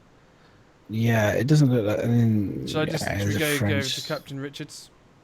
It's going to have to be. I think there's no one else that unless you've got Tacken TV. I don't know who he is. I say just grab a random one who is small. I mean, Captain's always got followers. Yeah, take Tacken TV. He's English. He's test gaming. He's chatting away. Take a small guy and just bombard him with all the viewers and tell everyone raid this guy. Everyone go in the chat. Doing say that we're here. To say courtesy of Addicted Podcast. And then I'll do that. Because they appreciate it a lot, you know, building up the streams and stuff. Mm-hmm. Yeah, I was just checking. I thought they were, get those two, because those two are the only ones. They got webcams and they speak English. The other guys aren't actually in the game, so there's a French dude. Welcome. There we go. Bar. So there's some Addicted Podcast raids. Make sure you're copying those guides, and then we'll go in and do that. I will just host over to this person now. Let me just click on his channel, get it all ready.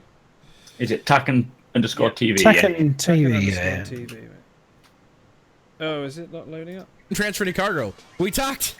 Okay, right. So I'm going to mute that channel because it's coming up already. Right. So we're just going to say see you around the verse, yeah? All in one, yeah. Okay? All right, see you we'll see you around the verse.